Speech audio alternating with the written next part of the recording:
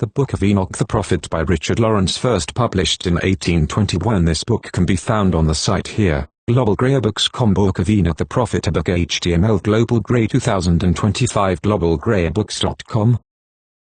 Contents: Introduction, chapters XX, chapters 21 XL, chapters 41 60, chapters 61 LXXX, chapters LXXXICV. Introduction. In the authorized version of the Epistle of Jude, we read the following words: Enoch also, the seventh from Adam, prophesied of these, saying, Behold, the Lord cometh with 10,000s of his saints, to execute judgment upon all, and to convince all that are ungodly among them of all their ungodly deeds which they have ungodly committed, and of all their hard speeches which ungodly sinners have spoken against him. One modern research sees in the Epistle of Jude a work of the 2nd century, but as Orthodox theologians accept its contents as the inspired utterance of an apostle. Let us diligently search the Hebrew Scriptures for this important forecast of the second advent of the Messiah. In vain we turn over the pages of the sacred canon. Not even in the Apocrypha can we trace one line from the pen of the marvelous being to whom uninterrupted immortality is assigned by apostolic interpretation of Genesis v24,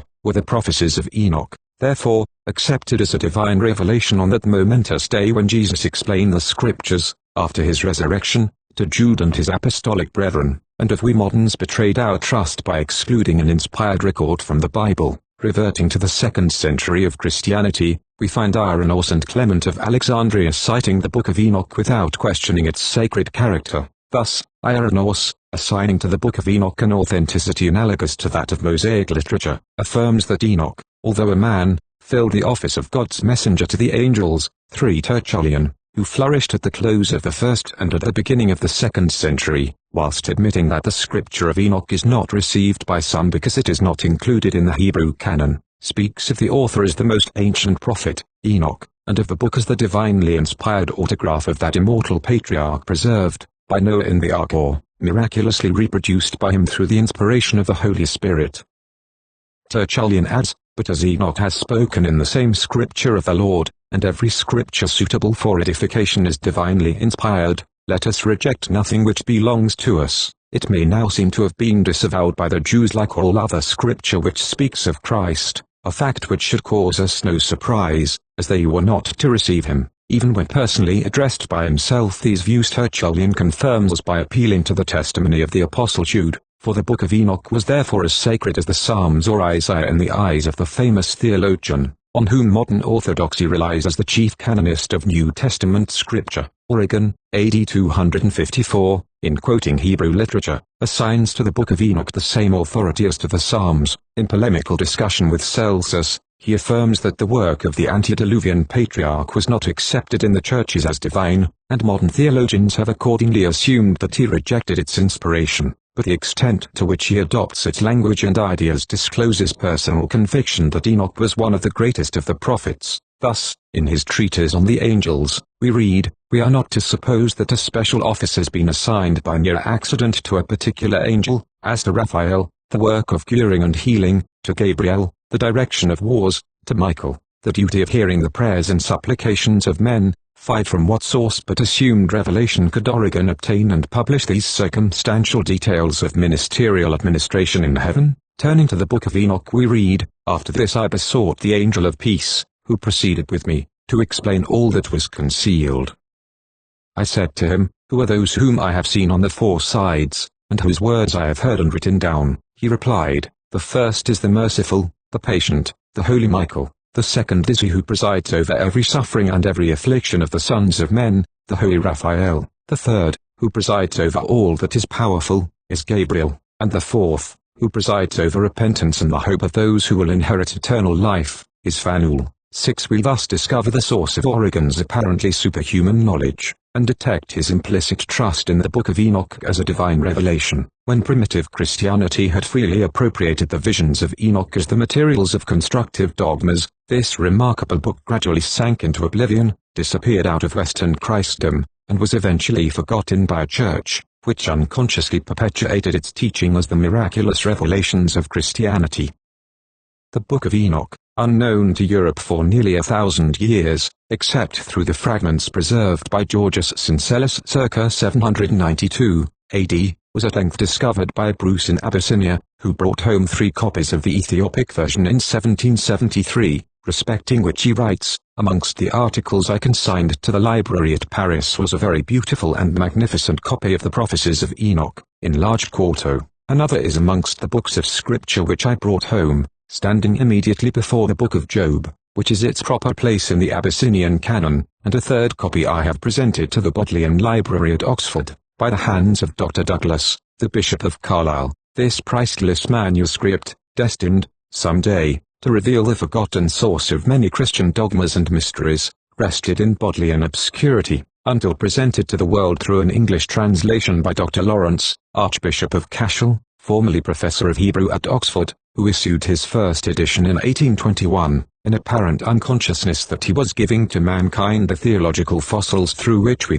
in the clearer light of our generation, may study the evolution of Christianity. The scarcity of Archbishop Lawrence's translation, before the publication of the second edition in 1833, produced an impression in Germany that the work had been suppressed by its author, but this report is contradicted in the preface to the third edition, issued in 1838. In response to a large order from America, the Book of Enoch excited more interest on the continent than in England. It was translated into German by Dr. Hoffmann in 1838, into Latin by Kfaurer in 1840, again into German by Dillmann in 1853, and has been discussed by Weiss, Luck, Hilgenfold, and Kalisch, the latter of whom uttered the prediction that the Book of Enoch will one day be employed as a most important witness in the history of religious dogmas. The day and the hour have come, the clock has struck, and in thus publishing an edition of Archbishop Lawrence's translation of the Book of Enoch, we place within the reach of all readers of the English language, the means of studying the pre-Christian origin of Christian mysteries,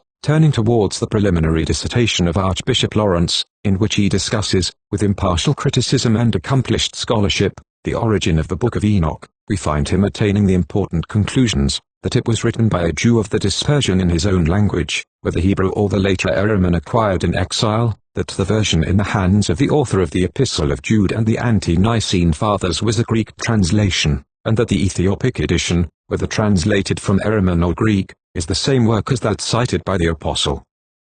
In attestation of the theory of an Aramaic or Syro-Chaldean origin, Archbishop Lawrence refers to the most ancient remains of the Kabbalah, Hebrew traditions, contained in the Zohar, a species of philosophical commentary upon the law, combining theological opinions with the allegorical subtleties of the mystical school. In this celebrated compilation of what was long supposed to constitute the hidden wisdom of the Jewish nation, occasional references are made to the Book of Enoch. As a book carefully preserved from generation to generation, Archbishop Lawrence then gives extracts from the Zohar, referring to important passages in the Book of Enoch, and infers that the authors of the Kabbalistical remains wrote their recondite doctrines in Chaldee, and possessed a copy of the Book of Enoch, written in that language or in Hebrew, which they regarded as the genuine work of him whose name it bore, and not as the spurious production of a later age. Archbishop Lawrence then considers the probable date of the work, and infers, from the quotation of Jude, that it must have been written antecedent to the Christian era, but not before the captivity of Babylon, because it contains the language and imagery of Daniel, in the representation of the Ancient of Days coming to judgment with the Son of Man. But since Archbishop Lawrence wrote, modern criticism has disclosed how nebulous is the date of Daniel, so that it becomes as reasonable to assume that the author or compiler borrowed from the Book of Enoch, as to attribute plagiarism to the pseudo-patriarch. The learned translator, however, discovered more satisfactory proof, through internal evidence, that the book was written long subsequent to the commencement, and even to the conclusion, of the Babylonian captivity. That section of the Book of Enoch, extending from chapter XXI to XC, contains an allegorical narrative of the royal dynasties of Israel and Judah, from which Archbishop Lawrence constructs a history extending from Saul to the beginning of the reign of Herod the Great, and infers that the Book of Enoch was written before the rise of Christianity, most probably at an early period of the reign of Herod. The Archbishop adds, that it could not have been the production of a writer who lived after the inspired authors of the New Testament, or who was even coeval with them, must be manifest from the quotation of Street Jude, a quotation which proves it to have been in his time a work ascribed to Enoch himself. Archbishop Lawrence, furthermore, attains probability of date through another line of argument. In chapter 9, of the Book of Enoch we read, the chiefs of the east, among the Parthians and Medes, shall remove kings, in whom a spirit of perturbation shall enter, they shall hurl them from their thrones, springing as lions from their dens, and like famished wolves into the midst of the flock. Commenting on this passage, Archbishop Lawrence says, "Now the Parthians were altogether unknown in history, until the 250th year before Christ, when, under the guidance of Arsaces, the family name of all their subsequent kings, they revolted from Antiochus Theus, the then king of Syria. It was not, however, until the year 230 BC that their empire became firmly established, when Arsaces defeated and took prisoner Seleucus Callisinus, the Syrian monarch, and first assumed the title of king of Parthia.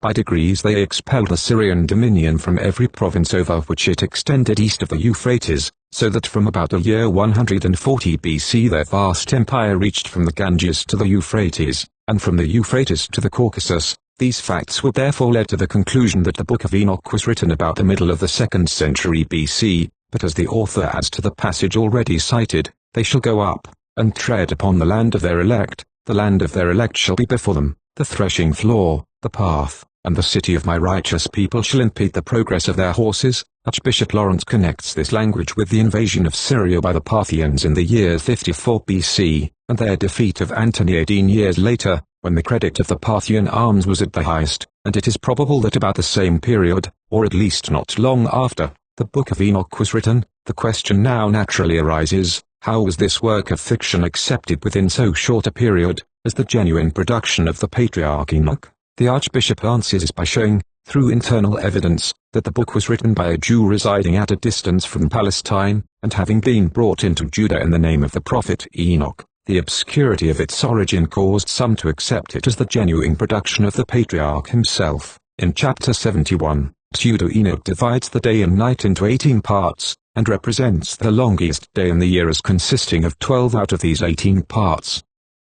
Now the proportion of 12 to 18 is precisely the same as 16 to 4 and 20, the present division in us of the period constituting day and night. If therefore we consider in what latitude a country must be situated to have a day of 16 hours long, we shall immediately perceive that Palestine could not be such a country. We may then safely conclude that the region in which the author lived must have been situated not lower than 45 degrees north latitude, where the longest day is 15 hours and a half, nor higher perhaps than 49 degrees, where the longest day is precisely 16 hours. This will bring the country where he wrote, as high up at least as the northern districts of the Caspian and Euxine seas. Probably it was situated somewhere between the upper parts of both these seas, and if the latter conjecture be well founded, the author of the Book of Enoch was perhaps a member of one of the tribes which Shalmaneser carried away, and placed in Hala and in Haba by the river Goshen, and in the cities of the Medes, and who never returned from captivity. Since Archbishop Lawrence wrote his preliminary dissertation,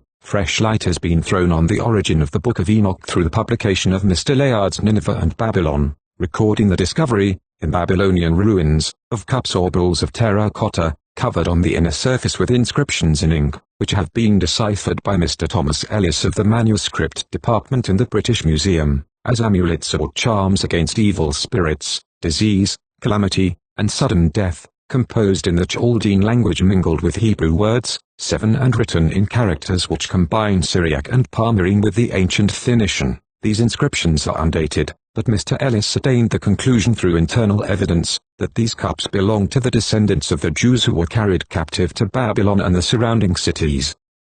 But the most important revelation attained through these discoveries of Mr. Layard lies in the interesting fact, mentioned in his work, that the names of the angels inscribed on these cups, and those recorded in the Book of Enoch, are, in many instances identical, so that no doubt remains as to the Hebrew Chaldee origin of that great Semitic work, whether assignable to human genius or divine revelation, and the exhumed amulets of Jews of the dispersion attest the accuracy of Archbishop Lawrence's conclusions respecting the nationality of Pseudo-Enoch. Ignorance of the contents of the Apocrypha, as canonized by the Church of Rome, is so general in England that many otherwise well-informed people imagine that the Book of Enoch may be found in its pages, whereas it has been lost to all English readers, except those who may possess or have access to copies of the English translation last issued in 1838. On this aspect of the question Archbishop Lawrence writes, the fate of the apocryphal writings in general has been singular. On one side, from the influence of theological opinion or theological caprice,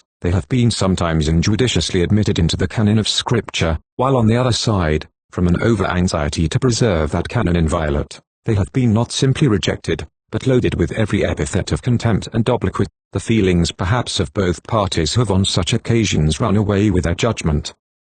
For writings of this description, whatever may or may not be their claim to inspiration, are at least of considerable utility, where they indicate the theological opinions of the periods at which they were composed. This I apprehend to be peculiarly the case of the Book of Enoch, which, as having been manifestly written before the doctrines of Christianity were promulgated to the world, must afford us, when it refers to the nature and character of the Messiah, as it repeatedly does so refer, credible proof of what were the Jewish opinions upon those points before the birth of Christ, and consequently before the possible predominance of the Christian creed. Archbishop Lawrence thus clearly recognized that the visions of Enoch preceded the teaching of Jesus, but it was not given to him, or to his generation, to see how deeply his conclusions affected the supernatural claims of Christianity. Turning to the contents of the Book of Enoch, the first 6 chapters announce the condemnation of transgressors and the blessings of the righteous, through the triumphal advent of the Messiah, forecast in the famous prediction quoted by the author of the epistle attributed to Jude. Chapters 7 to 16 record the descent of 200 angels on the earth, their selection of wives, the birth of their gigantic offspring, and the instruction of mankind in the manufacture of offensive and defensive weapons, the fabrication of mirrors, the workmanship of jewelry, and the use of cosmetics and dyes, combined with lessons in sorcery, astrology, divination, and astronomy, all which Tertullian accepts as divine revelation, when he denounces woman as the devil's gateway. 8 and assures her, on the authority of the inspired Enoch, that Tyrian dyes, Phrygian embroidery, Babylonian cloth, golden bracelets, gleaming pearls, flashing onyx stones, and brilliant emeralds, with all the other adjuncts of an elegant aureolette, are the special gifts of fallen angels to female frailty. The advent of the angels multiplies transgressions on earth, they are condemned to the lowest depths of the fire and torments, and Enoch, as the messenger of God, announces to them the eternity of their punishment. Chapters 17 to 36 give a graphic description of the miraculous journeys of Enoch in the company of an angel, from whom he learns the secrets of creation and the mysteries of infinity. From the top of a lofty mountain which reached to heaven, he beheld the receptacles of light thunder, and, lightning, the great darkness or mountains of gloom which constitute winter, the mouths of rivers and of the deep, the stone which supports the corners of the earth, and the 4 winds which bear up the earth, and constitute the pillars of heaven. 9 Is not this obviously the inspired cosmology, through which the author of the Book of Enoch unconsciously condemned medieval physicists to the stake for impiously proclaiming the mobility of the earth? If an inspired prophet saw the stone which supports the corners of the earth, how inexpiable the guilt of men, who fostered skepticism through the heliocentric theory of the world coursing swiftly round the sun. But had not the Book of Enoch disappeared for centuries out of Europe, before the persecution of Galileo and the martyrdom of Bruno?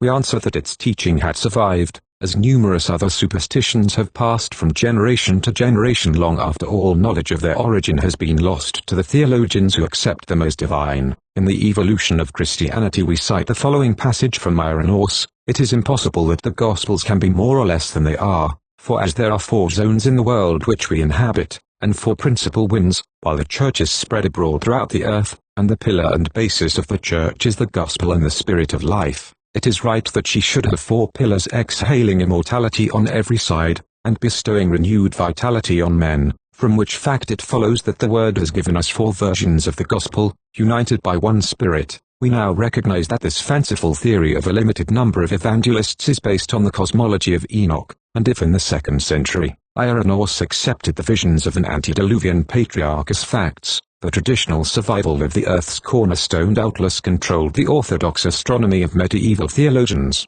Proceeding on his journey with the angel Uriel, Enoch furthermore beheld the prison of the fallen angels, in which struggling columns of fire ascended from an appalling abyss. He saw the regions in which the spirits of the dead await the day of judgment. He looked upon the trees of knowledge and of life, exhaling fragrant odors from leaves which never withered, and from fruit which ever bloomed, and he beheld the great and glorious wonder of the celestial stars, coming forth through the gates of heaven.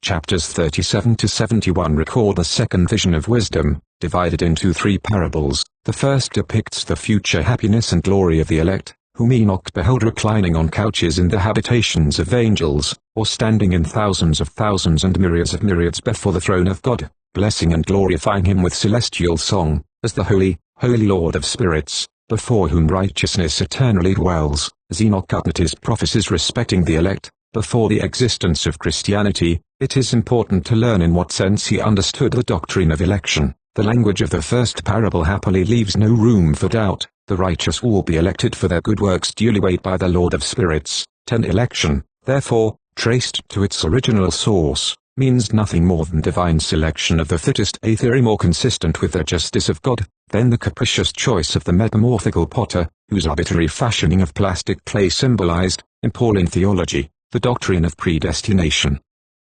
The second parable, 45, LV, demands the absorbed attention of modern Jews and Gentiles, for it is either the inspired forecast of a great Hebrew prophet, predicting with miraculous accuracy the future teaching of Jesus of Nazareth, or the Semitic Romans from which the latter borrowed his conceptions of the triumphant return of the Son of Man, to occupy a judicial throne in the midst of rejoicing saints and trembling sinners, expectant of everlasting happiness or eternal fire. And whether these celestial visions be accepted as human or divine, they have exercised so vast an influence on the destinies of mankind for nearly 2,000 years, that candid and impartial seekers after religious truth can no longer delay inquiry into the relationship of the Book of Enoch with the revelation, or the evolution, of Christianity. The third parable, 56-70, recurs, with glowing eloquence, to the inexhaustible theme of messianic glory, and again depicts the happy future of the righteous in contrast with the appalling misery of the wicked. It also records the supernatural control of the elements,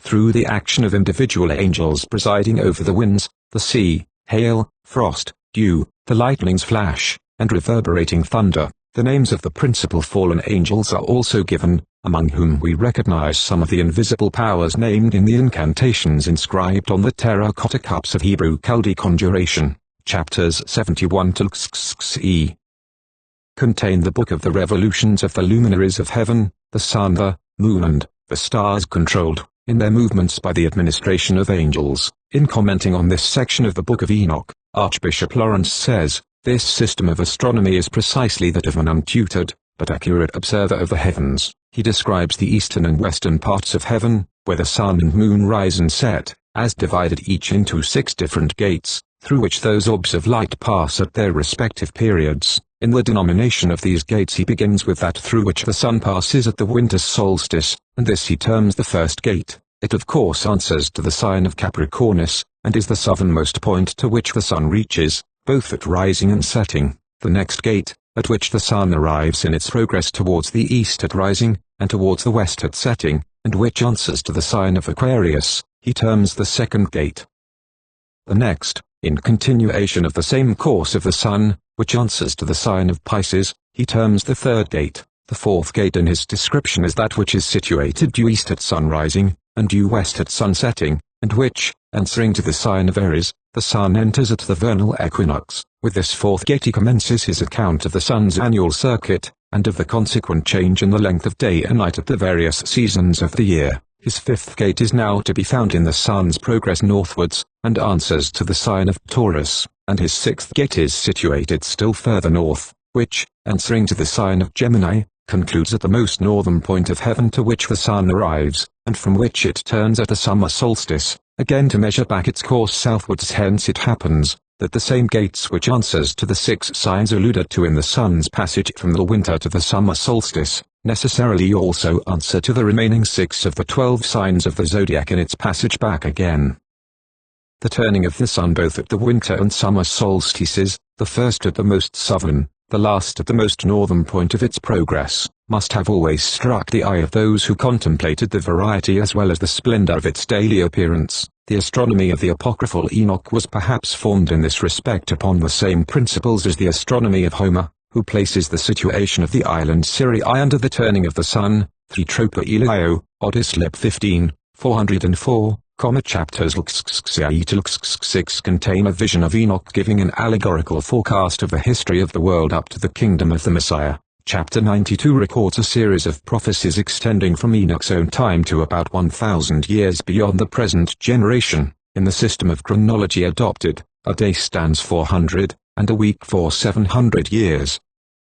Reference is made to the deluge, the call of Abraham, the Mosaic dispensation, the building and the destruction of the Temple of Solomon, events which preceded the date at which the Book of Enoch was probably written, but when the author, in his character of a divinely inspired seer, extends his vision beyond the horizon of his own age, he discloses the vanity of his predictive pretensions, through prophecies which remain unfulfilled. If, however, the Book of Enoch had reached us through the Western, as well as the Ethiopic canon, apologetic theologians will doubtless affirm that centuries are but trifles in prophetic time, and that the predictions of the great antediluvian prophet shall, sooner or later, attain miraculous fulfillment. Chapters CIE to Civ contain the eloquent exhortations of Enoch, addressed to his children, in which he follows Buddha in commending the paths of righteousness, and anticipates Jesus in pronouncing the doom of sinners and the joys of saints, and gives utterance to the most emphatic assurance of immortality which has ever flowed from human lips. Fear not, ye souls of the righteous, but wait with patient hope for the day of your death in righteousness. Grieve not because your souls descend in trouble and sorrow to the receptacle of the dead, for great joy shall be yours, like that of the angels in heaven. And when you die, sinners say concerning you, as we die the righteous die. What profit if they in their works? Behold, like us, they expire in sorrow and in darkness. What advantage have they over us? Henceforward are we equal, for behold they are dead, and never will they again perceive the light. But now I swear to you, you righteous, that I comprehend this mystery, that I have read the tablet of heaven, have seen the writing of the holy ones, and have discovered what is written and impressed on it concerning you. I have seen that all goodness, joy, and glory have been prepared for you. The spirits of you who die in righteousness shall exist and rejoice, and their remembrance shall be before the face of the Mighty One from generation to generation. 11. How profound the impression necessarily produced on the Semitic imagination by this impassioned language, uttered in an age of faith and inspired dreams and celestial visions by a supposed visitant of the unseen world, who had conversed with angels in the presence of the Lord of Spirits. The final chapter of the Book of Enoch records the birth of Noah, and the further prophecies of Enoch, addressed to Methuselah on the subject of the birth of Noah and the future deluge. In attestation of the relationship between the Book of Enoch and Christianity, we now collate its language and ideas with parallel passages in New Testament scripture. N64, 4, and a voice was heard from heaven. Matt 3, 17, and lo, a voice from heaven, saying, and v9, the elect shall possess light, joy, and peace, and they shall inherit the earth. Matt v5, blessed are the meek,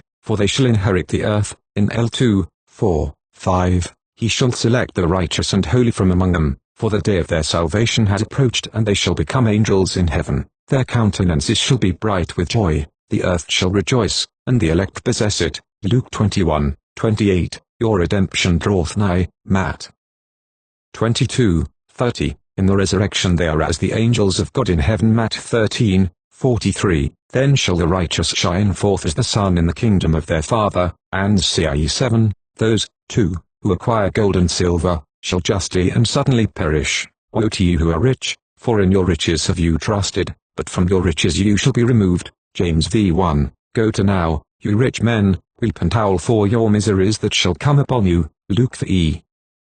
24, woe unto you that are rich, for ye have received your consolation. And v 6, 7, 25, woe unto you, sinners, who say, we are rich, possess wealth, and have acquired everything which we can desire. Now then will we do whatsoever we are disposed to do, for we have amassed silver, our barns are full, they shall surely die suddenly. Luke 12.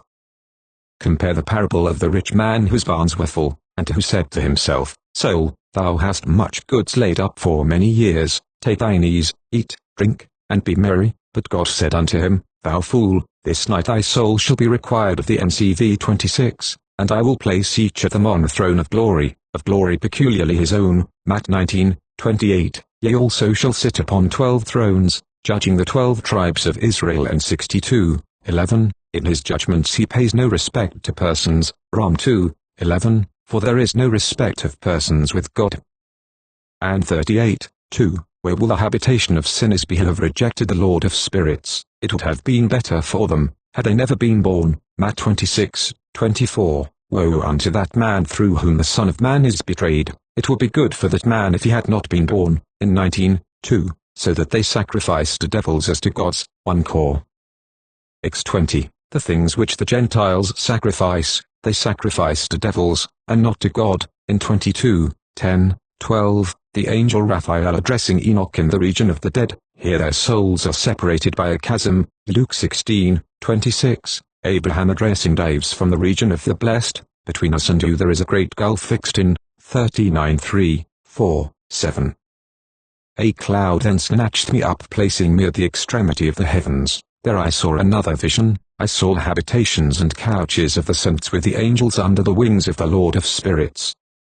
All the holy and the elect sung before him, in appearance like a blaze of fire, their mouths being full of blessings, and their lips glorifying the name of the Lord of spirits. 2 Cor 12. I will come to visions and revelations of the Lord. I knew a man in Christ caught up to the third heaven, whether in the body or out of the body I cannot tell God, now how that he was caught up into paradise, and heard unspeakable words, which it is not lawful for a man to utter. Revered. 19:1. I heard a great voice of much people in heaven, saying, Alleluia, salvation, and glory, and honor, and power, unto the Lord our God. And 46:2. This is the Son of Man who will reveal all the treasures of that which is concealed. Col 2:3, in whom I hid all the treasures of wisdom and knowledge. In 9:3-4. Then they said to their Lord, the King, Thou art Lord of lords, God of gods, King of kings. The throne of thy glory is forever and ever is thy name sanctified and glorified. Thou art blessed and glorified, thou hast made all things, thou possessest power over all things, and all things are open and manifest before thee. Thou beholdest all things, and nothing can be concealed from thee. Revered. 17, 14, 19, 16, King of kings, and Lord of lords. Revered. 11, Thou art worthy, O Lord, to receive glory, and honor, and power, for thou hast created all things, and for thy pleasure they are, and were created. Hebrews 13, Neither is there any creature that is not manifest in his sight, but all things are naked and opened unto the eyes of him with whom we have to do. In 24:11, 10, I blessed the Lord of glory, the everlasting King, because he has prepared this tree for the saints, formed it, and declared that he would give it to them. The sweet odor shall enter into their bones, and they shall live a long life on the earth, as thy forefathers have lived. Neither in their days shall sorrow, distress, and punishment afflict them. Revered. 22:2. On either side of the river was a tree of life, which bare 12 manner of fruits, and yielded its fruit every month, and the leaves of the tree were for the healing of the nations. Revered. 2:7. To him that overcometh will I give to eat of the tree of life, which is in the midst of the paradise of God. Revered. 22:14. Blessed are they that do his commandments, that they may have the right to the tree of life. An LX662. And behold, a single star fell from heaven. Revered. 9:1. I saw a star fall from heaven unto the earth. And 60:13. All the angels of power, to Thisai, the angels of his power. In X 15:16. To Michael also, the Lord said, Go and announce his crime to Samiah and to the others who are with him who have been associated with women. Bind them for 70 generations underneath the earth, even to the day of judgment, and of consummation, until the judgment, which shall last forever, be completed. Then shall they be taken away into the lowest depths of the fire in torments, and in confinement shall they be shut up forever. Jude 6. The angels which kept not their first estate, but left their own habitation, he hath reserved in everlasting chains under darkness, unto the judgment of the great day. 2 Pet 2:4. God spared not the angels when they sinned, but cast them down to hell, and committed them to pits of darkness, to be reserved unto judgment. Revered. XX 10. The devil that deceived them was cast into the lake of fire and brimstone and shall be tormented day and night forever. In 21:56, I beheld columns of fire struggling together to the end of the abyss, and deep was their descent, but neither its measurement nor magnitude was I able to discover. Uriel, one of the holy angels, said, This is the prison of the angels, and here are they kept forever. Revered. XX 1:3, And I saw an angel come down from heaven, having the key of the bottomless pit, abyss, and a great chain in his hand, and he laid hold on the devil and cast him into the bottomless pit, and shut it, and sealed it over him. And Luke 6, In the days of sinners the years shall be shortened. And everything done on earth shall be subverted and disappear in its season. In those days the fruits of the earth shall not flourish in their season, heaven shall stand still, the moon shall change its laws, and not be seen at its proper period, and all the classes of the stars shall be shut up against sinners. And 61:9. And trouble shall seize them when they shall behold this Son of Woman sitting upon the throne of his glory, Matt. 24, 7, 21, 22, 29, 30. There shall be famines and earthquakes in divers places, great tribulation, such as was not since the beginning of the world to this time, no, nor ever shall be, and except those days should be shortened, there should no flesh be saved. Immediately after the tribulation of those days, the sun shall be darkened, and the moon shall not give a light, and the stars shall fall from heaven. Then shall the tribes of the earth mourn, and they shall see the Son of Man coming in the clouds of heaven, with power and great glory.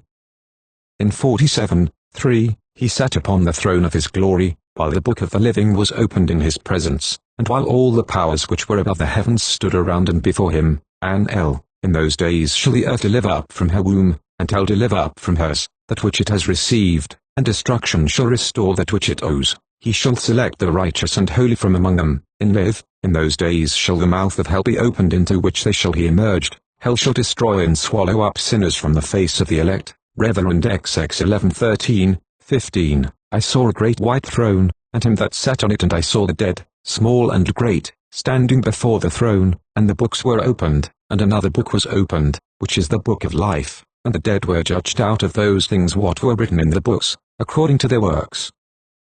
And the sea gave up the dead which were in it, and death and hell delivered up the dead which were in them, and whosoever was not found written in the book of life was cast into the lake of fire. NXL 1. After this I beheld thousands of thousands, and 10,000 times 10,000, and an infinite number of people, standing before the Lord of spirits. Revered V11. I beheld, and I heard the voice of many angels round about the throne, and the number of them was 10,000 times 10,000, and thousands of thousands. And 45:3. In that day shall the elect one sit upon a throne of glory, and shall choose their conditions and countless habitations. Matt. 25:31, 32. Then shall he sit upon the throne of his glory, and before him shall be gathered all nations, and he shall separate them one from another. John 14:2. In my Father's house are many habitations. And 45:4. In that day I will cause my elect one to dwell in the midst of them. I will change the face of the heaven, I will bless it and illuminate it forever. I will also change the face of the earth, I will bless it, and cause those whom I have chosen to dwell upon it. Revered 7:15. He that sitteth on the throne shall dwell among them. 2 Peter 3:13. Nevertheless, we, according to his promise, look for new heavens and a new earth, wherein dwelleth righteousness. In 92:17. The former heaven shall depart and pass away, a new heaven shall appear. Revered 22:1. I saw a new heaven and a new earth, for the first heaven and the first earth were passed away. And 61:49. The word of his mouth shall destroy all sinners, and all the ungodly who shall perish at his presence.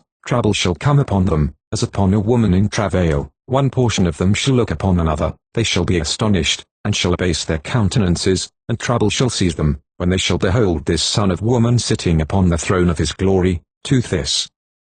9. Who shall be punished with everlasting destruction from the presence of the Lord, and from the glory of his power. 1 Thess 3. Then sudden destruction cometh upon them as travail upon a woman with child, and they shall not escape. 2 Thess 2:8. That wicked whom the Lord shall consume with the spirit of his mouth. Matt 25:31. When the Son of Man shall come in his glory, then shall he sit upon the throne of his glory. And 66:5-8. I beheld that valley in which arose a strong smell of sulphur which became mixed with the waters, and the valley of the angels, who had been guilty of seduction, burned underneath its soil. Through that valley also rivers of fire were flowing, to which the angels shall be condemned, who seduced the inhabitants of the earth. Matt 13:42, and shall cast them into a furnace of fire. Matt 25:41. Depart from me, ye cursed, into everlasting fire, prepared for the devil and his angels. Revered XX10. And the devil that deceived them was cast into the lake of fire and brimstone. And Siv. Now will I point out a mystery. Many sinners shall turn and transgress against the word of uprightness. They shall speak evil things, they shall utter falsehood. 1 Tim 5:12. The Spirit saith expressly, that in later times some shall fall away from the faith through the hypocrisy of men that speak lies. And 48:17. In that place I beheld a fountain of righteousness which never failed, encircled by many springs of wisdom. Of these all the thirsty drank, and were filled with wisdom, having their habitation with the righteous, the elect, and the holy. John I 14, But whosoever drinketh of the water that I shall give him shall never thirst, but the water that I shall give him shall be in him a well of water springing up into everlasting life. Revered. 21:6. I will give unto him that is athirst of the fountain of the water of life freely. And 48. He has preserved the lot of the righteous, because they have hated and rejected this world of iniquity, and have detested all its works and ways in the name of the Lord of spirits, Li 4, who gave himself for our sins, that he might deliver us from this present evil world, according to the will of God and our Father. 1 John 2:15. Love not the world, neither the things that are in the world. In 2:26:2. Behold, he comes with 10,000s of his saints, to execute judgment upon them, and destroy the wicked, and reprove all the carnal for everything which the sinful and ungodly have done and committed against him, who utter with their mouths unbecoming language against God, and speak harsh things of his glory. Jude 14:15. Enoch also, the seventh from Adam, prophesied of these, saying, Behold, the Lord cometh with 10,000s of his saints, to execute judgment upon all, and to convict all the ungodly of all their ungodly deeds which they have ungodly committed, and of all the hard things which ungodly sinners have spoken against him. The bracketed words, in the last quotation from the Book of Enoch, establish its complete identity with the parallel passage in the Epistle of Jude, an identity of marvelous clearness when we consider that the original version reaches us through translations and retranslations from Aramean, Greek, and Ethiopic, and now assumes the modern form of Anglo-Saxon. Archbishop Lawrence, although convinced that the apostles cited the Greek version of the extant Ethiopic manuscripts, was not aware that the last sentence of his quotation is present in the text. We have discovered it in chapter 26:2 of the Book of Enoch, and in thus perfecting the parallelism between prophet and apostle, have placed beyond controversy that, in the eyes of the author of an epistle accepted as divine revelation, the Book of Enoch was the inspired production of an antediluvian patriarch.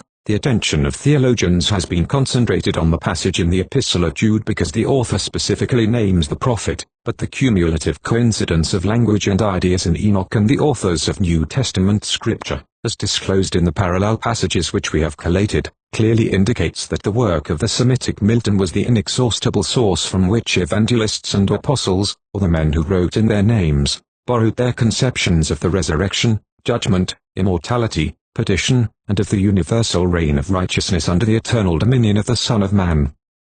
This evangelical plagiarism culminates in the revelation of John, which adapts the visions of Enoch to Christianity with modifications in which we miss the sublime simplicity of the great master of apocalyptic prediction, who prophesied in the name of the antediluvian patriarch. It is important to observe that it was not the practice of early Christian writers to name the authors whose language and ideas they borrowed. When we therefore detect the teaching and diction of Enoch in Gospels and Epistles, our conclusions are analogous to those of the Orthodox theologians who identify passages of Scripture in the pages of the Ante-Nicene Fathers, although frequently cited from unnamed sources, with an obscurity of expression more dubious in attestation of their origin, than the remarkable clearness with which the language of Enoch may be recognized in the New Testament. Biblical analysts may question obscure traces of evangelical diction in apostolic fathers, but what candid and impartial inquirer can doubt the Enochian origin of the Son of Man sitting upon the throne of his glory, the new heaven and the new earth, the many habitations of the elect, and the everlasting fire prepared for the devil and his angels? We have merely collated some of the most striking instances of parallel passages in the Book of Enoch and in the New Testament. Our readers can supplement our labors through their own research, in further attestation of the controlling influence exercised by the uncanonical author on the language and ideas of canonical works. Some Orthodox theologians, unwilling to admit that an apostle quoted an apocryphal book, contend that Jude referred to a traditional utterance of the ancient patriarch, but this obviously fanciful theory inevitably vanishes in the presence of the numerous passages from the Book of Enoch, which enter into the composition of New Testament scripture. Other pious apologists affirm the post-Christian authorship of the book, a theory which involves the most improbable assumption that an author, familiar with the story of a suffering and crucified Messiah, uttered fictitious predictions in the name of an ancient prophet, which depicted the career of the Son of Man on earth as the triumphal march of a victorious king. Again, theologians who shrink from the admission that the language and ideas of evangelists and apostles were anticipated in an apocryphal book, suggest that the messianic passages contain Christian interpolations. But if modern defenders of the faith thus accuse primitive saints and martyrs of literary forgery, How can they accept an infallible New Testament at the hands of men thus guilty of conspiring for the deception of posterity? Convinced of the honesty of early Christians, we concur with the opinion of Archbishop Lawrence, confirmed by Hoffman, that the passages in question are so intimately interwoven with the general context that they cannot be removed without evidently destroying the texture of the whole. The astronomical calculations on which Archbishop Lawrence based his theory of the residence of the author of the Book of Enoch have been questioned, but, once his Hebrew nationality has been admitted, it matters not whether he wrote in or out of Palestine, with this exception, that if the work was not brought from a distant country into Judea, the facility with which a pseudonymous book was accepted in the locality of its recent composition as the genuine production of an antediluvian prophet, necessarily encourages skepticism as to the dates and authorship of all ancient Hebrew literature. It cannot be said that internal evidence attests the superiority of the Old Testament to the Book of Enoch, for no Hebrew prophet is more eloquent than its author in denouncing iniquity, commending righteousness, and inviting all men to place implicit trust in the final vindication of divine justice. Internal evidence indicates the presence of independent tracts in the Book of Enoch, possibly composed by different authors. Thus chapters 64 to 67.12 record a vision of the deluge, narrated as if by Noah instead of Enoch, and inserted in the middle of another vision with which it has no connection. But if pseudo-Enoch borrowed from earlier writers, the presence of the language and ideas of every section of his work in the pages of New Testament scripture inevitably indicates that the book or books of Enoch existed in their present form before the Christian era. Christianity obviously borrows the terrors of eternal fire from the Book of Enoch. Evangelists and apostles define the duration of divine retribution by aeons of aeons 1, Greek letter alpha aeons Greek letter tau Greek letter nu ornon, or millions of years, expressive of eternity. It is true that the word aeon can be used in the sense of finite time, but when the authors of New Testament scripture speak of aeonian fire, Greek letter tau Greek letter pi Greek letter o Greek letter tauonian, they obviously mean eternal flames. Modern humanity, shrinking from so merciless a view of divine retribution, suggests that when sinners have been tortured for aeons of aeons they may look forward hopefully to the future. It is questionable whether final despair would not be preferable to this form of hope deferred, but if modern believers adopt the terminable theory of aeonian fire, this commutation of sentence becomes equally applicable to the devil and his angels, whose punishment has been decreed of same duration as that of human sinners. 13 And thus the traditional enemies of God and man may hope for joyful restoration to fellowship with Gabriel, Michael, and Raphael, and communion with the saints, whom they once sought to betray by arts infernal, and as the righteous are also only promised their rewards in heaven for aeons of aeons. 14 If these words mean not eternity, saints may fear, whilst sinners hope for, the vicissitudes of aeonian futurity, again, as the dominion of the Messiah. 15 And even the power of God. 16 Are depicted of aeonian duration, any limitation of the infinite in the sacred terminology, aeons of aeons imperils the eternal and divinity. Theologians who seek to vindicate divine clemency through the dubious expedient of substituting aeonian for eternal retribution, overlook the fact that their theory imputes to divine wisdom the adoption of torture as the most effectual means of transforming sinners into saints, a theory which practically invites us to follow the divine example by torturing our criminals into reformation. How much more consistent for those who cannot reconcile eternal fire with infinite mercy, to take one step further in the paths of skepticism, by rejecting everlasting torture as the nightmare of Enochian visions, instead of assuming that Revelation speaks in language so ambiguous that primitive saints condemned unbaptized babes to eternal fire, whilst modern piety would even rescue hardened sinners from the flames. If inspired terminology encouraged spiritual ferocity in the age of St. Augustine, and fosters theological humanity in the 19th century, what may not be the future interpretation of words, now supposed to convey an infallible meaning to students of Scripture? The Book of Enoch teaches the pre-existence of the Son of Man, the elect one, the Messiah, who from the beginning existed in secret. 17 And whose name was invoked in the presence of the Lord of Spirits, before the sun and the signs were created. 18 The author also refers to the other power who was upon earth over the water on that day. 19 In apparent reference to the language of General R2, we have thus the Lord of Spirits, the elect one, and a third power, seemingly foreshadowing the Trinity of futurity. But although Enoch's ideal Messiah doubtless exercised an important influence on primitive conceptions of the divinity of the Son of Man, we fail to identify his obscure reference to another power with the Trinitarianism of the Alexandrine school, more especially as angels of power abound in the visions of Enoch.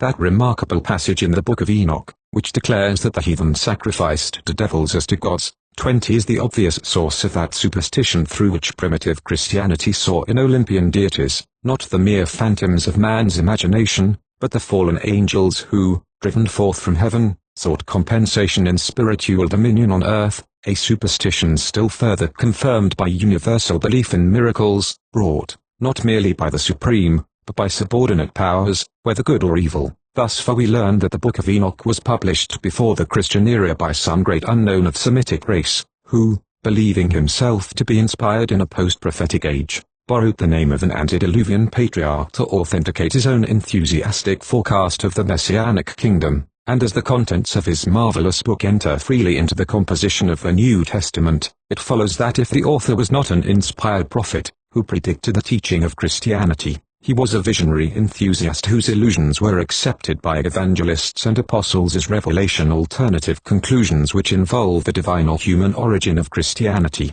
It may be said that if the author of the Book of Enoch was not the patriarch in whose name he wrote, was he not obviously an impostor? In treating of Hebrew divination in the evolution of Christianity, we refer to the oracles of Urim and the predictions of prophets. There was, however, a third form of divination, known as Bath Kol, or the daughter of the voice, through which the Israelites consulted the deity by accepting some preconceived sign in attestation of the divine approval of contemplated action.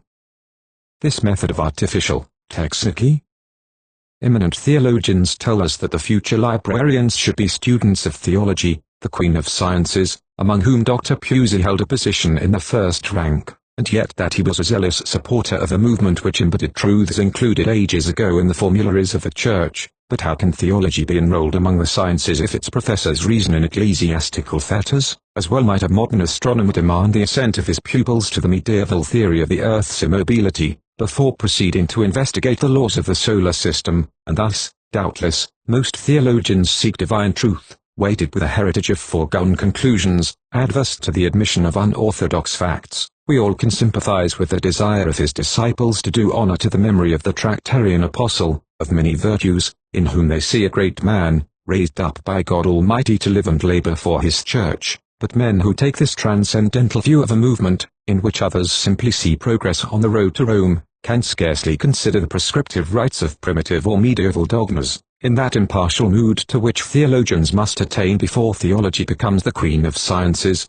Archbishop Lawrence was an industrious worker in the scientific laboratories of theology, when he translated the Bodleian manuscript of the Book of Enoch, and thus unconsciously placed in our hands the Ethiopic key to the evolution of Christianity. It remains for future generations to determine whether his labors, or those of his successor in the Semitic chair of Oxford, shall prove more conducive to the religious enlightenment of posterity. Paleontologists who compare the organic fossils of distinctive epochs in geologic time, and discover in the more recent formations, organisms partially divergent in structure from pre-existent forms, attribute variation, not to creative miracles, but to the continuous action of natural causes fashioning species, throughout the ages, in harmony with the natural law of survival of the fittest. We also, having identified the kindred fossils of Enochian and evangelical epochs, inevitably infer that modified versions of pre-existent ideas are traceable, not to miraculous, but to natural sources, conclusions which inaugurate the science of theologic paleontology, and invite all learned travelers to follow the example of Bruce, by searching the world for ancient manuscripts which may disclose the merely human origin of dogmas and mysteries, now accepted as divine. Archbishop Lawrence, when professor of Hebrew in the University of Oxford, translated the Book of Enoch within the walls of the Bodleian Library, and when appealed to by the Reverend Iambert, in 1827, to publish the Ethiopic original, answered, "I cannot, the manuscript not being my own, but belonging to the University of Oxford." In his preface to the third edition of his translation, the Archbishop adds, "If the University of Oxford would oblige the literary world by publishing the original Ethiopic from the manuscript in its possession, I am persuaded that Ethiopic scholars would not be wanting to accomplish more than has been hitherto done for this long-regretted book. After its sleep of ages, since these words were written, great progress has been made in the study of comparative philology, and there are now doubtless many eminent linguists in England, on the continent, and in the United States, who could still further illumine the pages of the Book of Enoch, through cooperative criticism of the Ethiopic text. Is not the time therefore come for the University of Oxford to publish the original manuscript in their possession, that learned Jews and Gentiles may study the inspired predictions of the great Hebrew prophet, or admire the sublime imagery of the Semitic Milton who ascended to the heavens to dramatize divinity? At the era of the Renaissance, when enfranchised thought turned from Aristotle to Plato, it is said that Cardinal Bellarmine advised Pope Clement VIII to discountenance a philosophy which approached so closely to the truths of the gospel, obviously meaning that it would be inexpedient for the Church to favor a merely human system which anticipated the Trinitarian theosophy of alleged revelation. Is it not possible that further delay in presenting the world with the Ethiopic text of Enoch may suggest to adverse critics that Oxford neglects the Hebrew patriarch for the same reason that Rome slighted the Athenian philosopher? Archbishop Lawrence's translation, now however, places the Book of Enoch within the reach of all English readers. Catholics may disregard its contents, as it is not found in the sacred canon of their infallible Church, but Protestants, who adhere to the principles of the Reformation, and whose tenure of Christianity is therefore contingent on the appeal to reason, must inevitably enroll Enoch among the prophets, or reconsider the supernatural in Christianity. It is important for readers of the Book of Enoch to recollect that we owe the Reformation to independent study of sacred literature, previously withdrawn from the people through the oblivion of dead and untranslated languages. The long-neglected Book of Enoch now stands in analogous relationship with modern seekers after religious truth, and it remains for its readers to exercise that right of private judgment, to which Protestantism owes its existence, by impartially considering the inevitable modifications of faith involved in the discovery that the language and ideas of alleged revelation are found in a pre-existent work, accepted by evangelists and apostles as inspired, but classed by modern theologians among apocryphal productions. In revising the proof sheets of the Book of Enoch, we have been still further impressed by its relationship with New Testament scripture. Thus, the parable of the sheep, rescued by the Good Shepherd from hireling guardians and ferocious wolves, is obviously borrowed by the fourth evangelist from Enoch 6, in which the author depicts the shepherds as killing and destroying the sheep before the advent of their Lord, and thus discloses the true meaning of that hitherto mysterious passage in the Johannine parable. All that ever came before me are thieves and robbers, language in which we now detect an obvious reference to the allegorical shepherds of Enoch. Chapters XX. Chapter 1. The word of the blessing of Enoch, how he blessed the elect and the righteous, who were to exist in the time of trouble, rejecting 21 all the wicked and ungodly. Enoch, a righteous man, who was with God, and stood and spoke, while his eyes were open, and while he saw a holy vision in the heavens. 22 This the angels showed me too, from them I heard all things, and understood what I saw, that which will not take place in this generation, but in a generation which is to succeed at a distant period, on account of the elect. 3 Upon their account I spoke and conversed with him, who will go forth from his habitation, the Holy and Mighty One, the God of the world. 4 Who will hereafter tread upon Mount Sinai, appear with his hosts, and be manifested in the strength of his power from heaven. 5 All shall be afraid, and the watchers be terrified.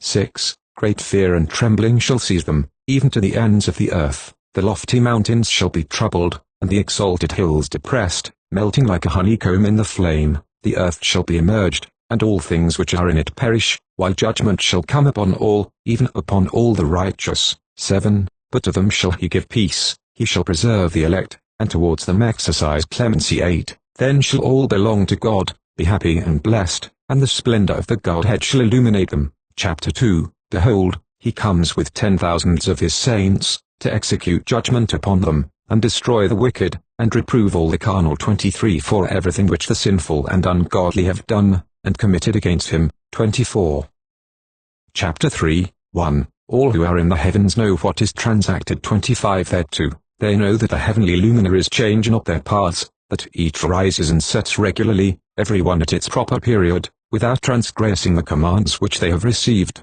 They behold the earth, and understand what is there transacted, from the beginning to the end of it. 3 They see that every work of God is invariable in the period of its appearance. They behold summer and winter, perceiving that the whole earth is full of water, and that the cloud, the dew, and the rain refresh it. Chapter IV They consider and behold every tree, how it appears to wither, and every leaf to fall off, except of 14 trees, which are not deciduous, which wait from the old, to the appearance of the new leaf. for 2 or 3 winters.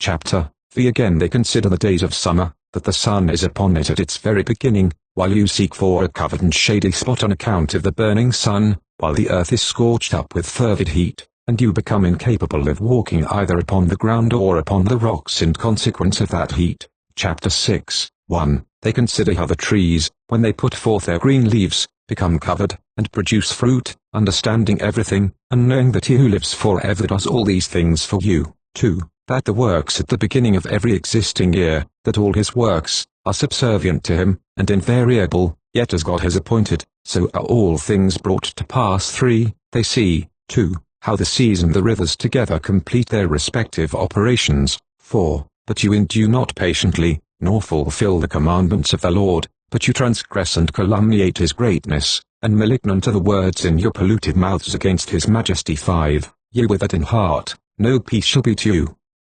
6. Therefore your days shall you curse, and the years of your lives shall perish, perpetual execration shall be multiplied, and you shall not obtain mercy. 7. In those days shall you resign your peace with the eternal maledictions of all the righteous, and sinners shall perpetually execrate you. 8. Shall execrate you with the ungodly. 9. The elect shall possess light, joy, and peace, and they shall inherit the earth. 10. But you unholy, shall be accursed. 11. Then shall wisdom be given to the elect, all of whom shall live, and not again transgress by impiety or pride, but shall humble themselves, possessing prudence, and shall not repeat transgression. 12. They shall not be condemned the whole period of their lives, nor die in torment and indignation, but the sum of their days 26 shall be completed, and they shall grow old in peace, while the years of their happiness shall be multiplied with joy, and with peace, forever, the whole duration of their existence. Chapter 7, Sec 2.27, 1.28. It happened after the sons of men had multiplied in those days, that daughters were born to them, elegant and beautiful too, and when the angels, the sons of heaven, beheld them, they became enamored of them, saying to each other, Come, let us select for ourselves wives from the progeny of men, and let us beget children. 3. Then their leader Samiasa said to them, I fear that you may perhaps be indisposed to the performance of this enterprise. 4. And that I alone shall suffer for so grievous a crime.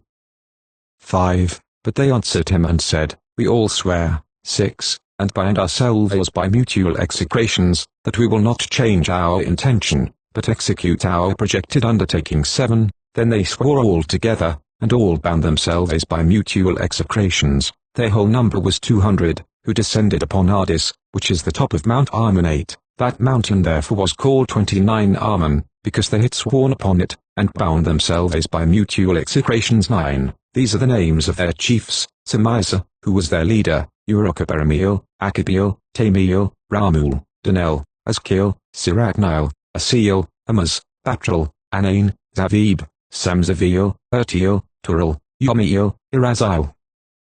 These were the prefects of the 200 angels, and the remainder were all with them 10. Then they took wives, each choosing for himself, whom they began to approach, and with whom they cohabited, teaching them sorcery, incantations, and the dividing of roots and trees. 11.30 And the women 31 conceiving brought forth giants, 12, whose stature was each 300 cubits. These devoured all which the labor of men produced, until it became impossible to feed them. 13. When they turned themselves against men, in order to devour them.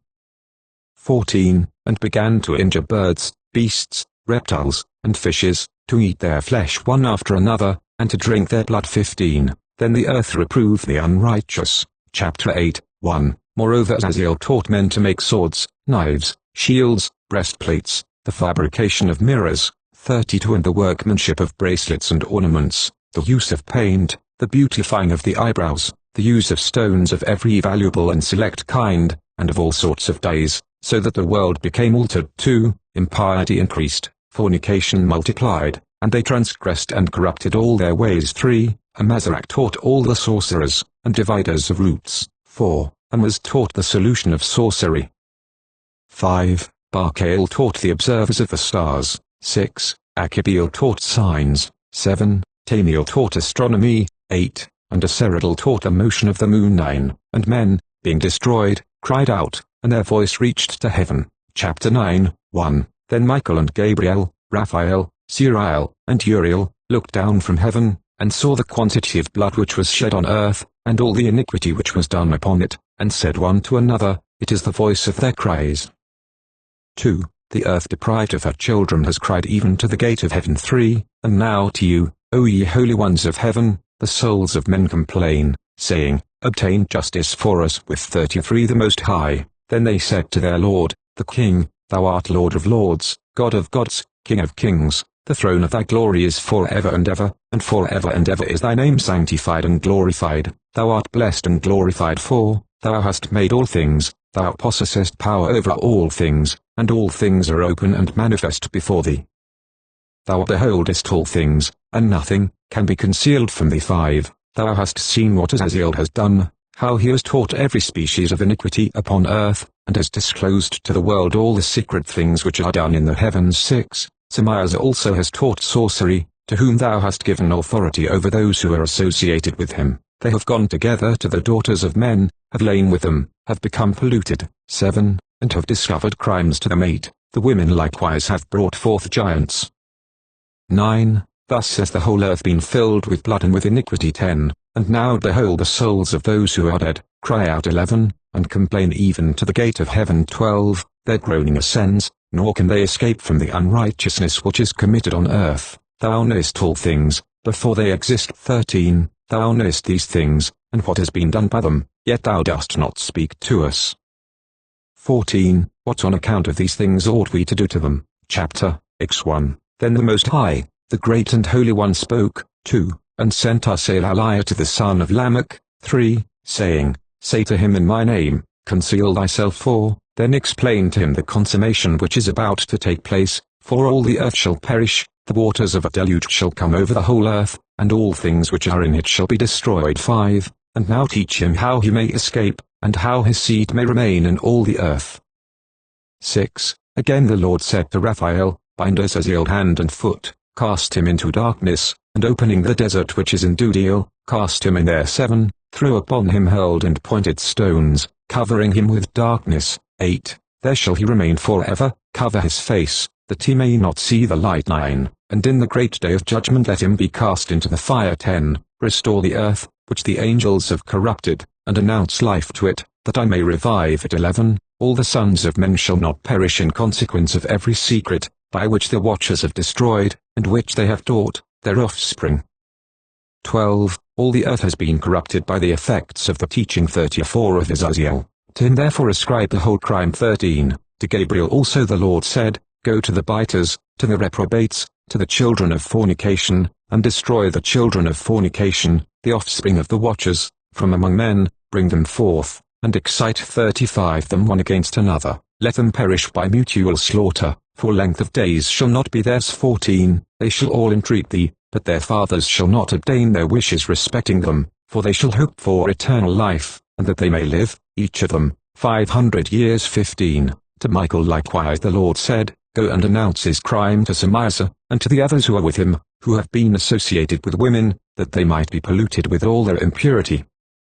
And when all their sons shall be slain, when they shall see the perdition of their beloved, bind them for 70 generations underneath the earth, even to the day of judgment, and of consummation, until the judgment, the effect of which will last forever, be completed. 36:16. Then shall they be taken away into the lowest depths of the fire in torments, and in confinement shall they be shut up forever. 17. Immediately after this shall he, together with them, burn and perish, they shall be bound until the consummation of many generations. 18. Destroy all the souls addicted to dalliance, and the offspring of the watchers, for they have tyrannized over mankind. 19. Let every oppressor perish from the face of the earth. 20. Let every evil work be destroyed. 21. The plant of righteousness and of rectitude appear, and its produce. 37. Become a blessing. 22. Righteousness and rectitude shall be forever planted with delight. 23. And then shall all the saints give thanks, and live until they have begotten 1,000 children, while the whole period of their youth, and their Sabbaths shall be completed in peace. In those days all the earth shall be cultivated in righteousness, it shall be wholly planted with trees, and filled with benediction, every tree of delight shall be planted in it. 24. In it shall vines be planted, and the vine which shall be planted in it shall yield fruit to satiety. Every seed, which shall be sown in it, shall produce for one measure 1,000, and 1 measure of olives shall produce 10 presses of oil. 25. Purify the earth from all oppression, from all injustice, from all crime, from all impiety, and from all the pollution which is committed upon it. Exterminate them from the earth. 26. Then shall all the children of men be righteous, and all nations shall pay me divine honors, and bless me, and all shall adore me. 27. The earth shall be cleansed from all corruption, from every crime, from all punishment, and from all suffering, neither will I again send a deluge upon it from generation to generation forever. 28. In those days I will open the treasures of blessing which are in heaven, that I may cause them to descend upon earth, and upon all the works and labor of man. 29. Peace and equity shall associate with the sons of men all the days of the world, in every generation of it. No chapter, G. 38, chapter 12, sect 3.39, 1. Before all these things Enoch was concealed, nor did any one of the sons of men know where he was concealed, where he had been, and what had happened to. He was wholly engaged with the holy ones, and with the watchers in his days. 3. I, Enoch, was blessing the great Lord and King of peace. 4. And behold, the watchers called me Enoch the scribe. 5. Then the Lord said to me, Enoch, scribe of righteousness, go tell the watchers of heaven, who have deserted the lofty sky, and their holy everlasting station, who have been polluted with women. 6. And have done as the sons of men do, by taking to themselves wives, and who have been greatly corrupted on the earth. 7. That on the earth they shall never obtain peace and remission of sin, for they shall not rejoice in their offspring, they shall behold the slaughter of their beloved, shall lament for the destruction of their sons, and shall petition forever, but shall not obtain mercy and peace. Chapter 13, 1. Then Enoch, passing on, said to Azazel, Thou shalt not obtain peace, a great sentence is gone forth against thee, he shall bind thee. 2. Neither shall relief, mercy, and supplication be thine, on account of the oppression which thou hast taught. 3. And on account of every act of blasphemy, tyranny, and sin, which thou hast discovered to the children of men. 4. Then departing from him I spoke to them all together. 5. And they all became terrified, and trembled. 6. Beseeching me to write for them a memorial of supplication, that they might obtain forgiveness, and that I might make the memorial of their prayer ascend up before the God of heaven, because they could not themselves thenceforwards address him, nor raise up their eyes to heaven on account of the disgraceful offense for which they were judged. 7. Then I wrote a memorial of their prayer and supplication, for their spirits, for everything which they had done, and for the subject of their entreaty, that they might obtain remission and rest. 8. Proceeding on, I continued over the waters of Danbodin, which is on the right to the west of Arnon, reading the memorial of their prayer, until I fell asleep. 9. And behold, a dream came to me, and visions appeared above me. I fell down and saw a vision of punishment, that I might relate it to the sons of heaven, and reprove them. When I awoke I went to them, all being collected together stood weeping in Abel-Seal, which is situated between Libanus and Senesa, with their faces veiled. 10. I related in their presence all the visions which I had seen, and my dream. 11. And began to utter these words of righteousness, reproving the watchers of heaven. Chapter 14, 1. This is the book of the words of righteousness, and of the reproof of the watchers, who belong to the world, according to that which he, who is holy and great, commanded in the vision. I perceived in my dream, that I was now speaking with a tongue of flesh, and with my breath, which the Mighty One has put into the mouth of men, that they might converse with it too, and understand with the heart, as he has created and given to men the power of comprehending the word of understanding, so has he created and given to me the power of reproving the watchers, the offspring of heaven. I have written your petition, and in my vision it has been shown me, that what you request will not be granted you as long as the world endures. 40. 3. Judgment has been passed upon you, your request will not be granted you, for, from this time forward, never shall you ascend into heaven. He has said, that on the earth he will bind you, as long as the world endures. 5. But before these things you shall behold the destruction of your beloved sons, you shall not possess them, but they shall fall before you by the sword. 6. Neither shall you entreat for them, nor for yourselves. 7. But you shall weep and supplicate in silence, the words of the book which I wrote. 8. A vision thus appeared to me. 9. Behold, in that vision clouds and a mist invited me. 41. Agitated stars. 42. And flashes of lightning impelled and pressed me forwards, while winds in the vision assisted my flight, accelerating my progress. 43. 10. They elevated me aloft to heaven. I proceeded, until I arrived at a wall built with stones of crystal. 44 A vibrating flame 45 surrounded it, which began to strike me with terror. 11 Into this vibrating flame I entered. 12 And drew nigh to a spacious habitation built also with stones of crystal.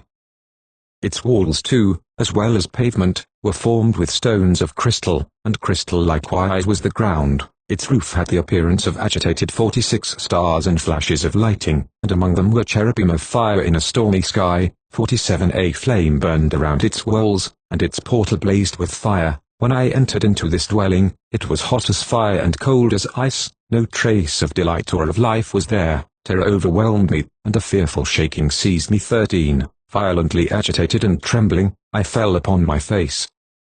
In the vision I looked. 14 And behold, there was another habitation more spacious than the former, every entrance to which was open before me, erected in the midst of a vibrating flame. 15 So greatly did it excel in all points, in glory, in magnificence, and in magnitude, that it is impossible to describe to you either the splendor or the extent of it. 16 Its floor was on fire, above were lightnings and agitated stars, while its roof exhibited a blazing fire. 17 Attentively I surveyed it, and saw that it contained an exalted throne. 18 The appearance of which was like that of frost, while its circumference resembled the orb of the brilliant sun, and there was the voice of the cherubim.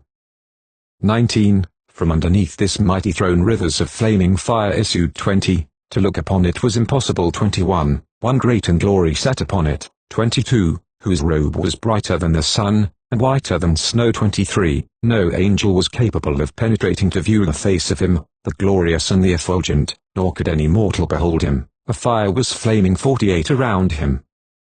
24 A fire also of great extent continued to rise up before him, so that not one of those who surrounded him was capable of approaching him, among the myriads of myriads who were before him. To him holy consultation was needless. 49 Yet did not the sanctified, who were near him, depart far from him either by night or by day, nor were they removed from him. I also was so far advanced, with a veil on my face, and trembling. Then the Lord with his own mouth called me, saying, Approach hither, Enoch, at my holy word. 25 And he raised me up, making me draw near even to the entrance. My eye was directed to the ground. Chapter 15 1 Then addressing me, he spoke and said, 50 Hear, neither be afraid, O righteous Enoch, thou scribe of righteousness. 51 Approach hither, and hear my voice. Go, say to the watchers of heaven, who have sent thee to pray for them, you ought to pray for men, and not men for you too. Wherefore have you forsaken the lofty and holy heaven, which endures forever, and have lain with women, have defiled yourselves with the daughters of men, have taken to yourselves wives, have acted like the sons of the earth, and have begotten an impious offspring. 52 You being spiritual, holy, and possessing a life. 53 Which is eternal, have polluted yourselves with women, have begotten in carnal blood, have lusted in the blood of men, and have done as those who are flesh and blood do. 4 These however die and perish. 5 Therefore have I given to them wives, that they might cohabit with them, that sons might be born of them, and that this might be transacted upon earth. 6 But you from the beginning were made spiritual, possessing a life which is eternal, and not subject to death forever. 54:7 Therefore I made not wives for you, because, being spiritual, your dwelling is in heaven. 8:55 Now the giants, who have been born of spirit and of flesh, shall be called upon earth evil spirits, and on earth shall be their habitation. Evil spirits shall proceed from their flesh, because they were created from above, from the holy watchers was their beginning and primary foundation. Evil spirits shall they be upon earth, and the spirits of the wicked shall they be called. The habitation of the spirits of heaven shall be in heaven, but upon earth shall be the habitation of terrestrial spirits, who are born on earth. 9 The spirits of the giants shall be like clouds, which shall oppress, corrupt, fall, contend, and bruise upon earth. 10 They shall cause lamentation, no food shall they eat, and they shall be thirsty, they shall be concealed, and shall not. 56 Rise up against the sons of men, and against women, for they come forth during the days of slaughter and destruction. Chapter 16 1 And as to the death of the giants, wheresoever their spirits depart from their bodies, let their flesh, that which is perishable, be without judgment. Thus shall they perish, until the day of the great consummation of the great world. A destruction shall take place of 57 The watchers and the impious. 2 And now to the watchers, who have sent thee to pray for them, who in the beginning were in heaven. 3 Say, in heaven have you been, Secret things, however, have not been manifested to you, yet have you known a reprobated mystery 4, and this you have related to women in the hardness of your heart, and by that mystery have women and mankind multiplied evils upon the earth 5, say to them, never therefore shall you obtain peace. Chapter 17, Sect, IV, 58, 1. They raised me up into a certain place, 59, where there was the appearance of a burning fire, and when they pleased they assumed the likeness of men. 2. They carried me to a lofty spot, to a mountain, the top of which reached to heaven 3, and I beheld the receptacles of light and of thunder at the extremities of the place, where it was deepest. There was a bow of fire, and arrows in their quiver, a sword of fire, and every species of lightning 4. Then they elevated me to a babbling stream, 60, into a fire in the west, which received all the setting of the sun. I came to a river of fire, which flowed like water, and emptied itself into the great sea westwards 5. I saw every large river, until I arrived at the great darkness. I went to where all of flesh migrate, and I beheld the mountains of the gloom which constitutes winter, and the place from which issues the water in every abyss 6. I saw also the mouths of all the rivers in the world, and the mouths of the deep. Chapter 18, 1. I then surveyed the receptacles of all the winds, perceiving that they contributed to adorn 61 the whole creation, and to preserve the foundation of the earth 2. I surveyed the stone which supports the corners of the earth 3. I also beheld the 4 winds, which bear up the earth, and the firmament of heaven. 4. And I beheld the winds occupying the exalted sky, 62 5, arising in the midst of heaven and of earth, and constituting the pillars of heaven 6. I saw the winds which turn the sky, which cause the orb of the sun and of all the stars to set, and over the earth I saw the winds which support the clouds 7. I saw the path of the angels 8. I perceived at the extremity of the earth the firmament of heaven above it. Then I passed on towards the south.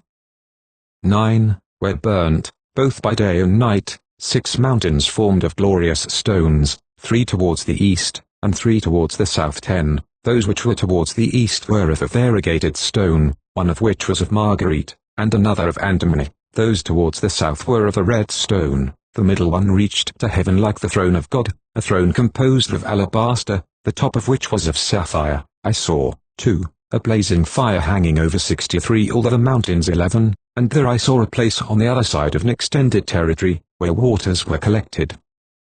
12. I likewise beheld terrestrial fountains, deep in the fiery columns of heaven 13, and in the columns of heaven I beheld fires, which descended without number, but neither on high, nor into the deep. Over these fountains also I perceived a place which had neither the firmament of heaven above it, nor the solid ground underneath it, neither was there water above it, nor anything on wing, but the spot was desolate 14, and there I beheld 7 stars, like great blazing mountains, and like spirits entreating me 15. Then the angel said, this place, until the consummation of heaven and earth, will be the prison of the stars, and the host of heaven 16. The stars which roll over fire are those which transgressed the commandment of God before their time arrived, for they came not in their proper season. Therefore was he offended with them, and bound them, until the period of the consummation of their crimes in the secret year. Chapter 19, 1. Then Uriel said, hear the angels, who cohabited with women, appointed their leaders, 2, and being numerous in appearance made men profane, and caused them to err, so that they sacrificed to devils as to gods, for in the great day there shall be a judgment, with which they shall be judged, until they are consumed, and their wives also shall be judged, who led astray the angels of heaven that they might salute them 3, and I, Enoch, I alone saw the likeness of the end of all things, nor did any human being see it, as I saw it. Chapter XX1. These are the names of the angels who watch to Uriel, one of the holy angels, who presides over 64th clamor and terror 3, Raphael, one of the holy angels, who presides over the spirits of men 4, Riguael, one of the holy angels, who inflicts punishment on the world and the luminaries 5, Michael, one of the holy angels, who, presiding over human virtue, commands the nations 6, Serachiel, one of the holy angels, who presides over the spirits of the children of men that transgress. 7. Gabriel, one of the holy angels, who presides over Ikisit, 65 over paradise, and over the cherubim. Chapters 21 XL. Chapter 21, 1. Then I made a circuit to a place in which nothing was completed 2, and there I beheld neither the tremendous workmanship of an exalted heaven, nor of an established earth, but a desolate spot, prepared, and terrific. 3. There, too, I beheld 7 stars of heaven bound in it together, like great mountains, and like a blazing fire. I exclaimed, for what species of crime have they been bound, and why have they been removed to this place? Then Uriel, one of the holy angels who was with me, and who conducted me, answered, Enoch, wherefore dost thou ask? Wherefore reason with thyself, and anxiously inquire? These are those of the stars which have transgressed the commandment of the Most High God, and are here bound, until the infinite number of the days of their crimes be completed. 4. From thence I afterwards passed on to another terrific place. 5. Where I beheld the operation of a great fire blazing and glittering, in the midst of which there was a division. Columns of fire struggled together to the end of the abyss, and deep was their descent. But neither its measurement nor magnitude was I able to discover, neither could I perceive its origin. Then I exclaimed, how terrible is this place, and how difficult to explore. 6. Uriel, one of the holy angels who was with me, answered and said, Enoch, why art thou alarmed and amazed at this terrific place, at the sight of this place of suffering? This, he said, is the prison of the angels, and here they are kept forever. Chapter 22, Sect. V. 66, 1. From thence I proceeded to another spot, where I saw on the west a great and lofty mountain, a strong rock, and 4 delightful places.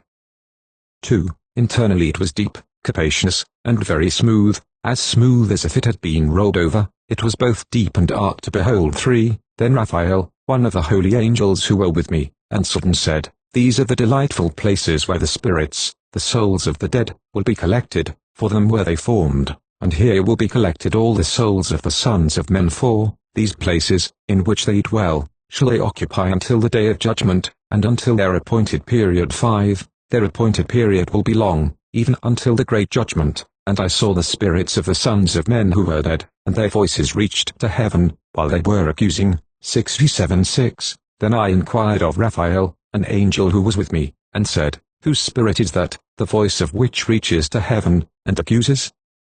7. He answered, saying, This is the spirit of Abel, who was slain by Cain his brother, and who will accuse that brother. 68. Until his seed be destroyed from the face of the earth. 8. Until his seed perish from the seed of the human race. 9. At that time therefore I inquired respecting him, and respecting the general judgment, saying, Why is one separated from another? He answered, 3 separations have been made between the spirits of the dead, and thus have the spirits of the righteous been separated. 10. Namely, by a chasm, by water, and by light above it. 11. And in the same way likewise are sinners separated when they die, and are buried in the earth, judgment not overtaking them in their lifetime. 12. Here their souls are separated. Moreover, abundant is their suffering until the time of the great judgment, the castigation, and the torment of those who eternally execrate, whose souls are punished and bound there forever. 13. And thus has it been from the beginning of the world, thus has there existed a separation between the souls of those who utter complaints, and of those who watch for their destruction, to slaughter them in the day of sinners. 14. A receptacle of this sort has been formed. 69. For the souls of unrighteous men, and of sinners, of those who have completed crime, and associated with the impious, whom they resemble, their souls shall not be annihilated in the day of judgment, neither shall they arise from this place. Then I blessed God. 15. And said, Blessed be my Lord, the Lord of glory and of righteousness, who reigns over all forever and forever. Chapter 23, 1. From thence I went to another place, towards the west, unto the extremities of the earth. 2. Where I beheld a fire blazing and running along without cessation, which intermitted its course neither by day nor by night, but continued always the same. 3. I inquired, saying, What is this, which never ceases? 4. Then Raguel, one of the holy angels who were with me, answered, 5. And said, This blazing fire, which thou beholdest running towards the west, is that of all the luminaries of heaven. Chapter 24, 1. I went from thence to another place, and saw a mountain of fire flashing both by day and night. I proceeded towards it, and perceived 7 splendid mountains, which were all different from each other. 2. Their stones were brilliant and beautiful, all were brilliant and splendid to behold, and beautiful was their surface. 3 mountains were towards the east, and strengthened by being placed one upon another, and 3 were towards the south, strengthened in a similar manner. There were likewise deep valleys, which did not approach each other, and the seventh mountain was in the midst of them. In length they all resembled the seat of a throne, and odoriferous trees surrounded them. 3. Among these there was a tree of an unceasing smell, nor of those which were in Eden was there one of all the fragrant trees which smelt like this. Its leaf, its flower, and its bark never withered, and its fruit was beautiful, for its fruit resembled the cluster of the palm.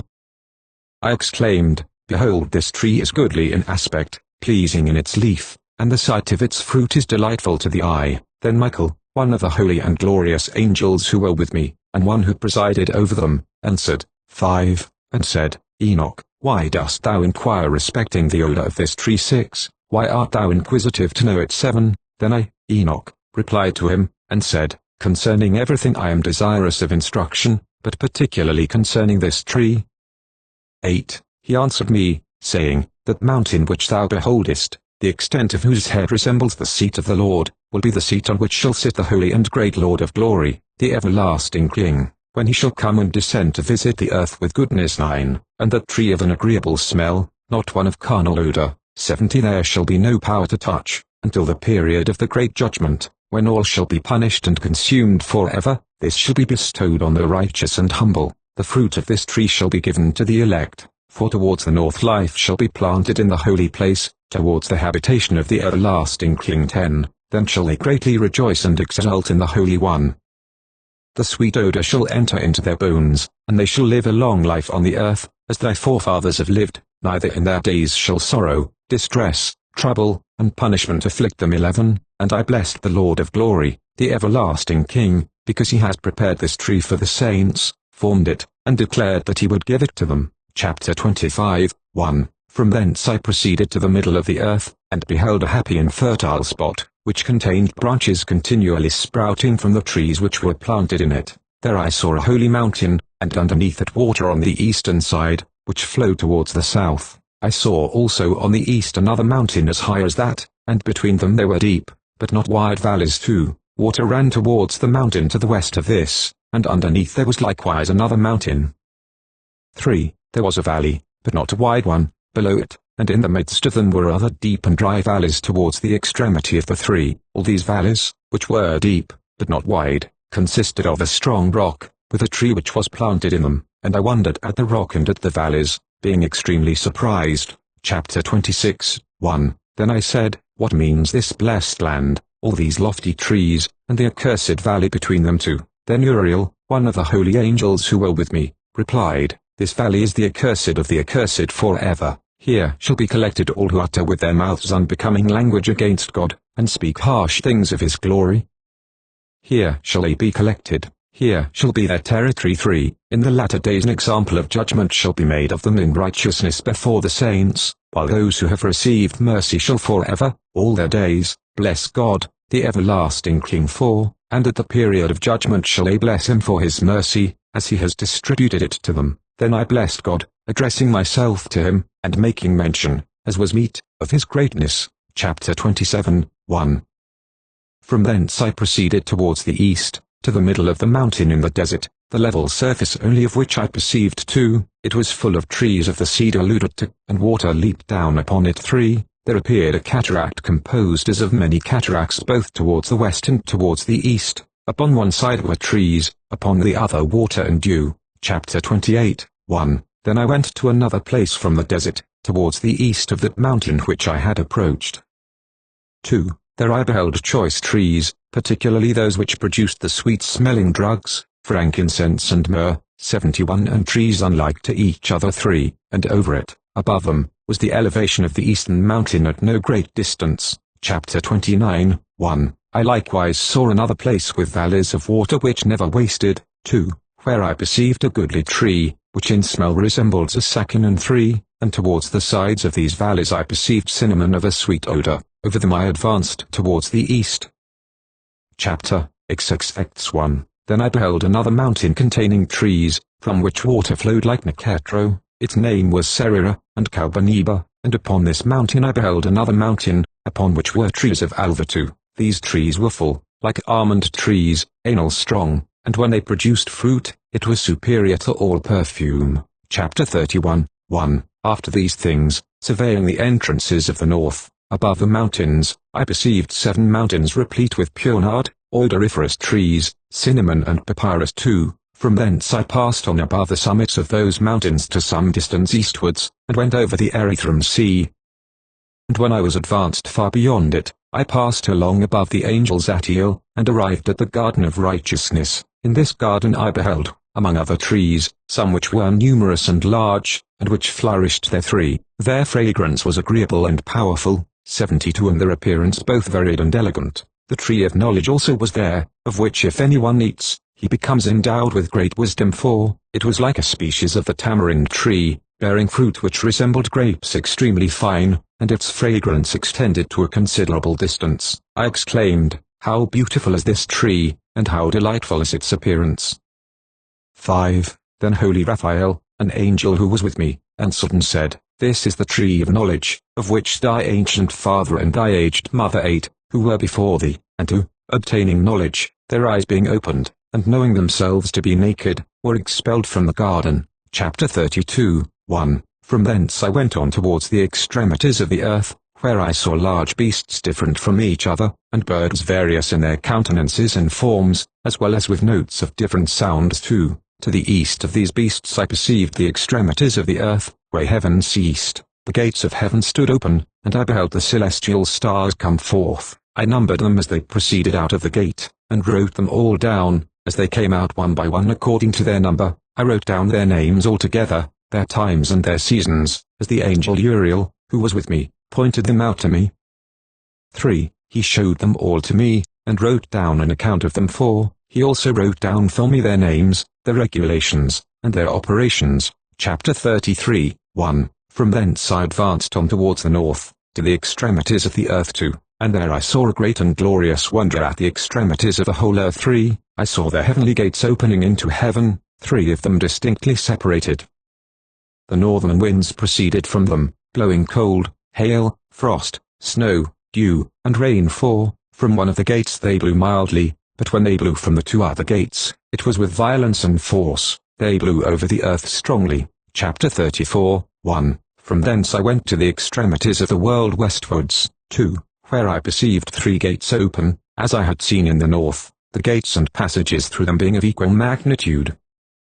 Chapter 35, 1. Then I proceeded to the extremities of the earth southwards, where I saw 3 gates open to the south, from which issued dew, rain, and wind. 2. From thence I went to the extremities of heaven eastwards, where I saw 3 heavenly gates open to the east, which had smaller gates within them. Through each of these small gates the stars of heaven passed on, and proceeded towards the west by a path which was seen by them, and that at every period of their appearance. 3. When I beheld them, I blessed, every time in which they appeared, I blessed the Lord of glory, who had made those great and splendid signs, that they might display the magnificence of his works to angels and to the souls of men, and that these might glorify all his works and operations, might see the effect of his power, might glorify the great labor of his hands, and bless him forever. Chapter 37.73, Sect 6.74, 1. The vision which he saw, the second vision of wisdom, which Enoch saw, the son of Jared, the son of Malaliel, the son of Canaan, the son of Enos, the son of Seth, the son of Adam. This is the commencement of the word of wisdom, which I received to declare and tell to those who dwell upon earth. Hear from the beginning, and understand to the end, the holy things which I utter in the presence of the Lord of spirits. Those who were before us thought it good to speak, 2, and let not us, who come after, obstruct the beginning of wisdom. Until the present period never has there been given before the Lord of spirits that which I have received, wisdom according to the capacity of my intellect, 75, and according to the pleasure of the Lord of spirits, that which I have received from him, 76, a portion of life eternal. 3, and I obtained 3 parables, which I declared to the inhabitants of the world.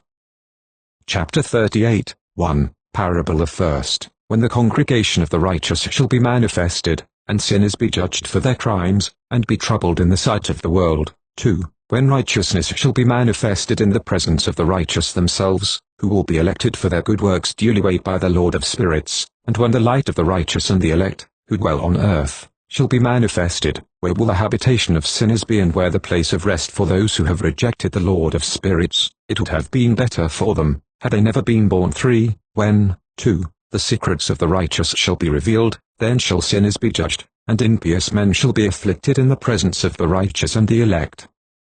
4. From that period those who possess the earth shall cease to be 77 powerful and exalted, neither shall they be capable of beholding the countenances of the holy, for the light of the countenances of the holy, the righteous, and the elect, has been seen by the Lord of spirits. 5. Yet shall not the mighty kings of that period be destroyed, but be delivered into the hands of the righteous and the holy. 6. Nor thenceforward shall any obtain commiseration from the Lord of spirits, because their lives in this world will have been completed. Chapter 39, 1. In those days shall the elect and holy race descend from the upper heavens, and their seed shall then be with the sons of men.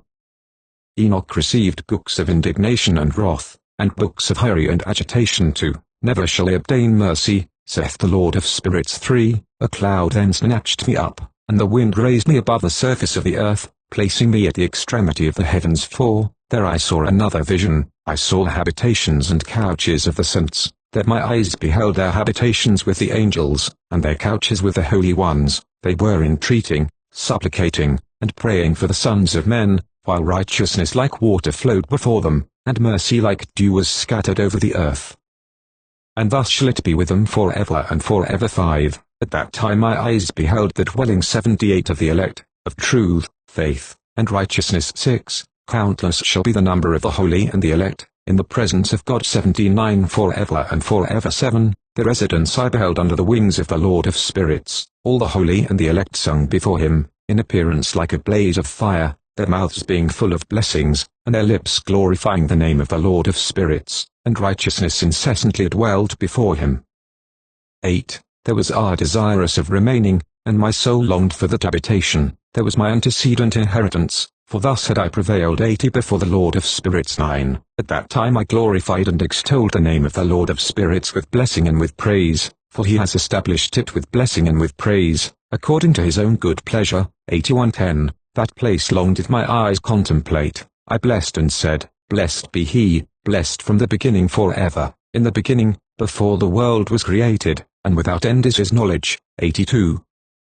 11. What is this world? Of every existing generation those shall bless thee who do not sleep in the dust, but stand before thy glory, blessing, glorifying, exalting thee, and saying, The holy, holy, Lord of spirits, fills the whole world of spirits. 12. That my eyes beheld all who, without sleeping, stand before him and bless him, saying, Blessed be thou, and blessed be the name of God forever and forever. Then my countenance became changed, until I was incapable of seeing. Chapter, Excel 1. After this I beheld thousands of thousands, and myriads of myriads, and an infinite number of people, standing before the Lord of spirits. 2. On the four wings likewise of the Lord of spirits, on the four sides, I perceived others, besides those who were standing before him.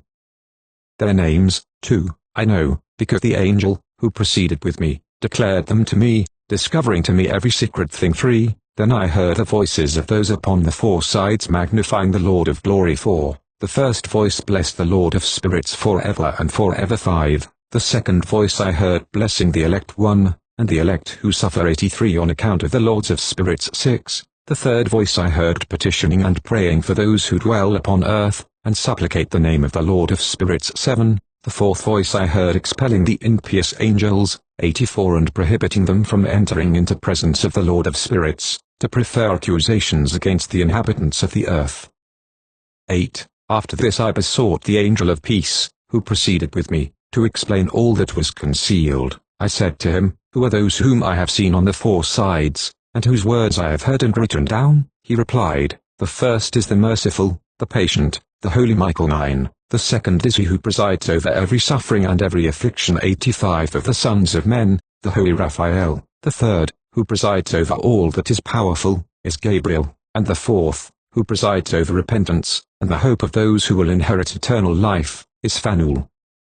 These are the four angels of the Most High God, and their four voices, which at that time I heard. Chapters 41-60. Chapter 41, 1. After this I beheld the secrets of the heavens and of paradise. 86 According to its divisions, and of human action. 87 As they weighed therein balances, I saw the habitations of the elect, and the habitations of the holy, and there my eyes beheld all the sinners, who denied the Lord of glory, and whom they were expelling from thence, and dragging away, as they stood there, no punishment proceeding against them from the Lord of spirits.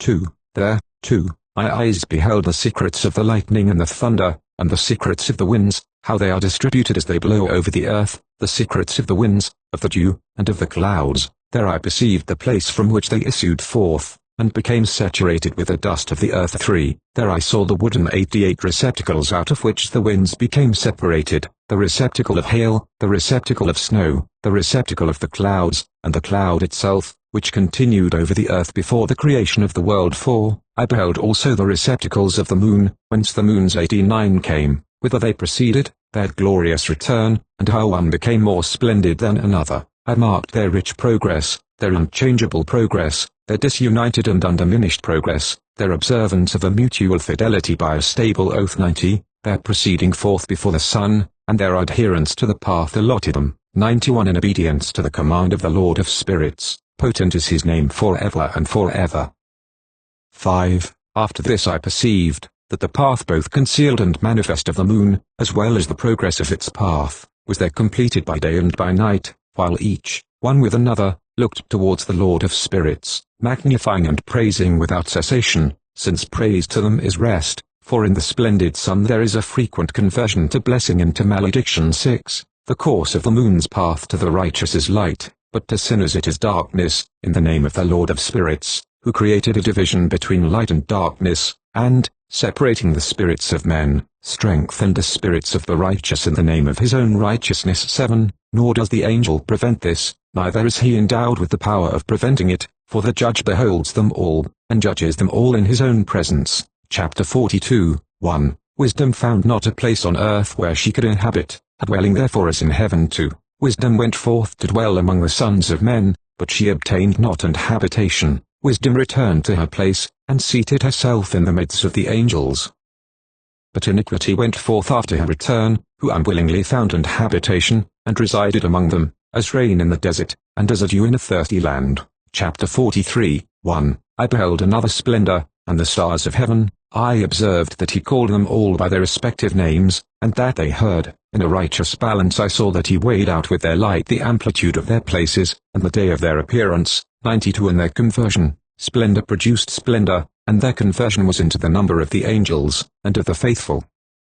2. Then I inquired of the angel, who proceeded with me, and explained to me secret things, what their names were. He answered, A similitude of those is the Lord of Spirits shown thee. They are names of the righteous who dwell upon earth, and who believe in the name of the Lord of Spirits forever and forever. Chapter 44. Another thing also I saw respecting splendor, that it rises out of the stars, and becomes splendor, being incapable of forsaking them. Chapter 45, Sect 7.93, 1. Parable the second, respecting these who deny 94 the name of the habitation of the holy ones, and of the Lord of Spirits. 2. Heaven they shall not ascend, nor shall they come on the earth. This shall be the portion of sinners, who deny the name of the Lord of Spirits, and who are thus reserved for the day of punishment and of affliction. 3. In that day shall the elect one sit upon a throne of glory, and shall choose their conditions and countless habitations, while their spirits within them shall be strengthened. When they behold my elect one, shall choose them for those who have fled for protection to my holy and glorious name. 4. In that day I will cause my elect one to dwell in the midst of them, will change the face of heaven, will bless it, and illuminate it forever. 5. I will also change the face of the earth, will bless it, and cause those whom I have elected to dwell upon it, but those who have committed sin and iniquity shall not inhabit it. 95. For I have marked their proceedings. 96. My righteous ones will I satisfy with peace, placing them before me, but the condemnation of sinners shall draw near, that I may destroy them from the face of the earth. Chapter 46, 1. There I beheld the Ancient of Days, 97, whose head was like white wool, and with him another, whose countenance resembled that of man. His countenance was full of grace, like that of one of the holy angels. Then I inquired of one of the angels, 98, who went with me, and who showed me every secret thing, concerning this Son of Man, who he was, whence he was, and why he accompanied the Ancient of Days. 2. He answered and said to me, This is the Son of Man, to whom righteousness belongs, with whom righteousness has dwelt, and who will reveal all the treasures of that which is concealed, for the Lord of Spirits has chosen him, and his portion has surpassed 99 all before the Lord of Spirits in everlasting uprightness. 3. This Son of Man, whom thou beholdest, shall raise up kings and the mighty from their couches, and the powerful from their thrones, shall loosen the bridles of the powerful, and break in pieces the teeth of sinners. 4. He shall hurl kings from their thrones and their dominions, because they will not exalt and praise him, nor humble themselves before him, by whom 100 of their kingdoms were granted to them.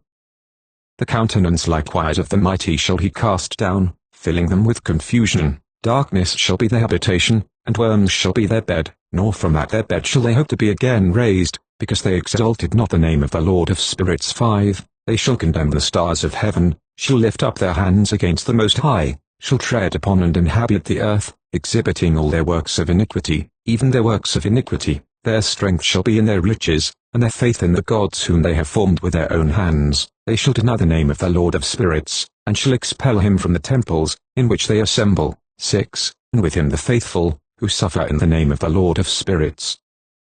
Chapter 47, 1. In that day the prayer of the holy and the righteous, and the blood of the righteous, shall ascend from the earth into the presence of the Lord of spirits. 2. In that day shall the holy ones assemble, who dwell above the heavens, and with united voice petition, supplicate, praise, Lord, and bless the name of the Lord of spirits, on account of the blood of the righteous which has been shed, that the prayer of the righteous may not be intermitted before the Lord of spirits, that for them he would execute judgment, and that his patience may not endure forever. 3. At that time I beheld the Ancient of Days, while he sat upon the throne of his glory, while the book of the living was opened in his presence, and while all the powers which were above the heavens stood around and before him. 4. Then were the hearts of the saints full of joy, because the consummation 101 of righteousness was arrived, the supplication of the saints heard, and the blood of the righteous appreciated by the Lord of spirits. Chapter 48, 1. In that place I beheld a fountain of righteousness, which never failed, encircled by many springs of wisdom. Of these all the thirsty drank, and were filled with wisdom, having their habitation with the righteous, the elect, and the holy. 2. In that hour was this Son of Man invoked before the Lord of spirits, and his name in the presence of the Ancient of Days. 3. Before the sun and the signs were created, before the stars of heaven were formed, his name was invoked in the presence of the Lord of spirits. A support shall he be for the righteous and the holy to lean upon, without falling, and he shall be the light of nations. 4. He shall be the hope of those whose hearts are troubled. All, who dwell on earth, shall fall down and worship before him, shall bless and glorify him, and sing praises to the name of the Lord of spirits. 5. Therefore the elect and the concealed one existed in his presence, before the world was created, and forever. 6. In his presence he existed, and has revealed to the saints and to the righteous the wisdom of the Lord of spirits, for he has preserved the lot of the righteous, because they have hated and rejected this world of iniquity, and have detested all its works and ways, in the name of the Lord of spirits. 7. For in his name shall they be preserved, and his will shall be their life. In those days shall the kings of the earth and the mighty men, who have gained the world by their achievements, 102 become humble in countenance. 8. For in the day of their anxiety and trouble their souls shall not be saved, and they shall be in subjection to 103 those whom I have chosen. 9. I will cast them like hay into the fire, and like lead into the water. Thus shall they burn in the presence of the righteous, and sink in the presence of the holy, nor shall a tenth part of them be found. 10. But in the day of their trouble, the world shall obtain tranquility. 104:11. In his presence shall they fall, and not be raised up again, nor shall there be any one to take them out of his hands, and to lift them up, for they have denied the Lord of spirits, and his Messiah. The name of the Lord of spirits shall be blessed. Chapter 48.105. 1. Wisdom is poured forth like water, and glory fails not before him forever and ever, for potent is he in all the secrets of righteousness. 2. But iniquity passes away like a shadow, and possesses not a fixed station, for the elect one stands before the Lord of spirits, and his glory is forever and ever, and his power from generation to generation. 3. With him dwells the spirit of intellectual wisdom, the spirit of instruction and of power, and the spirit of those who sleep in righteousness. He shall judge secret things. 4. Nor shall any be able to utter a single word before him, for the elect one is in the presence of the Lord of spirits, according to his own pleasure. Chapter 49, 1. In those days the saints and the chosen shall undergo a change, the light of day shall rest upon them, and the splendor and glory of the saints shall be changed. 2. In the day of trouble evil shall be heaped up upon sinners, but the righteous shall triumph in the name of the Lord of spirits. 3. Others shall be made to see, that they must repent, and forsake the works of their hands, and that glory awaits them not in the presence of the Lord of spirits, yet that by his name they may be saved. the Lord of spirits will have compassion on them, for great is his mercy, and righteousness is in his judgment, and in the presence of his glory, nor in his judgment shall iniquity stand. He who repents not before him shall perish, for henceforth I will not have mercy on them, saith the Lord of spirits. Chapter L1. In those days shall the earth deliver up from her womb, and hell deliver up from hers, that which it has received, and destruction shall restore that which it owes. 2. He shall select the righteous and holy from among them, for the day of their salvation has approached. 3. And in those days shall the elect one sit upon his throne, while every secret of intellectual wisdom shall proceed from his mouth, for the Lord of spirits has gifted and glorified him. 4. In those days the mountains shall skip like rams, and the hills shall leap like young sheep. 106 Satiated with milk, and all the righteous shall become angels in heaven. 5. Their countenance shall be bright with joy, for in those days shall the elect one be exalted, the earth shall rejoice, the righteous shall inhabit it, and the elect possess it. 107 Chapter 51. 1. After that period, in the place where I had seen every secret sight, I was snatched up in a whirlwind, and carried off westwards. 2. That my eyes beheld the secrets of heaven, and all which existed on earth, a mountain of iron, a mountain of copper, 108 a mountain of silver, a mountain of gold, a mountain of fluid metal, and a mountain of lead. 3. And I inquired of the angel who went with me, saying, What are these things, which in secret I behold? 4. He said, All these things which thou beholdest shall be for the dominion of the Messiah, that he may command, and be powerful upon earth. 5. And that angel of peace answered me, saying, Wait but a short time, and thou shalt understand, and every secret thing shall be revealed to thee, which the Lord of spirits has decreed. Those mountains which thou hast seen, the mountain of iron, the mountain of copper, the mountain of silver, the mountain of gold, the mountain of fluid metal, and the mountain of lead, all these in the presence of the elect one shall be like a honeycomb before the fire, and like water descending from above upon these mountains, and shall become debilitated before his feet. 6. In those days men 109 shall not be saved by gold and by silver. 7. Nor shall they have it in their power to secure themselves, and to fly. 8. There shall be neither iron for war, nor a coat of mail for the breast. 9. Copper shall be useless, useless also that which neither rusts nor consumes away, and lead shall not be coveted. 10. All these things shall be rejected, and perish from off the earth, when the elect one shall appear in the presence of the Lord of spirits. Chapter 52. 1. That my eyes beheld a deep valley, and wide was its entrance. 2. All who dwell on land, on the sea, and in islands, shall bring to it gifts, presents, and offerings, yet that deep valley shall not be full. Their hands shall commit iniquity, whatsoever they produce by labor, the sinners shall devour with crime, but they shall perish from the face of the Lord of spirits, and from the face of his earth, they shall stand up, and shall not fail for ever and ever. 3. I beheld the angels of punishment, who were dwelling there, and preparing every instrument of Satan. 4. Then I inquired of the angel of peace, who proceeded with me, for whom those instruments were preparing. 5. He said, These they are preparing for the kings and powerful ones of the earth, that thus 110 they may perish. 6. After which the righteous and chosen house of his congregation shall appear, thenceforward unchangeable, in the name of the Lord of spirits. 7. Nor shall those mountains exist in his presence, as the earth and the hills, as the fountains of water exist, and the righteous shall be relieved from the vexation of sinners. Chapter 53. 1. Then I looked and turned myself to another part of the earth, where I beheld a deep valley burning with fire. 2. To this valley they brought monarchs and the mighty. 3. And there my eyes beheld the instruments which they were making, fetters of iron without weight. 111. 4. Then I inquired of the angel of peace, who proceeded with me, saying, For whom are these fetters and instruments prepared? 5. He replied, These are prepared for the host of Azazel, that they may be delivered over and adjudged to the lowest condemnation, and that their angels may be overwhelmed with hurled stones, as the Lord of spirits has commanded. 6. Michael and Gabriel, Raphael and Phanuel shall be strengthened in that day, and shall then cast them into a furnace of blazing fire, that the Lord of spirits may be avenged of them for their crimes, because they became ministers of Satan, and seduced those who dwell upon earth. 7. In those days shall punishment go forth from the Lord of spirits, and the receptacles of water which are above the heavens shall be opened, and the fountains likewise, which are under the heavens and under the earth. 8. All the waters, which are in the heavens and above them, shall be mixed together.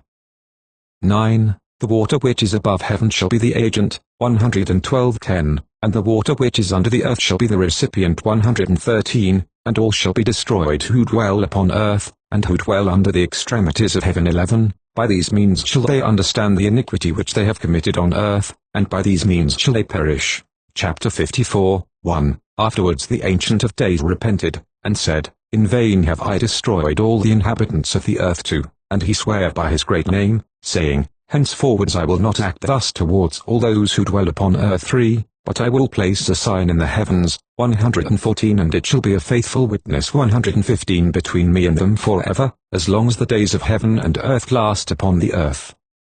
4. Afterwards, according to this my decree, when I shall be disposed to seize them beforehand, by the instrumentality of angels, in the day of affliction and trouble, my wrath and my punishment shall remain upon them, my punishment and my wrath, saith God the Lord of spirits. 5. O ye kings, O ye mighty, who inhabit the world, you shall behold my elect one, sitting upon the throne of my glory, and he shall judge Azazel, all his associates, and all his hosts, in the name of the Lord of spirits. 6. There likewise I beheld hosts of angels who were moving in punishment, confined in a network of iron and brass. Then I inquired of the angel of peace, who proceeded with me, to whom those under confinement were going. 7. He said, To each of their elect and their beloved, that they may be cast into the fountains and deep recesses of the valley.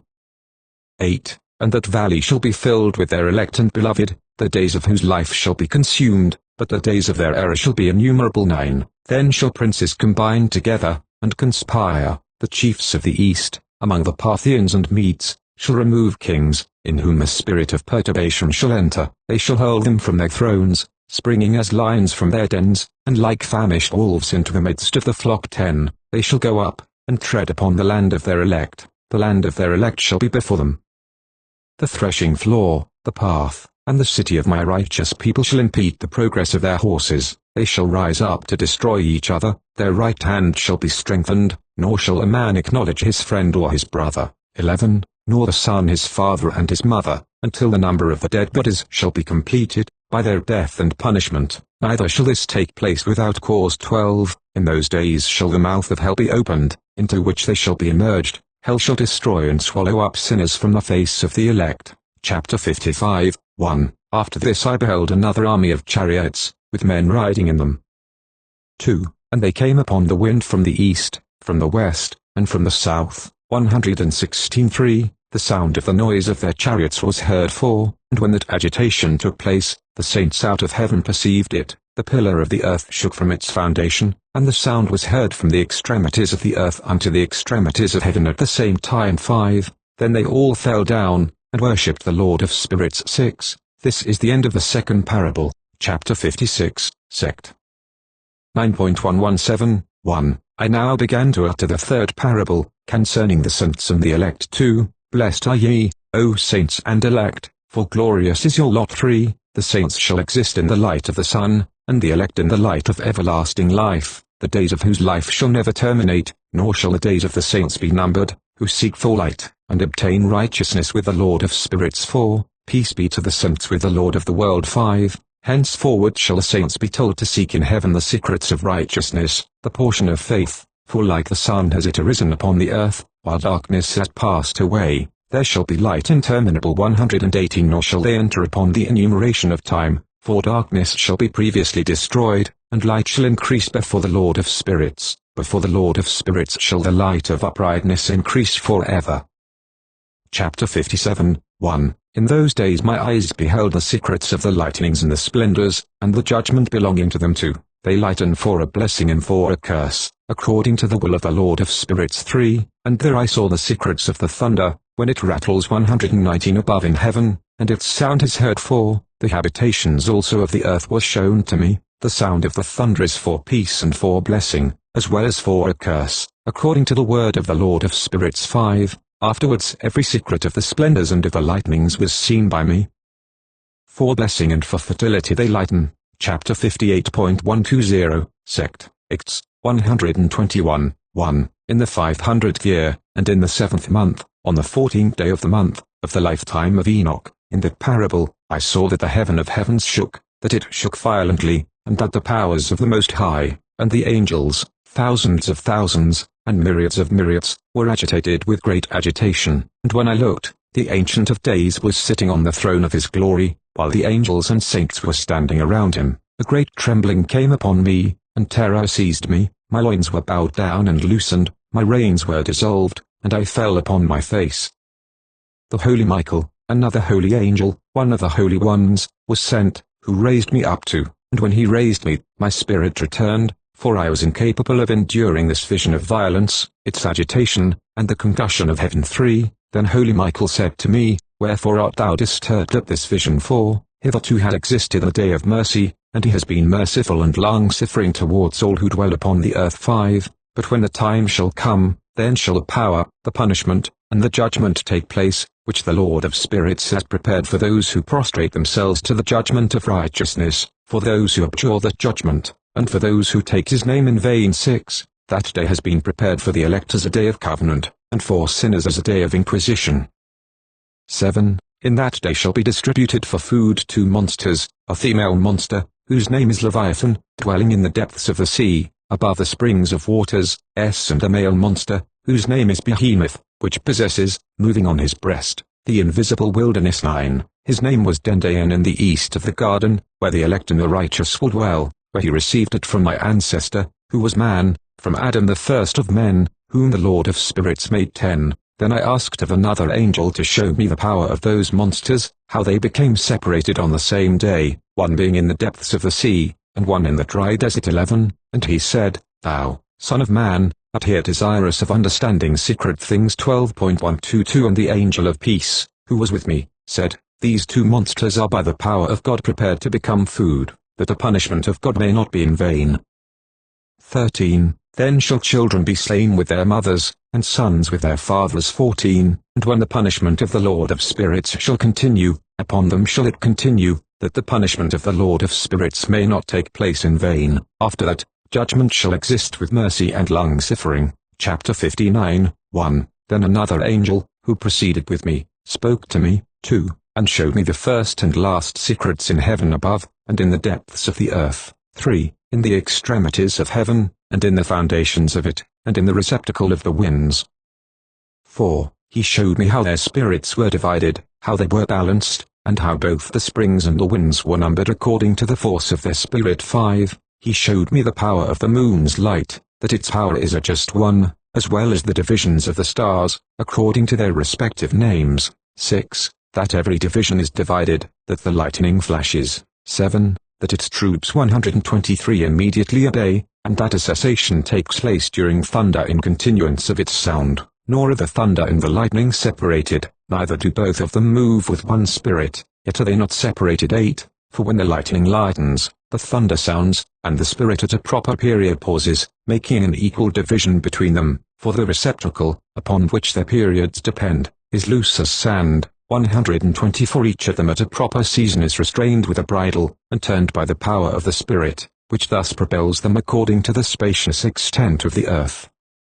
9. The Spirit likewise of the sea is potent and strong, and as a strong power causes it to ebb. 125 So is it driven forwards, and scattered against the mountains of the earth. The spirit of the frost is its angel, in the spirit of hail there is a good angel, the spirit of snow ceases in its strength, and a solitary spirit is in it, which ascends from it like vapor, and is called refrigeration. 10. The spirit also of mist dwells with them in their receptacle, but it has a receptacle to itself, for its progress is in splendor. 11. In light, and in darkness, in winter and in summer, its receptacle is bright, and an angel is in it. 12. The spirit of dew has its abode in the extremities of heaven, in connection with the receptacle of rain, and its progress is in winter and in summer. The cloud produced by it, and the cloud of the mist, become united, one gives to the other, and when the spirit of rain is in motion from its receptacle, angels come, and opening its receptacle, bring it forth. 13. When likewise it is sprinkled over all the earth, it forms an union with every kind of water on the ground, for the waters remain on the ground, because they afford nourishment to the earth from the Most High, who is in heaven. 14. Upon this account therefore there is a regulation in the quantity of rain. 126 Which the angels receive. 15. These things I saw, all of them, even paradise. 127 Chapter 61. In those days I beheld long ropes given to those angels, who took to their wings, and fled, advancing towards the north too, and I inquired of the angel, saying, Wherefore have they taken those long ropes, and gone forth?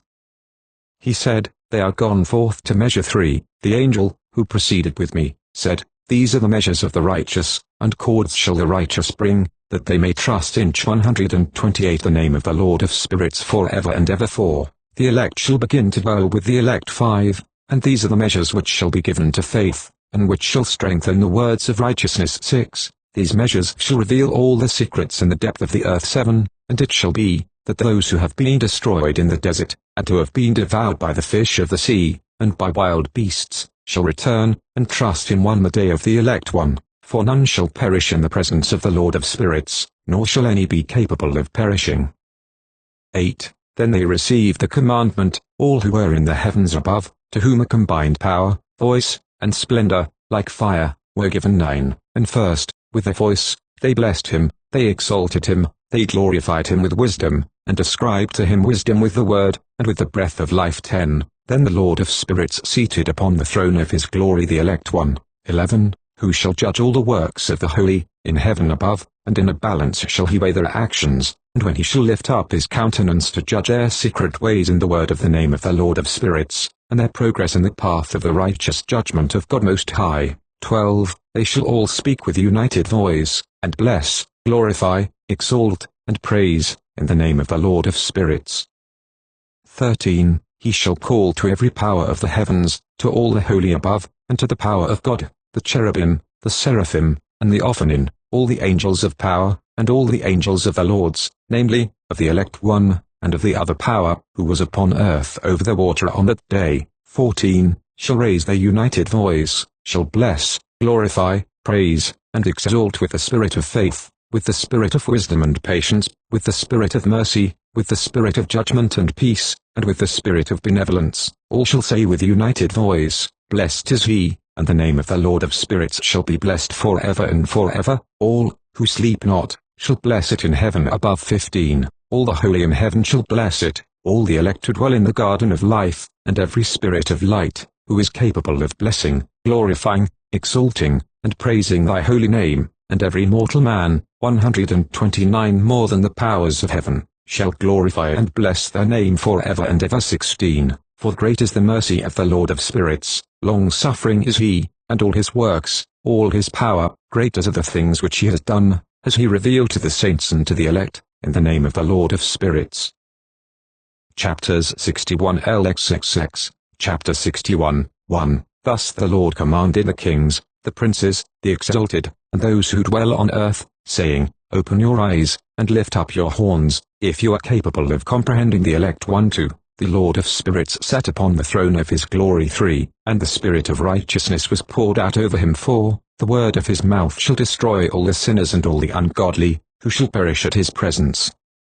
5. In that day shall all the kings, the princes, the exalted, and those who possess the earth, stand up, behold, and perceive, that he is sitting on the throne of his glory, that before him the saints shall be judged in righteousness. 6. And that nothing, which shall be spoken before him, shall be spoken in vain. 7. Trouble shall come upon them, as upon a woman in travail, whose labor is severe, when her child comes to the mouth of the womb, and she finds it difficult to bring forth. 8. One portion of them shall look upon another, they shall be astonished, and shall humble their countenance. 9. And trouble shall seize them, when they shall behold this Son of Woman sitting upon the throne of his glory.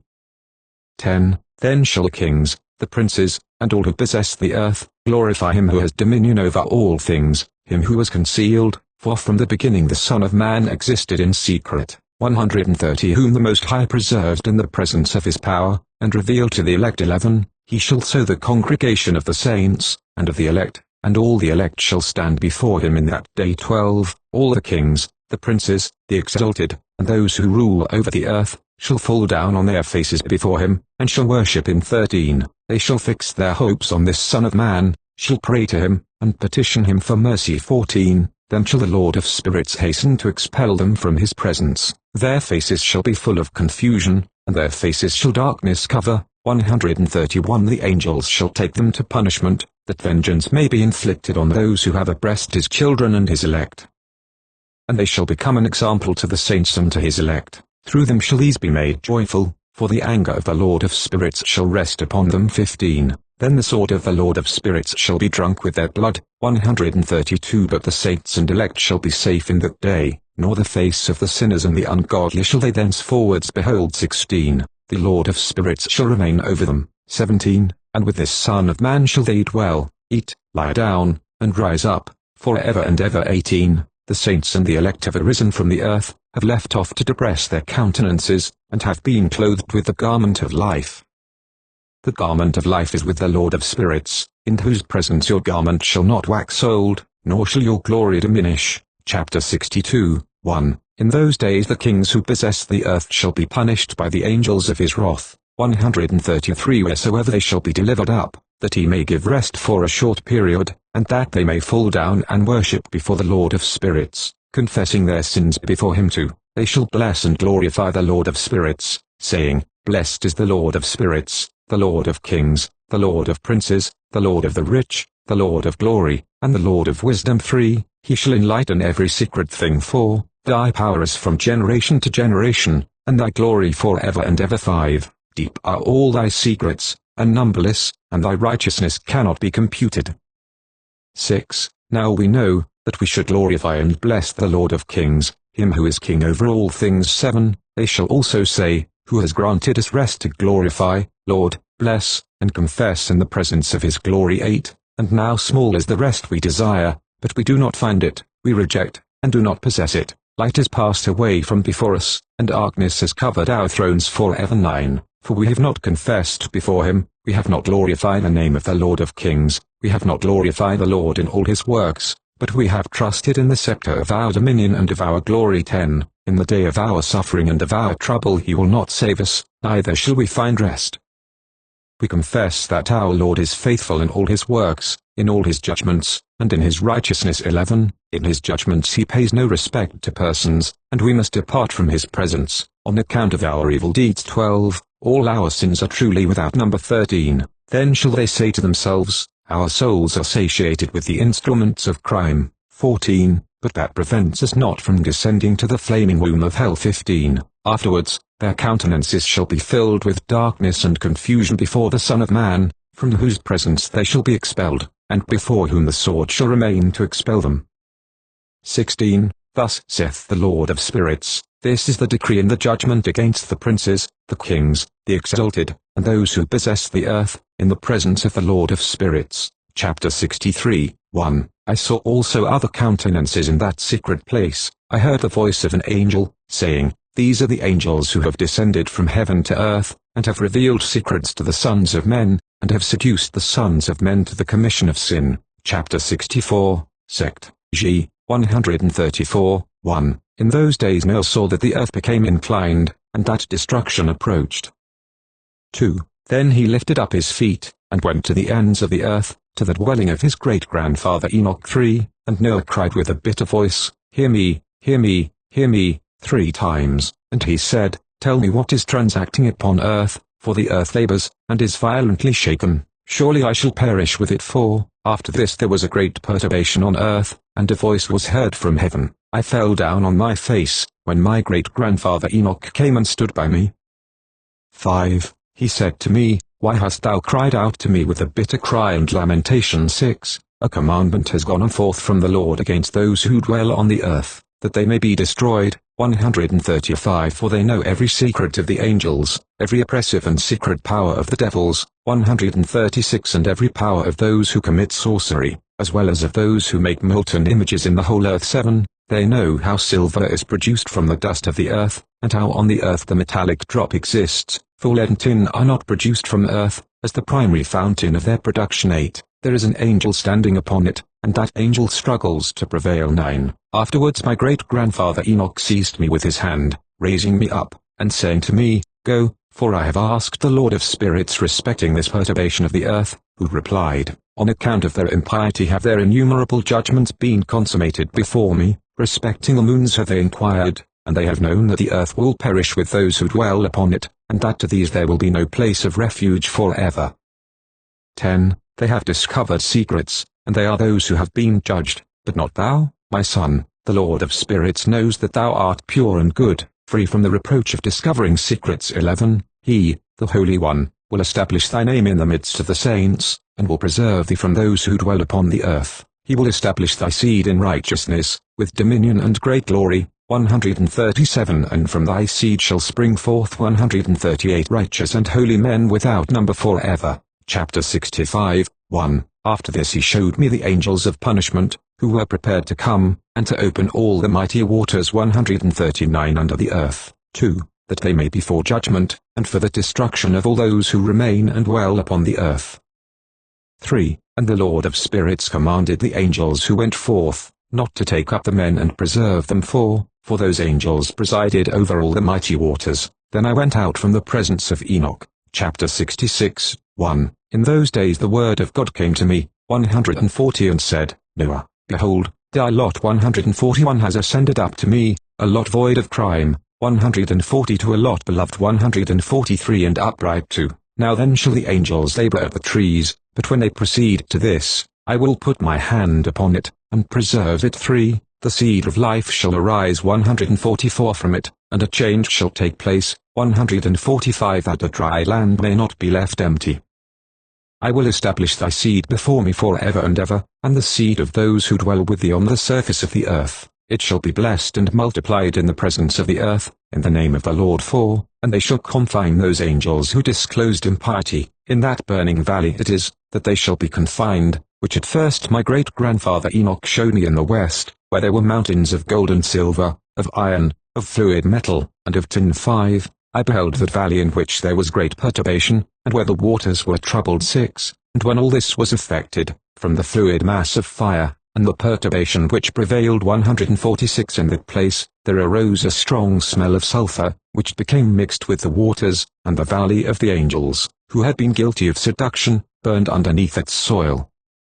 7. Through that valley also rivers of fire were flowing, 147 to which those angels shall be condemned, who seduce the inhabitants of the earth. 8. And in those days shall these waters be to kings, to princes, to the exalted, and to the inhabitants of the earth, for the healing of the soul and body, and for the judgment of the spirit. 9. Their spirits shall be full of revelry, 148 that they may be judged in their bodies, because they have denied the Lord of spirits, and although they perceive their condemnation day by day, they believe not in his name. 10. And as the inflammation of their bodies shall be great, so shall their spirits undergo a change forever. 11. For no word which is uttered before the Lord of spirits shall be in vain. 12. Judgment has come upon them, because they trusted in their carnal revelry, 149 and denied the Lord of spirits.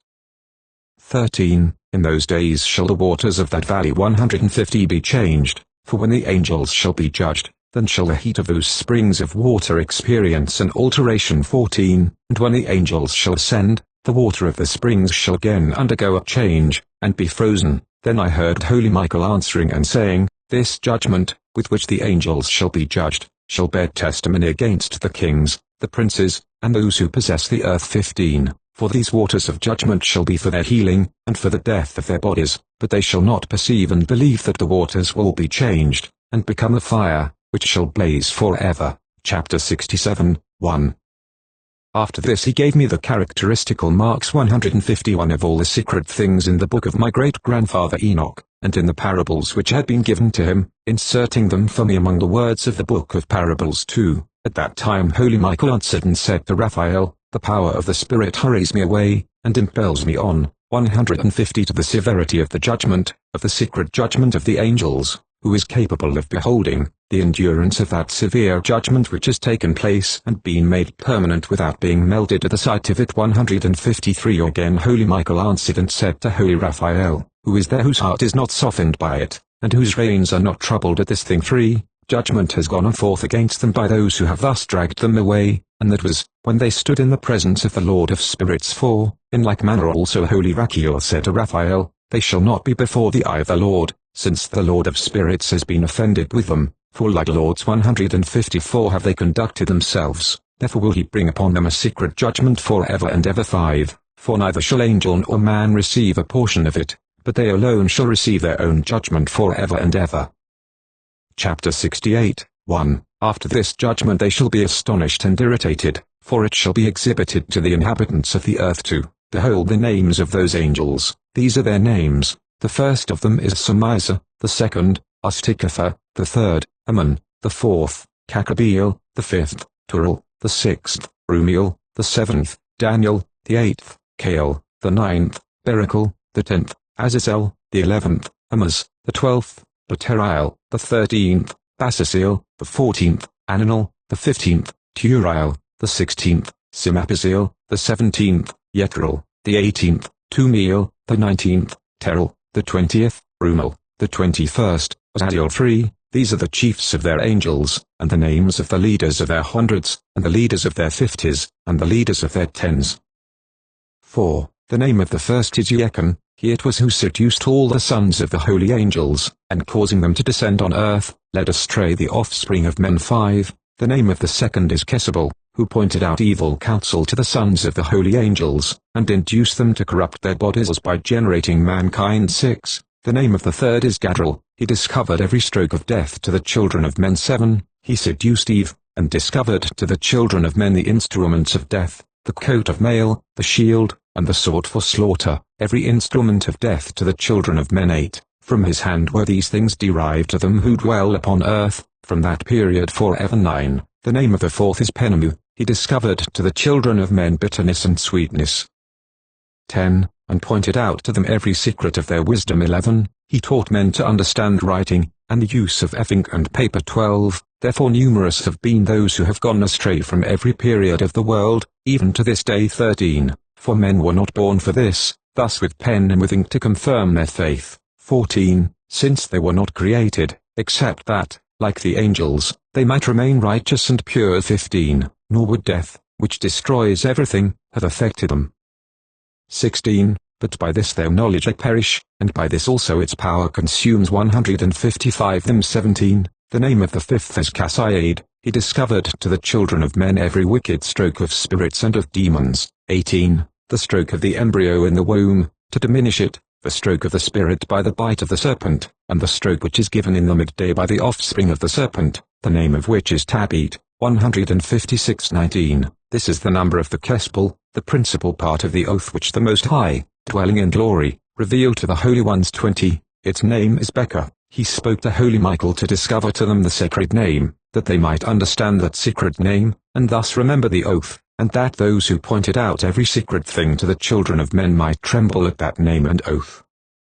21. This is the power of that oath, for powerful it is, and strong. 22. And he established this oath of Aki by the instrumentality 157 of the holy Michael. 23. These are the secrets of this oath, and by it were they confirmed. 24. Heaven was suspended by it before the world was made, forever. 25. By it has the earth been founded upon the flood, while from the concealed parts of the hills the agitated waters proceed forth from the creation to the end of the world. 26. By this oath the sea has been formed, and the foundation of it.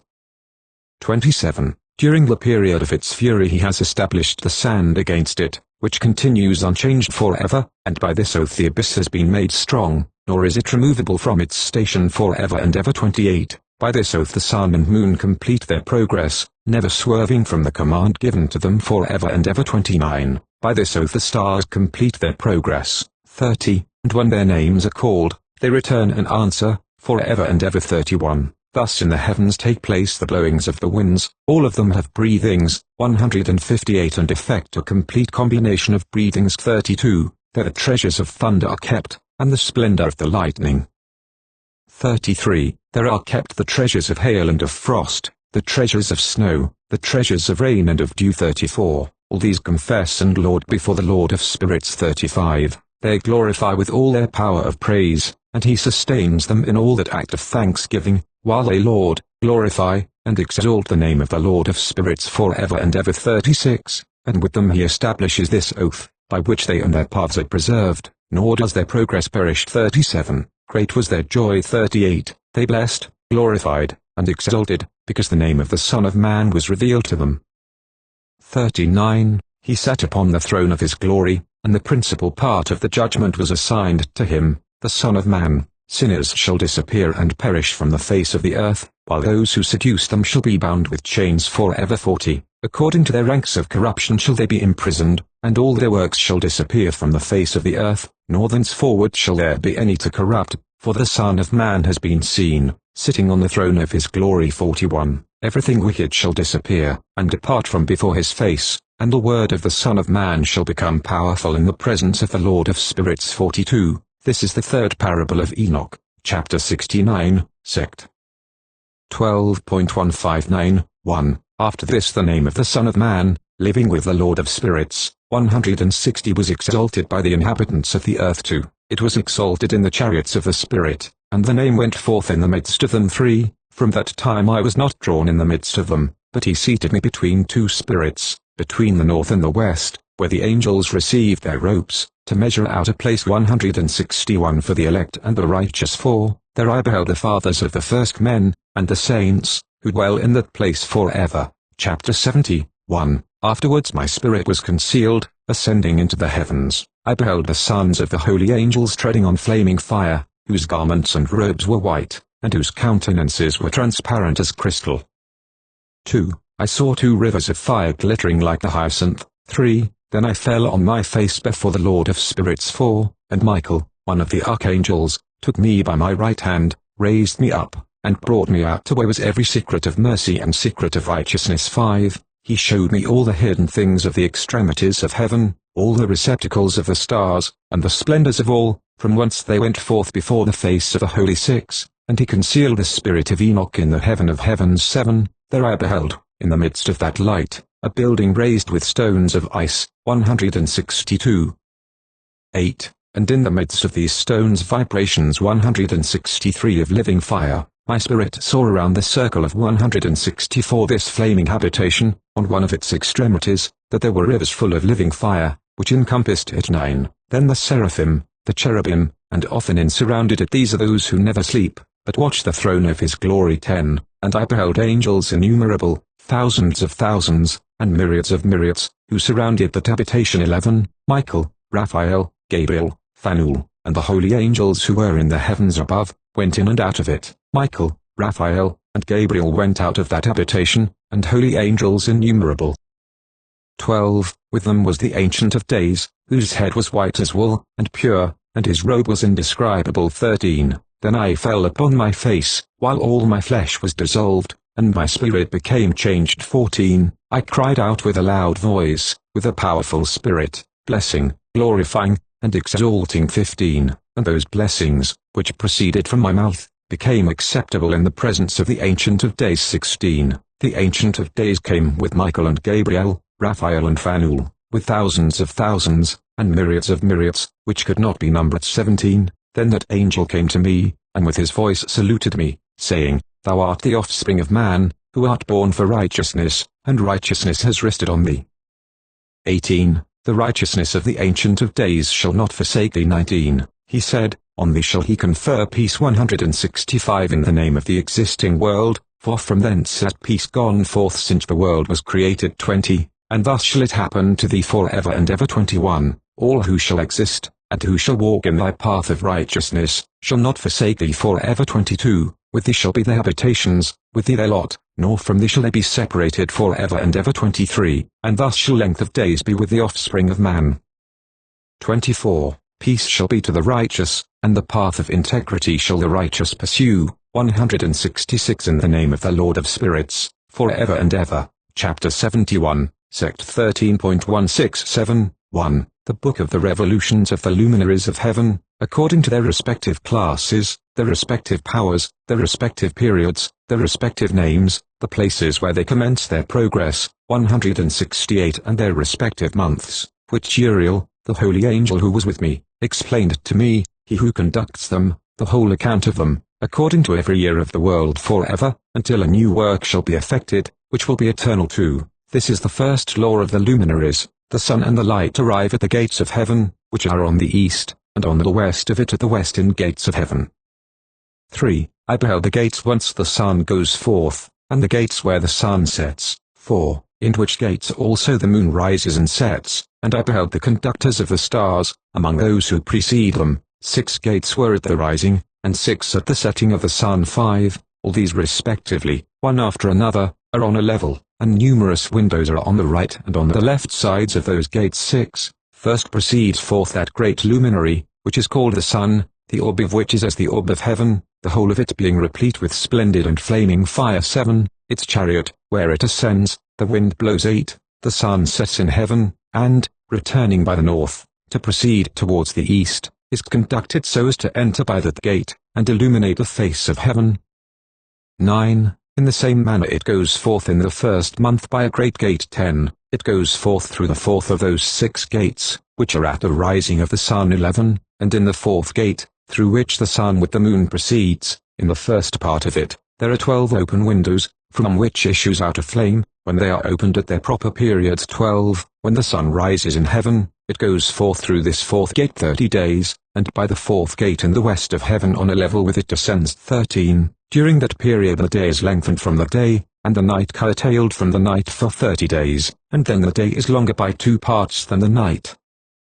14. The day is precisely 10 parts, and the night is 8:15. The sun 169 goes forth through this fourth gate, and sets in it, and turns to the fifth gate during 30 days, after which it proceeds from, and sets in, the fifth gate. 16. Then the day becomes lengthened by a second portion, so that it is 11 parts, while the night becomes shortened, and is only 7 parts. 17. The sun now returns to the east, entering into the sixth gate, and rising and setting in the sixth gate 31 days, on account of its signs. 18. At that period the day is longer than the night, being twice as long as the night, and becomes 12 parts. 19. But the night is shortened, and becomes 6 parts. Then the sun rises up, that the day may be shortened, and the night lengthened. 20. And the sun returns towards the east, entering into the sixth gate, where it rises and sets for 30 days. 21. When that period is completed, the day becomes shortened precisely 1 part, so that it is 11 parts, while the night is 7 parts. 22. Then the sun goes from the west, from that sixth gate, and proceeds eastwards, rising in the fifth gate for 30 days, and setting again westwards in the fifth gate of the west. 23. At that period the day becomes shortened 2 parts, and is 10 parts, while the night is 8 parts. 24. Then the sun goes from the fifth gate, as it sets in the fifth gate of the west, and rises in the fourth gate for 31 days, on account of its signs, setting in the west. 25. At that period the day is made equal with the night, and, being equal with it, the night becomes 9 parts, and the day 9 parts. 26. Then the sun goes from that gate, as it sets in the west, and returning to the east proceeds by the third gate for 30 days, setting in the west of the third gate. 27. At that period the night is lengthened from the day during 30 mornings, and the day is curtailed from the day during 30 days, the night being 10 parts precisely, and the day 8 parts. 28. The sun now goes from the third gate, as it sets in the third gate in the west, but returning to the east, it proceeds by the second gate of the east for 30 days. 29. In like manner also it sets in the second gate in the west of heaven. 30. At that period the night is 11 parts, and the day 7 parts. 31. Then the sun goes at that time from the second gate, as it sets in the second gate in the west, but returns to the east, proceeding by the first gate, for 31 days. 32. And sets in the west in the first 170 gate. 33. At that period the night is lengthened as much again as the day. 34. It is 12/171 parts precisely, while the day is 6 parts. 35. The sun has thus completed its beginnings, and a second time goes round from these beginnings. 36. Into that gate it enters for 30 days, and sets in the west, in the opposite part of heaven. 37. At that period the night is contracted in its length a fourth part, that is, 1 portion, and becomes 11 parts. 38. The day is 7 parts. 39. Then the sun returns, and enters into the second gate of the east. 40. It returns by these beginnings 30 days, rising and setting. 41. At that period the night is contracted in its length, it becomes 10/172 parts, and the day 8 parts. Then the sun goes from that second gate, and sets in the west, but returns to the east, and rises in the east, in the third gate, 31 days, setting in the west of heaven. 42. At that period the night becomes shortened, it is 9 parts, and the night is equal with the day. The year is precisely 364 days. 43. The lengthening of the day and night, and the contraction of the day and night, are made to differ from each other by the progress of the sun. 44. By means of this progress the day is daily lengthened, and the night greatly shortened. 173. 45. This is the law and progress of the sun, and its turning when it turns back, turning during 60 days, 174 and going forth. This is the great everlasting luminary, that which he names the sun for ever and ever. 46. This also is that which goes forth a great luminary, and which is named after its peculiar kind, as God commanded. 47. And thus it goes in and out, neither slackening nor resting, but running on in its chariot by day and by night. It shines with a seventh portion of light from the moon, but the dimensions of both are equal. Chapter 72, Sect. 14.175, 1. After this law I beheld another law of an inferior luminary, the name of which is the moon, and the orb of which is as the orb of heaven. 2. Its chariot, which it secretly ascends, the wind blows, and light is given to it by measure. 3. Every month at its exit and entrance it becomes changed, and its periods are as the periods of the sun, and when in like manner its light is to exist, its light is a seventh portion from the light of the sun. 4. Thus it rises, and at its commencement towards the east goes forth for 30 days. 5. At that time it appears, and becomes due the beginning of the month. 30 days it is with the sun in the gate from which the sun goes forth. 6. Half of it is in extent 7 portions, 1/2, and the whole of its orb is void of light, except a 7th portion out of the 14 portions of its light, and in a day it receives a 7th portion, or half that portion, of its light. Its light is by sevens, by 1 portion, and by the half of a portion. It sets with the sun 7, and when the sun rises, the moon rises with it, receiving half a portion of light. 8. On that night, when it commences its period, 176 previously to the day of the month, the moon sets with the sun 9, and on that night it is dark in its 14 portions, that is, in each half, but it rises on that day with 1/7 portion precisely, and in its progress declines from the rising of the sun 10. During the remainder of its period 177 its light increases to 14 portions. Chapter 73, 1. Then I saw another progress and regulation which he effected in the law of the moon, 178 the progress of the moons, and everything relating to them. Uriel showed me, the holy angel who conducted them all to their stations. I wrote down as he showed them to me. 3. I wrote down their months, as they occur, and the appearance of their light, until it is completed in 15 days. 4. In each of its 7 portions it completes all its light at rising and at setting. 5. On stated months it changes its settings, and on stated months it makes its progress through each gate. In 2 gates the moon sets with the sun, viz. In those 2 gates which are in the midst, in the 3rd and 4th gate. From the 3rd gate it goes forth for 7 days, and makes its circuit. 6. Again it returns to the gate whence the sun goes forth, and in that completes the whole of its light. Then it declines from the sun, and enters in 8 days into the 6th gate, and returns in 7 days to the 3rd gate, from which the sun goes forth. 7. When the sun proceeds to the 4th gate, the moon goes forth for 7 days, until it passes from the 5th gate. 8. Again it returns in 7 days to the 4th gate, and completing all its light, declines, and passes on by the 1st gate in 8 days. 9. And returns in 7 days to the 4th gate, from which the sun goes forth. 10. Thus I beheld their stations, as according to the fixed order of the months the sun rises and sets. 11. At those times there is an excess of 30 days belonging to the sun in 5 years. All the days belonging to each year of the 5 years, when completed, amount to 364 days, and to the sun and stars belong 6 days, 6 days in each of the 5 years, thus 30 days belong to them.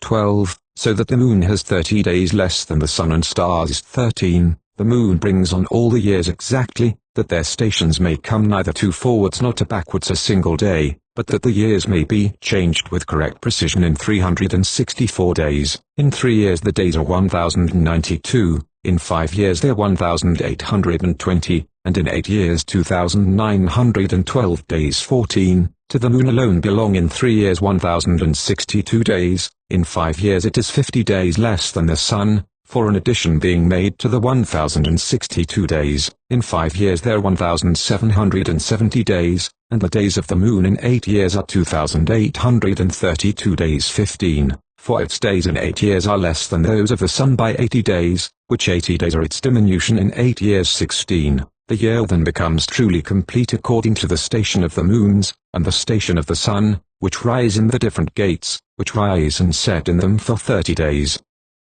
Chapter 74, 1. These are the leaders of the chiefs of the thousands, those which preside over all creation, and over all the stars, with the 4 days which are added and never separated from the place allotted them, according to the complete computation of the year 2, and these serve 4 days, which are not computed in the computation of the year 3, respecting them, men greatly are, for these luminaries truly serve, in the mansion of the world, 1 day in the 1st gate, 1 in the 3rd gate, 1 in the 4th, and 1 in the 6th gate 4, and the harmony of the world becomes complete every 364th state of it, for the signs, 5, the seasons, 6, the years, 7, and the days. Uriel showed me, the angel whom the Lord of glory appointed over all the luminaries 8, of heaven in heaven, and in the world, that they might rule in the face of the sky, and appearing over the earth, become 9, conductors of the days and nights, the sun, the moon, the stars, and all the ministers of heaven, which make their circuit with all the chariots of heaven 10.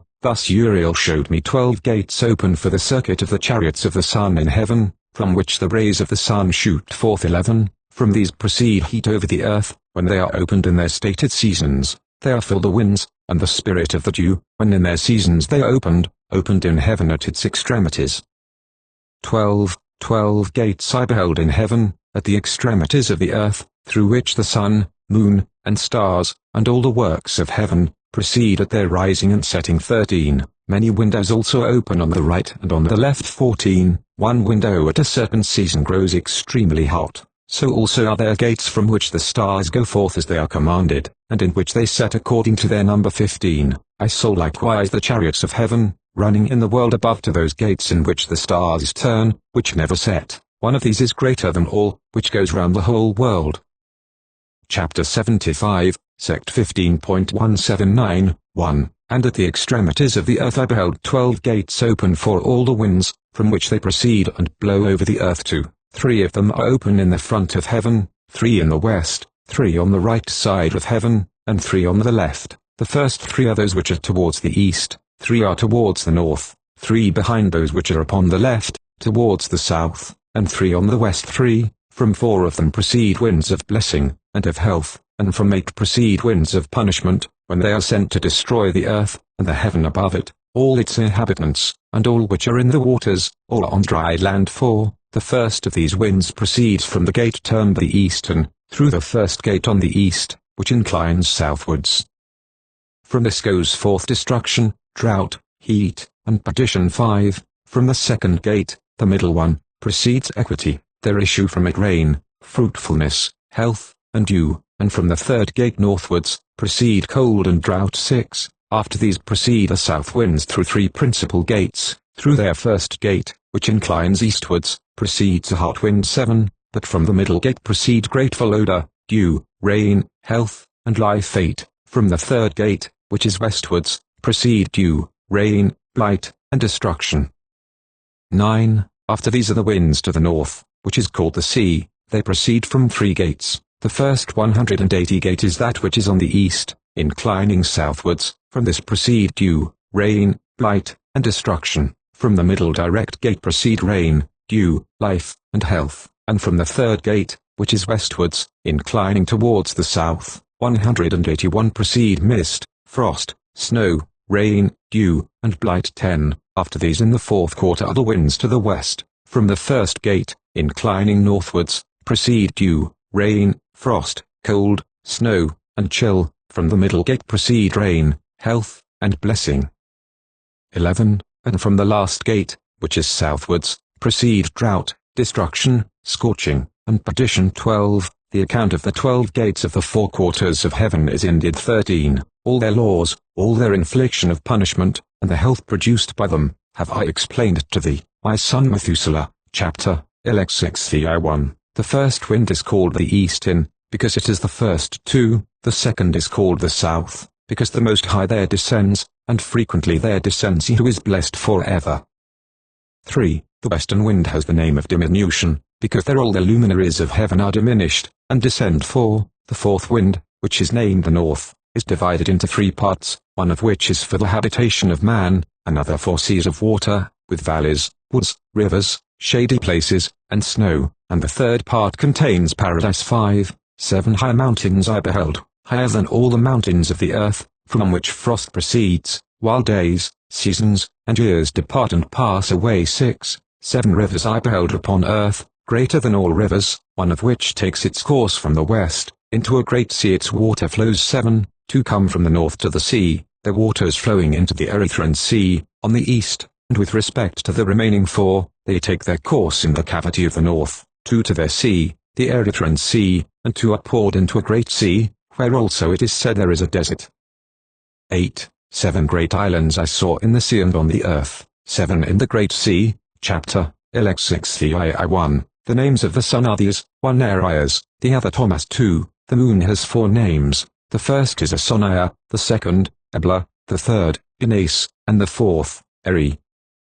3, these are the 2 great luminaries, whose orbs are as the orbs of heaven, and the dimensions of both are equal. 4, in the orb of the sun there is a 7th portion of light, which is added to it from the moon, by measure it is put in, until a 7th portion of the light of the sun is departed. They said, enter into the western gate, circuit by the north, and through the eastern gate go forth over the face of heaven. 5, when the moon rises, it appears in heaven, and the half of a 7th portion of light is all which is in it. 6, in 14 days the whole of its light is completed. 7, by 3 quintuples light is put into it, until in 15 days its light is completed, according to the signs of the year, it is 3 quintuples. 8, the moon has the half of a 7th portion. 9, during its diminution on the first day its light decreases a 14th part, on the second day it decreases a 13th part, on the third day a 12th part, on the 4th day an 11th part, on the 5th day a 10th part, on the 6th day a 9th part, on the 7th day it decreases an 8th part, on the 8th day it decreases a 7th part, on the 9th day it decreases a 6th part, on the 10th day it decreases a 5th part, on the 11th day it decreases a 4th part, on the 12th day it decreases a 3rd part, on the 13th day it decreases a 2nd part, on the 14th day it decreases a half of its 7th part, and on the 15th day the whole remainder of its light is consumed. 10, on stated months the moon has 29 days. 11, it also has a period of 28 days. 12, Uriel likewise showed me another regulation, when light is poured into the moon, how it is poured into it from the sun. 13, all the time that the moon is in progress with its light, it is poured into it in the presence of the sun, until its light is in 14 days completed in heaven. 14, and when it is wholly extinguished, its light is consumed in heaven, and on the first day it is called the new moon, for on that day a light is received into it. 15, it becomes precisely completed on the day that the sun descends into the west, while the moon ascends at night from the east. 16, the moon then shines all the night, until the sun rises before it, when the moon disappears in turn before the sun. 17, where light comes to the moon, there again it decreases, until all its light is extinguished, and the days of the moon pass away. 18, then its orb remains solitary without light.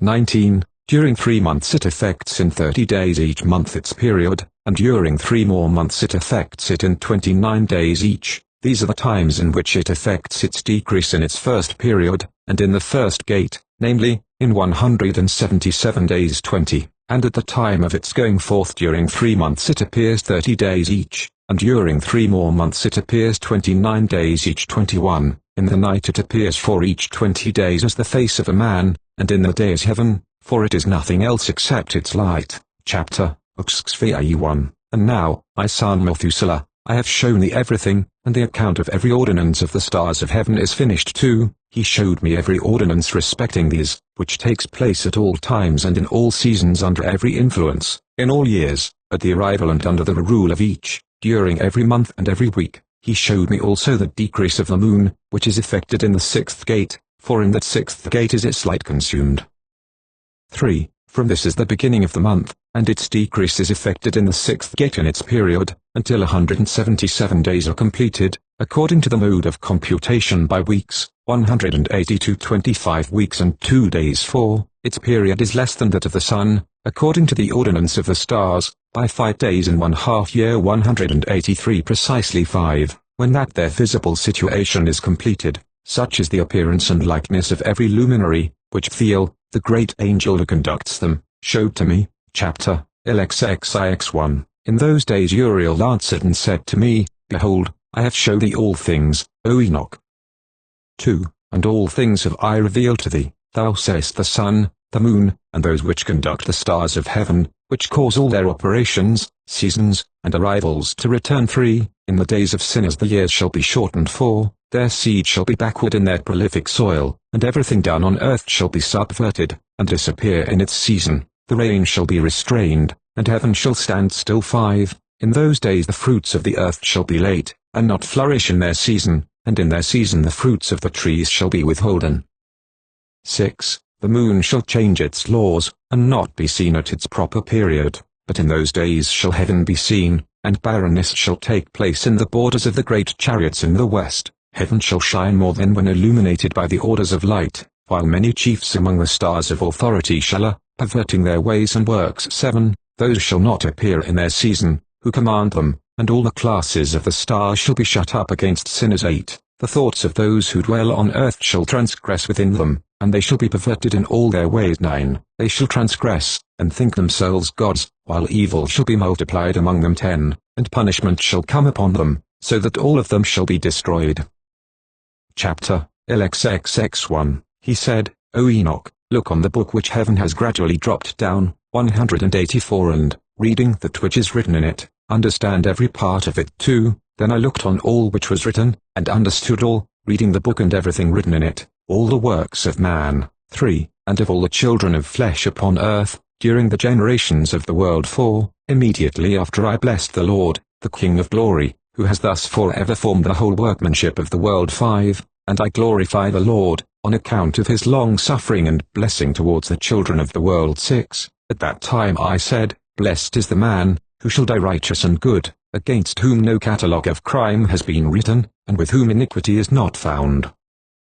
7. Then those 3 holy ones caused me to approach, and place me on the earth, before the door of my house. 8. And they said unto me, Explain everything to Methuselah thy son, and inform all thy children, that no flesh shall be justified before the Lord, for he is their Creator. 9. During 1 year we will leave thee with thy children, until thou shalt again recover thy strength, that thou mayest instruct thy family. Write these things, and explain them to all thy children, but in another year they shall take thee from the midst of them, and thy heart shall be strengthened, for the elect shall point out righteousness to the elect, the righteous with the righteous shall rejoice, congratulating each other, but sinners with sinners shall die. 10. And the perverted with the perverted shall be drowned. 11. Those likewise who act righteously shall die on account of the works of man, and shall be gathered together on account of the works of the wicked.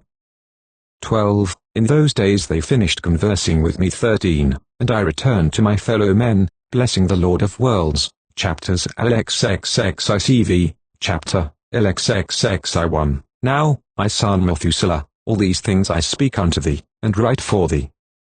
To thee I have revealed all, and have given thee books of everything to preserve, my son Methuselah, the books written by thy father. 185. That thou mayest transmit them to future generations. 3. Wisdom have I given to thee, to thy children, and thy posterity, that they may transmit to their children, for generations forever, this wisdom in their thoughts, and that those who comprehend it may not slumber, but hear with their ears, that they may learn this wisdom, and be deemed worthy of eating this wholesome food. 4. Blessed are all the righteous, blessed all who walk in the paths of righteousness, in whom no crime is found, as in sinners, when all their days are numbered. 5. With respect to the progress of the sun in heaven, it enters and goes out of each gate for 30 days, with the leaders of the 1,000 classes of the stars, with 4 which are added, and appertain to the 4 quarters of the year, which conduct them, and accompany them at 4 periods. 6. Respecting these, men greatly err, and do not compute them in the computation of every age, for they greatly err respecting them, nor do men know accurately that they are in the computation of the year. But indeed these are marked down 186 forever, 1 in the first gate, 1 in the third, 1 in the fourth, and 1 in the sixth. 7. So that the year is completed in 364 days. 8. Truly has been stated, 187, and accurately has been computed that which is marked down, for the luminaries, the months, the fixed periods, the years, and the days. Uriel has explained to me, and communicated to me, 188, whom the Lord of all creation, on my account, commanded, according to the might of heaven, and the power which it possesses both by night and by day, to explain the laws of light to man, of the sun, moon, and stars, and of all the powers of heaven, which are turned with their respective orbs. 9. This is the ordinance of the stars, which are set in their places, in their seasons, in their periods, in their days, and in their months. 10. These are the names of those who conduct them, who watch and enter in their seasons, according to their ordinance in their periods, in their months, in the times of their influence, and in their stations. 11. For conductors of them first enter, who separate the 4 quarters of the year. After these, 12 conductors of their classes, who separate the months and the year into 364 days, with the leaders of 1,000, who distinguish between the days, as well as between the 4 additional ones, which, as conductors, divide the 4 quarters of the year. 12. These leaders of 1,000 are in the midst of the conductors, and the conductors are added each behind his station, and their conductors make the separation. These are the names of the conductors, who separate the 4 quarters of the year, who are appointed over them: Melchel, Elimelech, 13, Meliel, and Neril, 14, and the names of those who conduct them are Adneril, Jaasuzel, and Jelumiel, 15. These are the 3 who follow after the conductors of the classes of stars, each following after the 3 conductors of the classes, which themselves follow after those conductors of the stations, who divide the 4 quarters of the year. 16. In the first part of the year rises and rules Milchias, who is named Tamani, and Zahe, 189. 17. All the days of his influence, during which he rules, are 91 days. 18. And these are the signs of the days which are seen upon earth. In the days of his influence there is perspiration, heat, and trouble. All the trees become fruitful, the leaf of every tree comes forth, the corn is reaped, the rose and every species of flowers blossoms in the field, and the trees of winter are dried up. 19. These are the names of the conductors who are under them: Barkel, Zelsabel, and another additional conductor of 1,000 is named Hiloelef, the days of whose influence have been completed. The other conductor next after them is Elimelech, whose name they call the splendid Zahe. 20. All the days of his light are 91 days. 21. These are the signs of the days upon earth, heat and drought, while the trees bring forth their fruits, warmed and concocted, and give their fruits to dry. 22. The flocks follow and yearn, all the fruits of the earth are collected, with everything in the fields, and the vines are trodden. This takes place during the time of his influence. 23. These are their names and orders, and the names of the conductors who are under them, of those who are chiefs of 1,000, Jediael, Keel, Heel. 24, and the name of the additional leader of 1,000 is Aspheel. 25. The days of his influence have been completed. Chapter, LXXXII, Sect 16.190, 1. And now I have shown thee, my son Methuselah, every sight which I saw prior to thy birth. 191. I will relate another vision, which I saw before I was married. They resemble each other too. The first was when I was learning a book, and the other before I was married to thy mother. I saw a potent vision. 3. And on account of these things besought the Lord. 4. I was lying down in the house of my grandfather Malal, when I saw in a vision heaven purifying, and snatched away. 5. And falling to the earth, I saw likewise the earth absorbed by a great abyss, and mountains suspended over mountains. 6. Hills were sinking upon hills, lofty trees were gliding 192 off from their trunks, and were in the act of being projected, and of sinking into the abyss. 7. Being alarmed at these things, my voice faltered. 193. I cried out and said, the earth is destroyed. Then my grandfather Malala raised me up, and said to me, why dost thou thus cry out, my son, and wherefore dost thou thus lamentate? I related to him the whole vision which I had seen. He said to me, confirmed is that which thou hast seen, my son. 9. And potent the vision of thy dream respecting every secret sin of the earth. Its substance shall sink into the abyss, and a great destruction take place. 10. Now, my son, rise up, and beseech the Lord of glory, for thou art faithful, that a remnant may be left upon earth, and that he would not wholly destroy it. My son, all this calamity upon earth comes down from heaven. 194. Upon earth shall there be a great destruction. 11. Then I rose, prayed, and entreated, and wrote down my prayer for the generations of the world, explaining everything to my son Methuselah. 12. When I went out below, and looking up to heaven, beheld the sun proceeding from the east, the moon descending to the west, a few scattered stars, and everything which God 195 has known from the beginning. I blessed the Lord of judgment, and magnified him, because he hath sent forth the sun from the chambers 196 of the east, that, ascending and rising in the face of heaven, it might spring up, and pursue the path which has been pointed out to it. Chapter, XXXII 1. I lifted up my hands in righteousness, and blessed the Holy, and the Great One. I spoke with the breath of my mouth, and with a tongue of flesh, which God has formed for all the sons of mortal men, that with it they may speak, giving them breath, a mouth, and a tongue to converse with too. Blessed art thou, O Lord, the King, great and powerful in thy greatness, Lord of all the creatures of heaven, King of kings, God of the whole world, whose reign, whose kingdom, and whose majesty endure for ever and ever. 3. From generation to generation shall thy dominion exist. All the heavens are thy throne for ever, and all the earth thy footstool for ever and for ever. 4. For thou hast made them, and over all thou reignest. No act whatsoever exceeds thy power. With thee wisdom is unchangeable, nor from thy throne and from thy presence is it ever averted. Thou knowest all things, sayest and hearest them, nor is anything concealed from thee, for thou perceivest all things. 5. The angels of thy heavens have transgressed, and on mortal flesh shall thy wrath remain. 197 Until the day of the great judgment. 6. Now then, O God, Lord and mighty King, I entreat thee, and beseech thee to grant my prayer, that a posterity may be left to me on earth, and that the whole human race may not perish. 7. That the earth may not be left destitute, and destruction take place forever. 8. O my Lord, let the race perish from off the earth which has offended thee, but a righteous and upright race establish for a posterity. 198 Forever. Hide not thy face, O Lord, from the prayer of thy servant. Chapter, LXXXIV, Sect 17.199, 1. After this I saw another dream, and explained it all to thee, my son. Enoch arose and said to his son Methuselah, to thee, my son, will I speak, hear my word, and incline thine ear to the visionary dream of thy father. Before I married thy mother Edna, I saw a vision on my bed.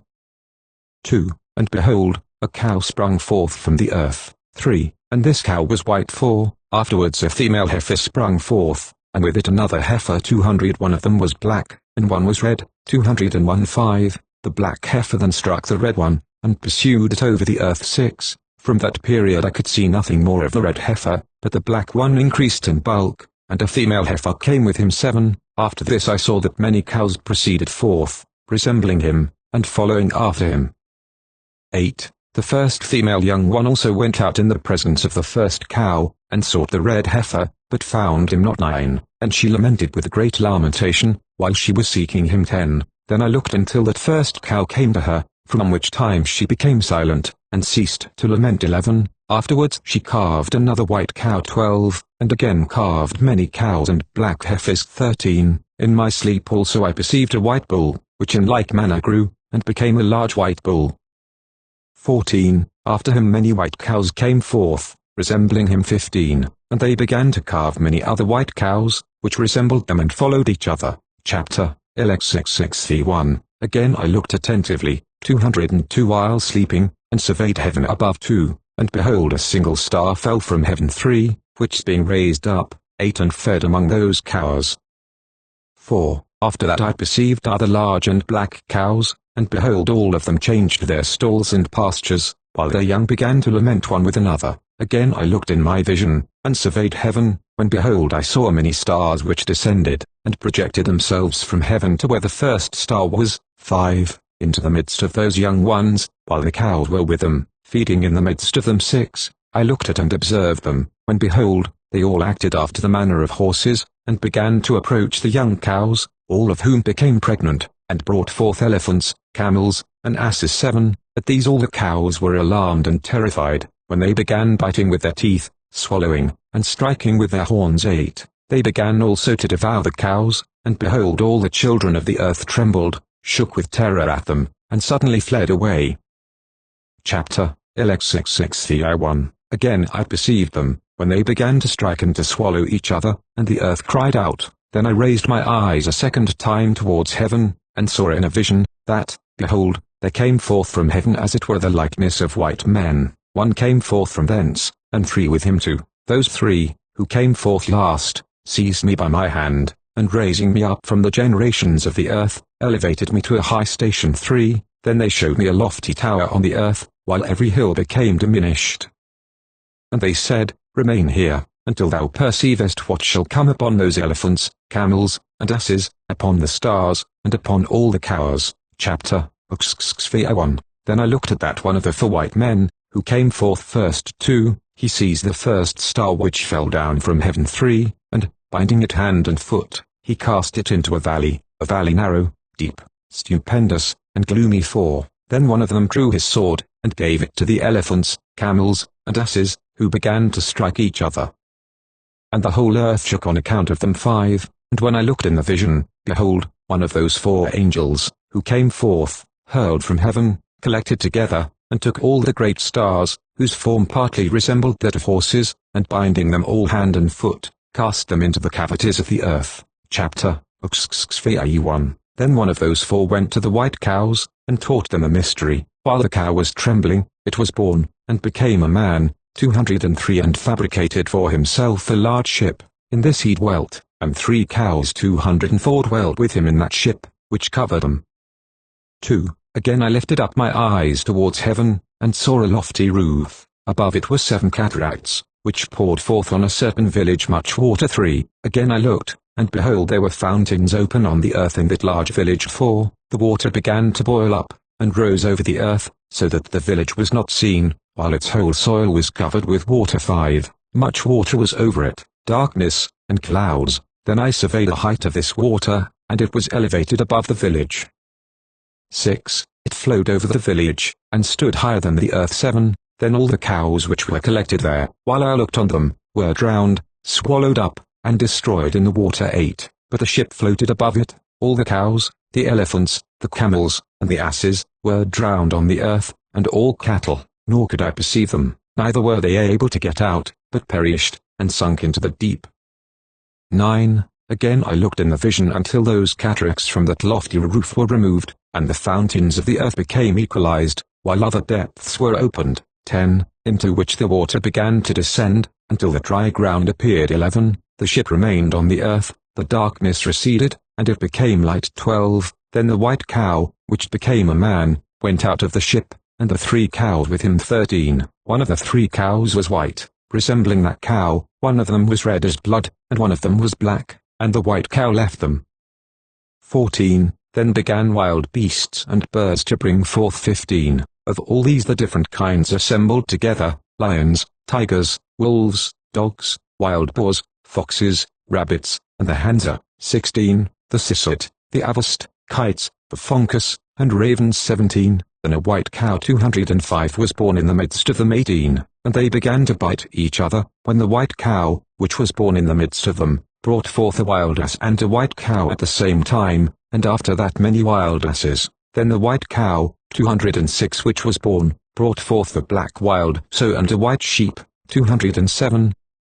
19. That wild sow also brought forth many swine, 20, and that sheep brought forth 12 sheep, 208. 21. When those 12 sheep grew up, they delivered one of them 209 to the asses, 210. 22. Again those asses delivered that sheep to the wolves, 211. 23. And he grew up in the midst of them. 24. Then the Lord brought the 11 other sheep, that they might dwell and feed with him in the midst of the wolves. 25. They multiplied, and there was abundance of pasture for them. 26. But the wolves began to frighten and oppress them, while they destroyed their young ones. 27. And they left their young in torrents of deep water. 28. Now the sheep began to cry out on account of their young, and fled for refuge to their Lord. 212 however, which was saved, escaped, and went away to the wild asses. 29. I beheld the sheep moaning, crying, and petitioning their Lord. 30. With all their might, until the Lord of the sheep descended at their voice from his lofty habitation, went to them, and inspected them. 31. He called to that sheep which had secretly stolen away from the wolves, and told him to make the wolves understand that they were not to touch the sheep. 32. Then that sheep went to the wolves with the word of the Lord, when another met him, 213, and proceeded with him. 33. Both of them together entered the dwelling of the wolves, and conversing with them made them understand, that from thenceforwards they were not to touch the sheep. 34. Afterwards I perceived the wolves greatly prevailing over the sheep with their whole force. The sheep cried out, and their Lord came to them. 35. He began to strike the wolves, who commenced a grievous lamentation, but the sheep were silent, nor from that time did they cry out. 36. I then looked at them, until they departed from the wolves. The eyes of the wolves were blind, who went out and followed them with all their might, but the Lord of the sheep proceeded with them, and conducted them. 37. All his sheep followed him. 38. his countenance was terrific and splendid, and glorious was his aspect. Yet the wolves began to follow the sheep, until they overtook them in a certain lake of water, 214:39. Then that lake became divided, the water standing up on both sides before their face 40, and while their Lord was conducting them, he placed himself between them and the wolves 41. The wolves however perceived not the sheep, but went into the midst of the lake, following them, and running after them into the lake of water 42. But when they saw the Lord of the sheep, they turned to fly from before his face 43. Then the water of the lake returned, and that suddenly, according to its nature. It became full, and was raised up, until it covered the wolves, and I saw that all of them which had followed the sheep perished, and were drowned 44. But the sheep passed over this water, proceeding to a wilderness, which was without both water and grass, and they began to open their eaves and to see 45. Then I beheld the Lord of the sheep inspecting them, and giving them water and grass 46. The sheep already mentioned was proceeding with them, and conducting them. 47. And when he had ascended the top of a lofty rock, the Lord of the sheep sent him to them 48. Afterwards I perceived their Lord standing before them, with an aspect terrific and severe 49. And when they all beheld him, they were frightened at his countenance 50. All of them were alarmed, and trembled. They cried out after that sheep, and to the other sheep who had been with him, and who was in the midst of them, saying, We are not able to stand before our Lord, or to look upon him 51. Then that sheep who conducted them went away, and ascended the top of the rock. 52. When the rest of the sheep began to grow blind, and to wander from the path which he had shown them, but he knew it not 53. Their Lord however was moved with great indignation against them, and when the sheep had learned what had happened, 54, he descended from the top of the rock, and coming to them, found that there were many, 55, which had become blind, 56, and had wandered from his path. As soon as they beheld him, they feared, and trembled at his presence. 57, and became desirous of returning to their fold 58. Then that sheep, taking with him other sheep, went to those which had wandered 59, and afterwards began to kill them. They were terrified at his countenance. Then he caused those which had wandered to return, who went back to their fold 60. I likewise saw there in the vision, that this sheep became a man, built an house for the Lord of the sheep, and made them all stand in that house.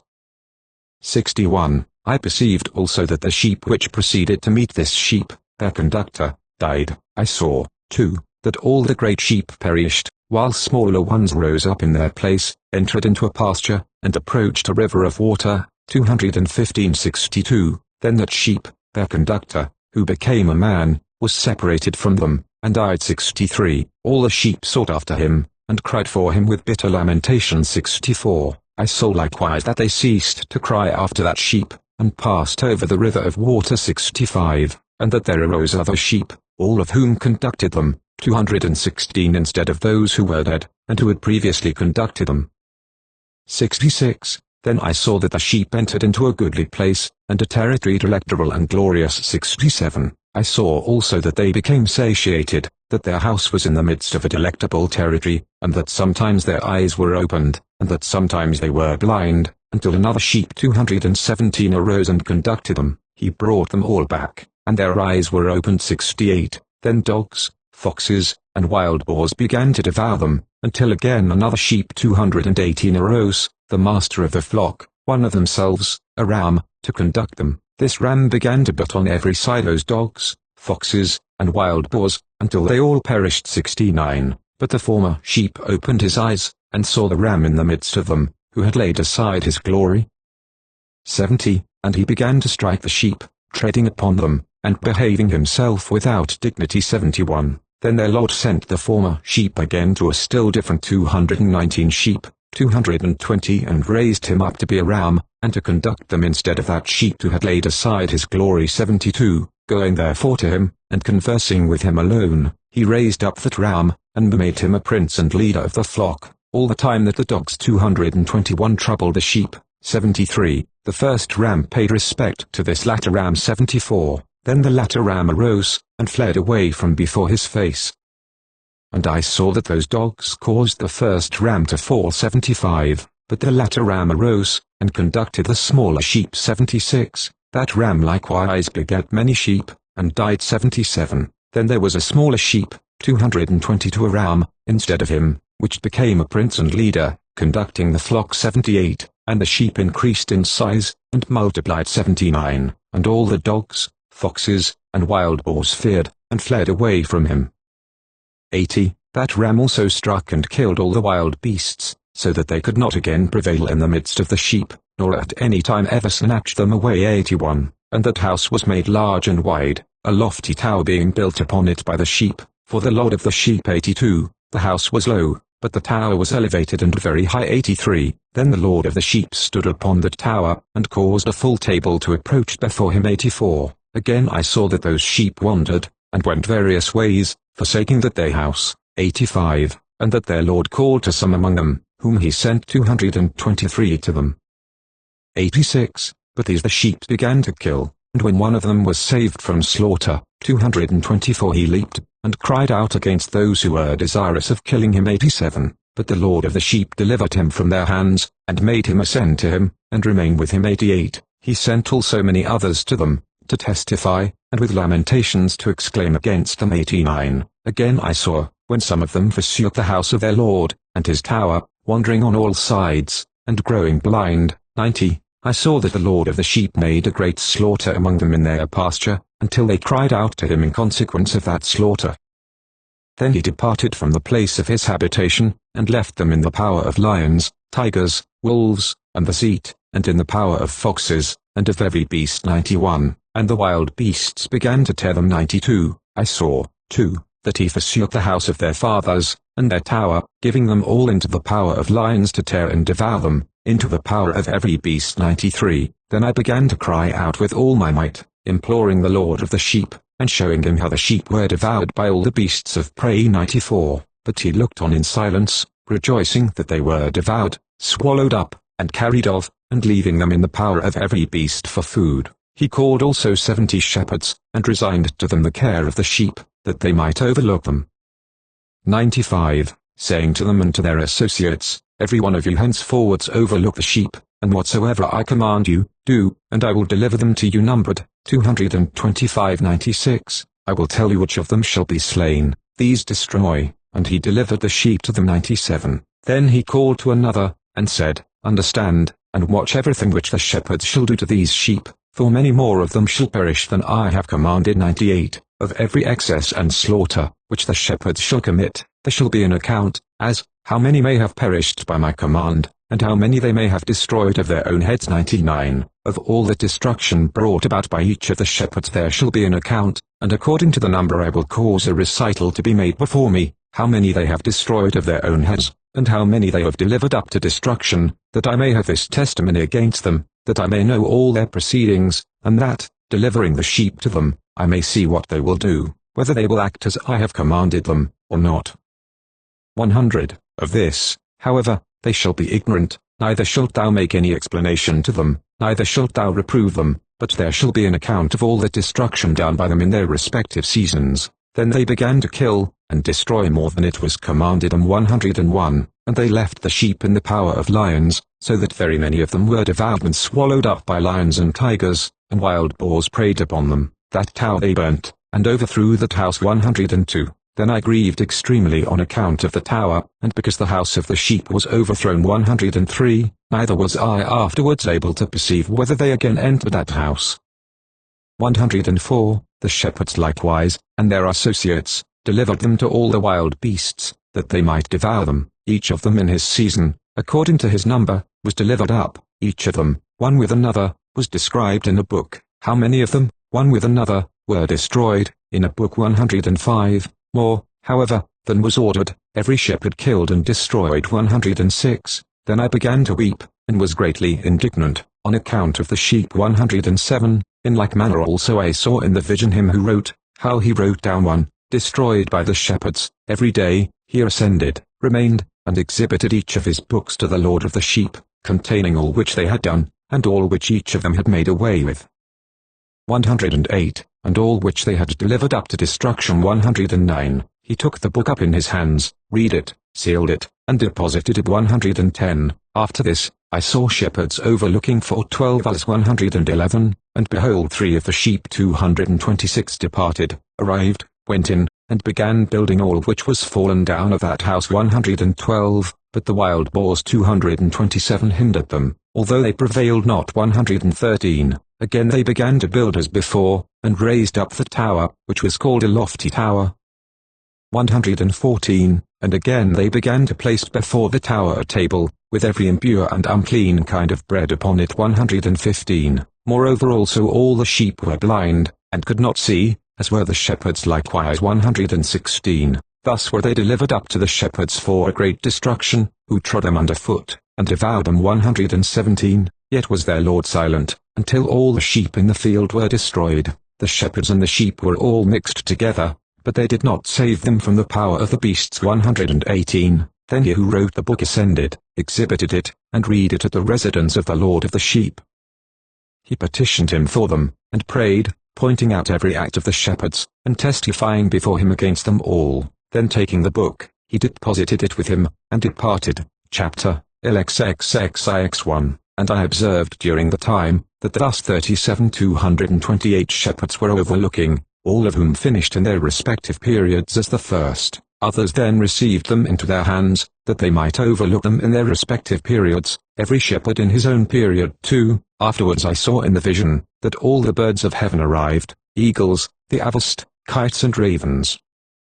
The eagle instructed them all three. They began to devour the sheep, to peck out their eyes, and to eat up their bodies 4. The sheep then cried out, for their bodies were devoured by the birds 5. I also cried out, and groaned in my sleep against that shepherd which overlooked the flock 6, and I looked, while the sheep were eaten up by the dogs, by the eagles, and by the kites. They neither left them their body, nor their skin, nor their muscles, until their bones alone remained, until their bones fell upon the ground.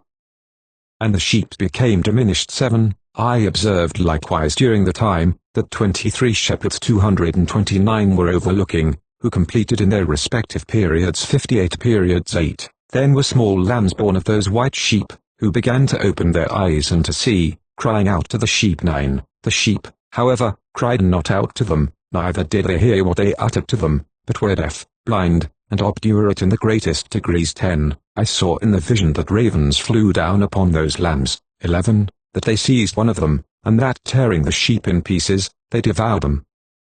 12. I saw also, that horns grew upon those lambs, and that the ravens lighted down upon their horns. 13. I saw, too, that a large horn sprouted out on an animal 230 among the sheep, and that their eyes were opened. 14. He looked at them, their eyes were wide open, and he cried out to them. 15. Then the dabbler 231 saw him, all of whom ran to him. 16. And besides this, all the eagles, the avast, the ravens and the kites, were still carrying off the sheep, flying down upon them, and devouring them. The sheep were silent, but the dabbler lamented and cried out. 17. Then the ravens contended, and struggled with them. 18. They wished among them to break his horn, but they prevailed not over him. 19. I looked on them, until the shepherds, the eagles, the avast, and the kites came. 20. Who cried out to the ravens to break the horn of the dabbler, to contend with him, and to kill him, but he struggled with them, and cried out, that help might come to him. 21. Then I perceived that the man came who had written down the names of the shepherds, and who ascended up before the Lord of the sheep. 22. He brought assistance, and caused everyone to see him descending to the help of the dabbler. 23. I perceived likewise that the Lord of the sheep came to them in wrath, while all those who saw him fled away. All fell down in his tabernacle before his face, while all the eagles, the avast, ravens, and kites assembled, and brought with them all the sheep of the field. 24. All came together, and strove to break the horn of the dabbler. 25. Then I saw, that the man, who wrote the book at the word of the Lord, opened the book of destruction, of that destruction which the last 12 shepherds 232 wrought, and pointed out before the Lord of the sheep, that they destroyed more than those who preceded them. 26. I saw also that the Lord of the sheep came to them, and taking in his hand the scepter of his wrath seized the earth, which became rent asunder, while all the beasts and birds of heaven fell from the sheep, and sunk into the earth, which closed over them. 27. I saw, too, that a large sword was given to the sheep, who went forth against all the beasts of the field to slay them. 28. But all the beasts and birds of heaven fled away from before their face. 29. And I saw a throne erected in a delectable land. 30. Upon this sat the Lord of the sheep, who received all the sealed books. 31, which were opened before him. 32. Then the Lord called the first 7 white ones, and commanded them to bring before him the first of the first stars, which preceded the stars whose form partly resembled that of horses, the first star, which fell down first, and they brought them all before him. 33. And he spoke to the man who wrote in his presence, who was one of the 7 white ones, saying, Take those 70 shepherds, to whom I delivered up the sheep, and who receiving them killed more of them than I commanded. Behold, I saw them all bound, and all standing before him. First came on the trial of the stars, which, being judged, and found guilty, went to the place of punishment. They thrust them into a place, deep, and full of flaming fire, and full of pillars of fire. Then the 70 shepherds were judged, and being found guilty, were thrust into the flaming abyss. 34. At that time likewise I perceived, that one abyss was thus opened in the midst of the earth, which was full of fire. 35. And to this were brought the blind sheep, which being judged, and found guilty, were all thrust into that abyss of fire on the earth, and burnt. 36. The abyss was on the right of that house. 37. And I saw the sheep burning, and their bones consuming. 38. I stood beholding him emerge that ancient house, while they brought out its pillars, every plant in it, and the ivory enfolding it. They brought it out, and deposited it in a place on the right side of the earth. 39. I also saw, that the Lord of the sheep produced a new house, great, and loftier than the former, which he bounded by the former circular spot.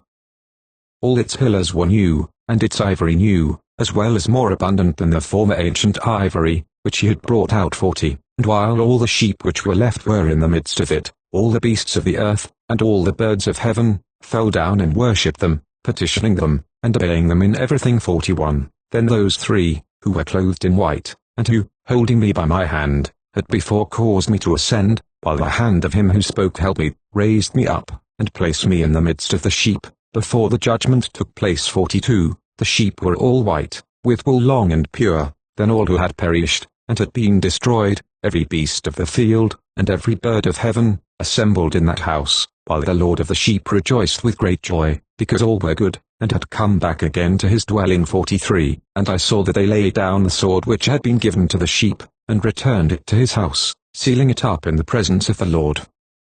44. All the sheep would have been enclosed in that house, had it been capable of containing them. 233. And the eyes of all were open, gazing on the good one, nor was there one among them who did not behold him. 45. I likewise perceived that the house was large, wide, and extremely full. I saw, too, that a white cow was born, whose horns were great, and that all the beasts of the field, and all the birds of heaven, were alarmed at him, and entreated him at all times. 46. Then I saw that the nature of all of them was changed, and that they became white cows. 47. And that the first, who was in the midst of them, spoke. 234. When that word became a large beast, upon the head of which were great and black horns. 48. While the Lord of the sheep rejoiced over them, and over all the cows.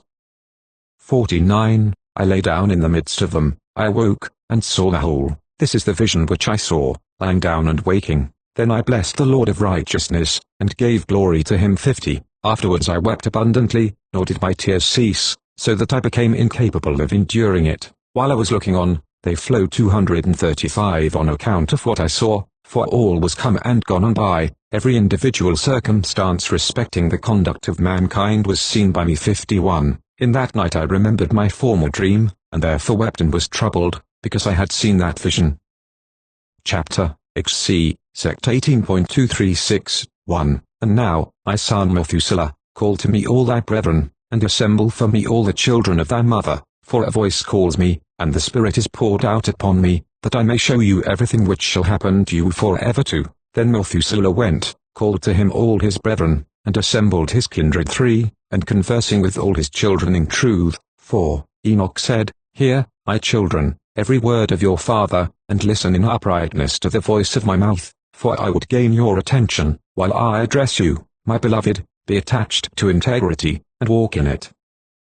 5. Approach not integrity with a double heart, nor be associated with double-minded men, but walk, my children, in righteousness, which will conduct you in good paths, and be truthful companions. 6. For I know, that oppression will exist and prevail on earth, that on earth great punishment shall in the end take place, and that there shall be a consummation of all iniquity, which shall be cut off from its root, and every fabric raised by it shall pass away. Iniquity, however, shall again be renewed, and consummated on earth. Every act of crime, and every act of oppression and impiety, shall be a second time embraced. 7. When therefore iniquity, sin, blasphemy, tyranny, and every evil work, shall increase, and when transgression, impiety, and uncleanness also shall increase, then upon them all shall great punishment be inflicted from heaven. 8. The Holy Lord shall go forth in wrath, and upon them all shall great punishment from heaven be inflicted. 237.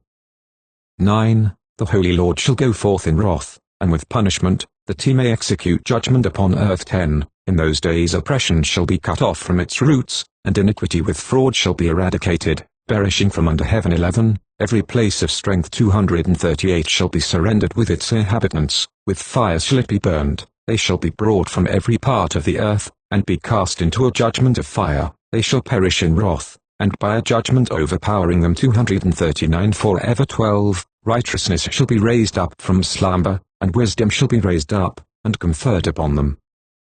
13. Then shall the roots of iniquity be cut off, sinners perish by the sword, and blasphemers be annihilated everywhere. 240 14. Those who meditate oppression, and those who blaspheme, by the sword shall perish. 241 15. And now, my children, I will describe and point out to you the path of righteousness and the path of oppression. 16. I will again point them out to you, that you may know what is to come. 17. Hear now, my children, and walk in the path of righteousness, but shun that of oppression, for all who walk in the path of iniquity shall perish forever. Chapter, XCI, Sect. 19.242, 1. That which was written by Enoch, he wrote all this instruction of wisdom for every man of dignity, and every judge of the earth, for all my children who shall dwell upon earth, and for subsequent generations, conducting themselves uprightly and peaceably too. Let not your spirit be grieved on account of the times, for the Holy, the Great One, has prescribed a period. 243 To all three. Let the righteous man arise from slumber, let him arise, and proceed in the path of righteousness, in all its paths, and let him advance. 244 In goodness and in eternal clemency, mercy shall be showed to the righteous man, upon him shall be conferred integrity and power forever. In goodness and in righteousness shall he exist, and shall walk in everlasting light, but sin shall perish in eternal darkness, nor be seen from this time forward forevermore. Chapter 92, 1. After this, Enoch began to speak from a book. 2. And Enoch said, concerning the children of righteousness, concerning the elect of the world, and concerning the plant of righteousness and integrity. 3. Concerning these things will I speak, and these things will I explain to you, my children, I who am Enoch, in consequence of that which has been shown to me, from my heavenly vision and from the voice of the holy angels have I acquired knowledge, and from the tablet of heaven have I acquired understanding. 4. Enoch then began to speak from a book, and said, I have been born the 7th in the 1st week, while judgment and righteousness wait with patience. 5. But after me, in the 2nd week, great wickedness shall arise, and fraud shall spring forth.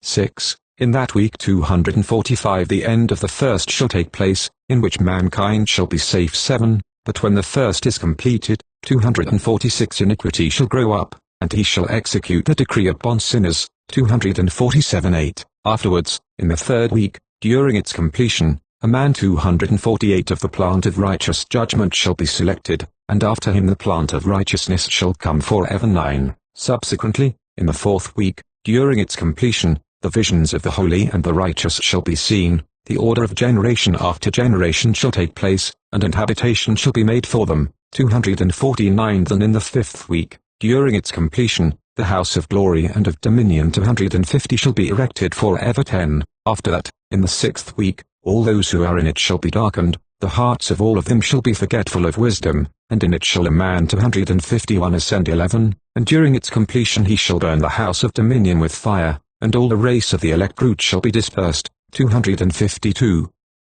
12. Afterwards, in the 7th week, a perverse generation shall arise, abundant shall be its deeds, and all its deeds perverse. During its completion, the righteous shall be selected from the everlasting plant of righteousness, and to them shall be given the sevenfold doctrine of his whole creation. 13. Afterwards there shall be another week, the 8th of righteousness, to which shall be given a sword to execute judgment and justice upon all oppressors. 14. Sinners shall be delivered up into the hands of the righteous, who during its completion shall acquire habitations by their righteousness, and the house of the great king shall be established for celebrations forever. After this, in the 9th week, shall the judgment of righteousness be revealed to the whole world. 15. Every work of the ungodly shall disappear from the whole earth, the world shall be marked for destruction, and all men shall be on the lookout for the path of integrity. 16. And after this, on the 7th day of the 10th week, there shall be an everlasting judgment, which shall be executed upon the watchers, and a spacious eternal heaven shall spring forth in the midst of the angels. 17. The former heaven shall depart and pass away, a new heaven shall appear, and all the celestial powers shine with sevenfold splendor forever. Afterwards likewise shall there be many weeks, which shall externally exist in goodness and in righteousness. 18. Neither shall sin be named there forever and forever. 253:19. Who is there of all the children of men, capable of hearing the voice of the Holy One without emotion? 20. Who is there capable of thinking his thoughts? Who capable of contemplating all the workmanship of heaven? Who of comprehending the deeds of heaven? 21. He may behold its animation, but not its spirit. He may be capable of conversing respecting it, but not of ascending to it. He may see all the boundaries of these things, and meditate upon them, but he can make nothing like them. 22. Who of all men is able to understand the breadth and length of the earth?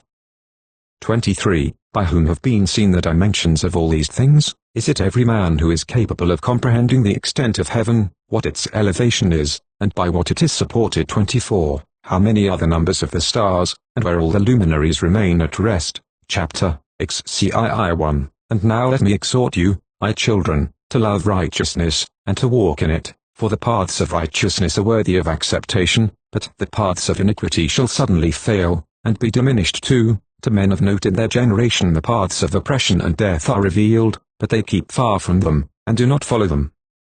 3. Now, 2. Let me exhort you who are righteous, not to walk in the paths of evil and oppression, nor in the paths of death. Approach them not, that you may not perish, but covet. 4. And choose for yourselves righteousness, and a good life. 5. Walk in the paths of peace, that you may live, and be found worthy. Retain my words in your inmost thoughts, and obliterate them not from your hearts, for I know that sinners counsel men to commit crime craftily. They are not found in every place, nor does every counsel possess a little of them.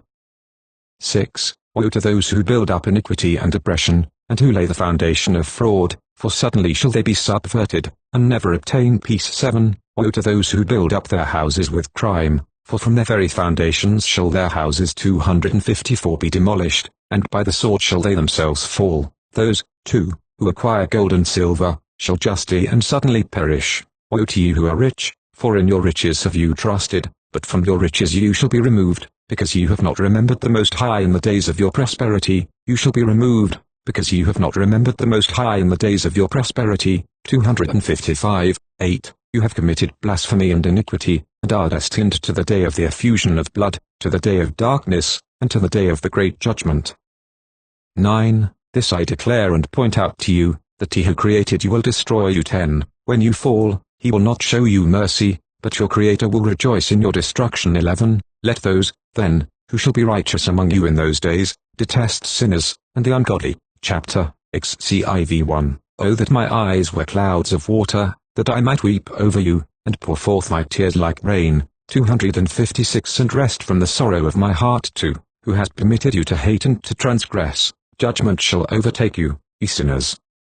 3. The righteous shall not fear the wicked, because God will again bring them into your power, that you may avenge yourselves of them according to your pleasure. 4. Woe to you who shall be so bound by execrations, that you cannot be released from them, the remedy being far removed from you on account of your sins. Woe to you who recompense your neighbor with evil, for you shall be recompensed according to your works. 5. Woe to you, you false witnesses, you who aggravate iniquity, for you shall suddenly perish. 6. Woe to you, ye sinners, for you reject the righteous, for you receive or reject at pleasure those who commit iniquity, and their yoke shall prevail over you. Chapter XCV 1. Wait in hope, you righteous, for suddenly shall sinners perish from before you, and you shall exercise dominion over them, according to your will. 2. In the day of the sufferings of sinners your offspring shall be elevated, and lifted up like eagles. Your nest shall be more exalted than that of the avist. You shall ascend, and enter into the cavities of the earth, and into the clefts of the rocks forever, like ponies, from the sight of the ungodly. 3. who shall groan over you, and weep like sirens, for you shall not fear those who trouble you, for restoration shall be yours, a splendid light shall shine around you, and the voice of tranquility shall be heard from heaven. Woe to you, sinners, for your wealth makes you resemble saints, but your hearts reproach you, knowing that you are sinners. This word shall testify against you, for the remembrance of crime.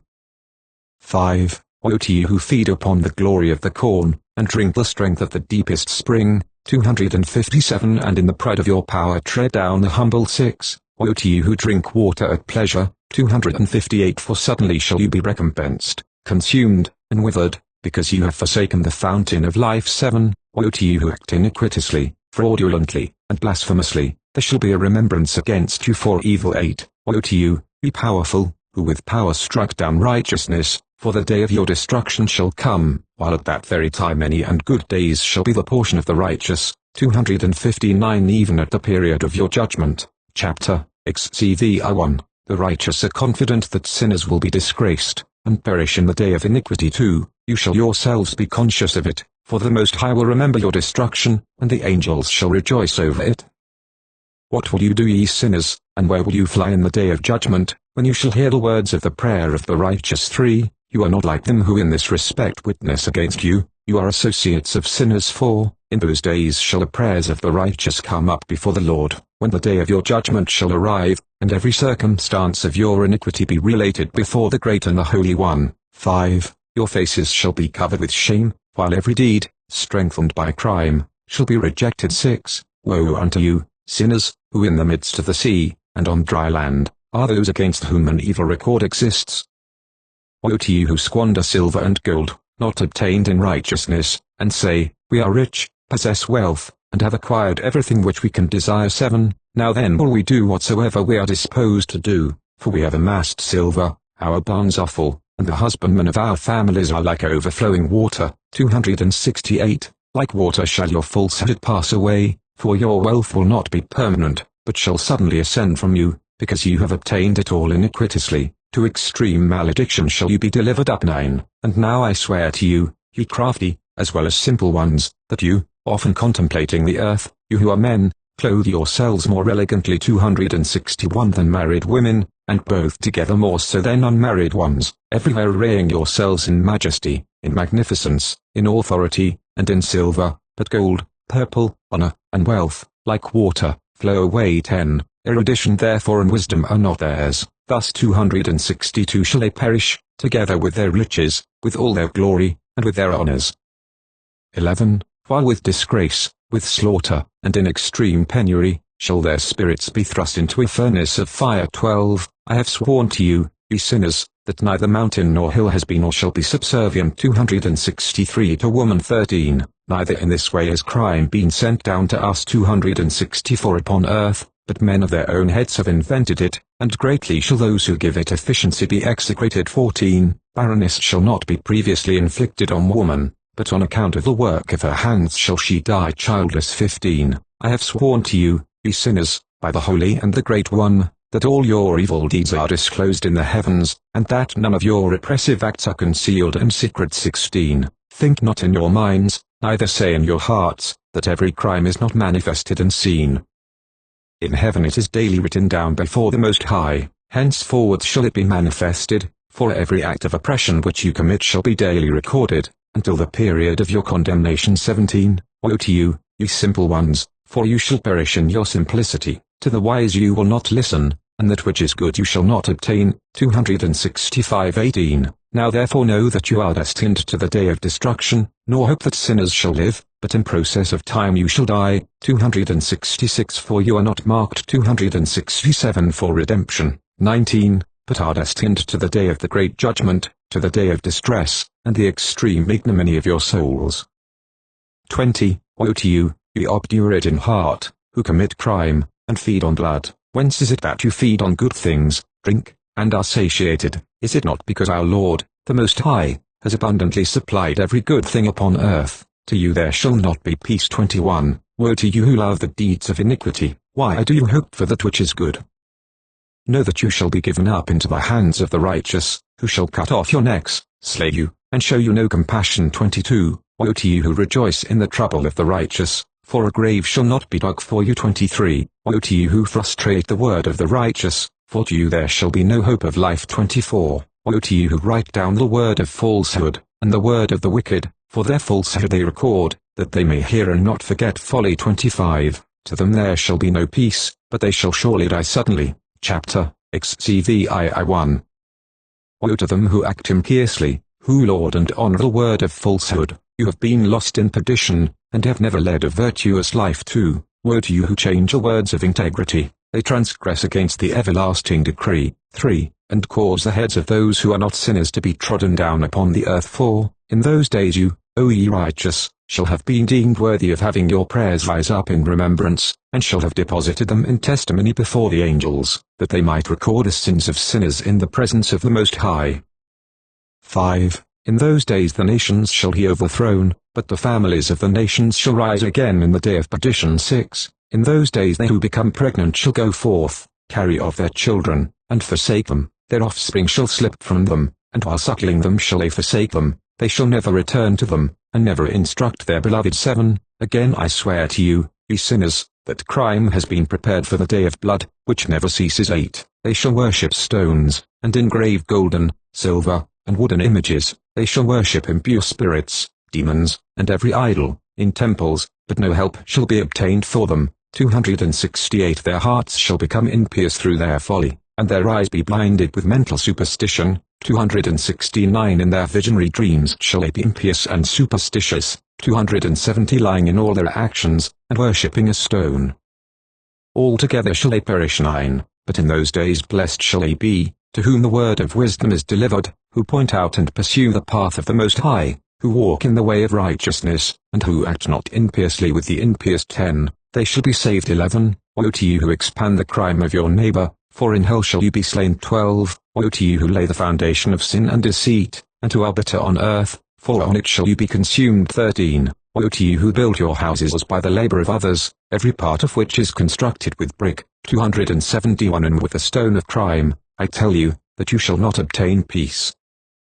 14 Woe to you who despise the extent of the everlasting inheritance of your fathers, while your souls follow after idols, for to you there shall be no tranquility. 15 Woe to them who commit iniquity, and give aid to blasphemy, who slay their neighbor until the day of the great judgment, for your glory shall fall, malevolence shall he put into your hearts, and the spirit of his wrath shall stir you up, that every one of you may perish by the sword. 16 Then shall all the righteous and the holy remember your crimes. Chapter, excluded. 1 In those days shall fathers be struck down with their children in the presence of each other. 272 And brethren with their brethren shall fall dead, until a river shall flow from their blood. 2 For a man shall not restrain his hand from his children, nor from his children's children, his mercy will be to kill them. 273 3 Nor shall the sinner restrain his hand from his honored brother, from the dawn of day to the setting sun shall the slaughter continue. 274 The horse shall wade up to his breast, and the chariot shall sink to its axle. 275 In the blood of sinners. Chapter, excluded. 1 In those days the angels shall descend into places of concealment, and gather together in one spot all who have assisted in crime. 2 In that day shall the Most High rise up to execute the great judgment upon all sinners, and to commit the guardianship of all the righteous and holy to the holy angels, that they may protect them as the apple of an eye, until every evil and every crime be annihilated. 3 Whether or no the righteous sleep securely. 276 Wise men shall then truly perceive. 4 And the sons of the earth shall understand every word of that book, knowing that their riches cannot save them in the ruin of their crimes.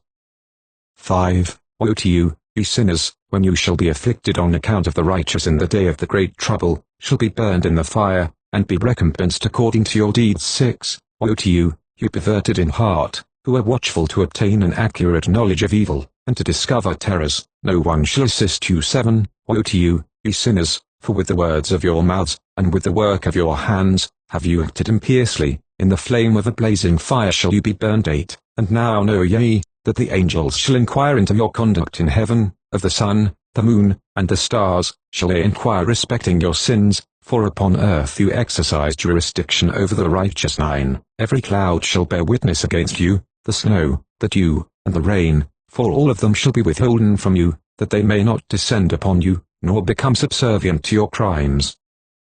10 Now then bring gifts of salutation to the rain, that, not being withholders, it may descend upon you, and to the dew, if it has received from you gold and silver. But when the frost, snow, cold, every snowy wind, and every suffering belonging to them, fall upon you, in those days you will be utterly incapable of standing before them. Chapter C1. Attentively consider heaven, all ye progeny of heaven, and all ye works of the Most High. Fear him, nor conduct yourselves criminally before him too. If he shut up the windows of heaven, restraining the rain and dew, that it may not descend upon earth on your account, what will you do? 3. And if he send his wrath upon you, and upon all your deeds, you are not there who can supplicate him, you who utter 277 against his righteousness, language proud and powerful. 278 To you there shall be no peace. 4. Do you not see the commanders 279 of ships, how their vessels are tossed about by the waves, torn to pieces by the winds, and exposed to the greatest peril? 5. That they therefore fear, because their whole property is embarked with them on the ocean, and, that they forebode evil 280 in their hearts, because it may swallow them up, and they may perish in it. 6. Is not the whole sea, all its waters, and all its commotion, the work of him, the Most High, of him who has sealed up all its exertions, and girded it on every side with sand? 7. Is it not at his rebuke dried up, and alarmed, while all its fish with everything contained in it die? And will not you, ye sinners, who are on earth, fear him? Is not he the maker of heaven and earth, and of all things which are in them? 8. And who has given erudition and wisdom to all that move progressive upon the earth, and over the sea? 9. Are not the commanders of ships terrified at the ocean, and shall not sinners be terrified at the Most High? Chapter C. 281 1. In those days, when he shall cast the calamity of fire upon you, whither will you fly, and where will you be safe to? And when he sends forth his word against you, are you not spared, and terrified? 3. All the luminaries are agitated with great fear, and all the earth is spared, while it trembles, and suffers anxiety. 4. All the angels fulfill the commands received by them, and are desirous of being concealed from the presence of the great glory, while the children of the earth are alarmed and troubled. 5. But you, ye sinners, are forever accursed, to you there shall be no peace. 6. Fear not, ye souls of the righteous, but wait with patient hope for the day of your death in righteousness. Grieve not, because your souls descend in great trouble, with groaning, lamentation, and sorrow, to the receptacle of the dead. In your lifetime your bodies have not received a recompense in proportion to your goodness. 282 But in the period of your existence of sinners existed, in the period of execration and of punishment. 7. And when you die, sinners say concerning you, as we die, the righteous die. What profit if they in their works? Behold, like us, they expire in sorrow and in darkness. What advantage have they over us? Henceforward are we equal. What will be within their grasp, and what before their eyes? 283 Forever, for behold they are dead, and never will they again. 284 Perceive a light. I say unto you, ye sinners, you have been satiated with meat and drink, with human plunder and rapine, with sin, with the acquisition of wealth and with the sight of good days. Have you not marked the righteous, how their end is in peace, for no oppression is found in them even to the day of their death? They perish, and are as if they were not, while their souls descend in trouble to the receptacle of the dead. Chapter C.1. But now I swear to you, ye righteous, by the greatness of his splendor and his glory, by his illustrious kingdom and by his majesty, to you I swear, that I comprehend this mystery, that I have read the tablet of heaven, have seen the writing of the holy ones, and have discovered what is written and impressed on it concerning you too. I have seen that all goodness, joy, and glory has been prepared for you, and been written down for the spirits of them who die eminently righteous and good. 285 To you it shall be given in return for your troubles, and your portion of happiness shall far exceed the portion of the living. 3. The spirits of you who die in righteousness shall exist and rejoice.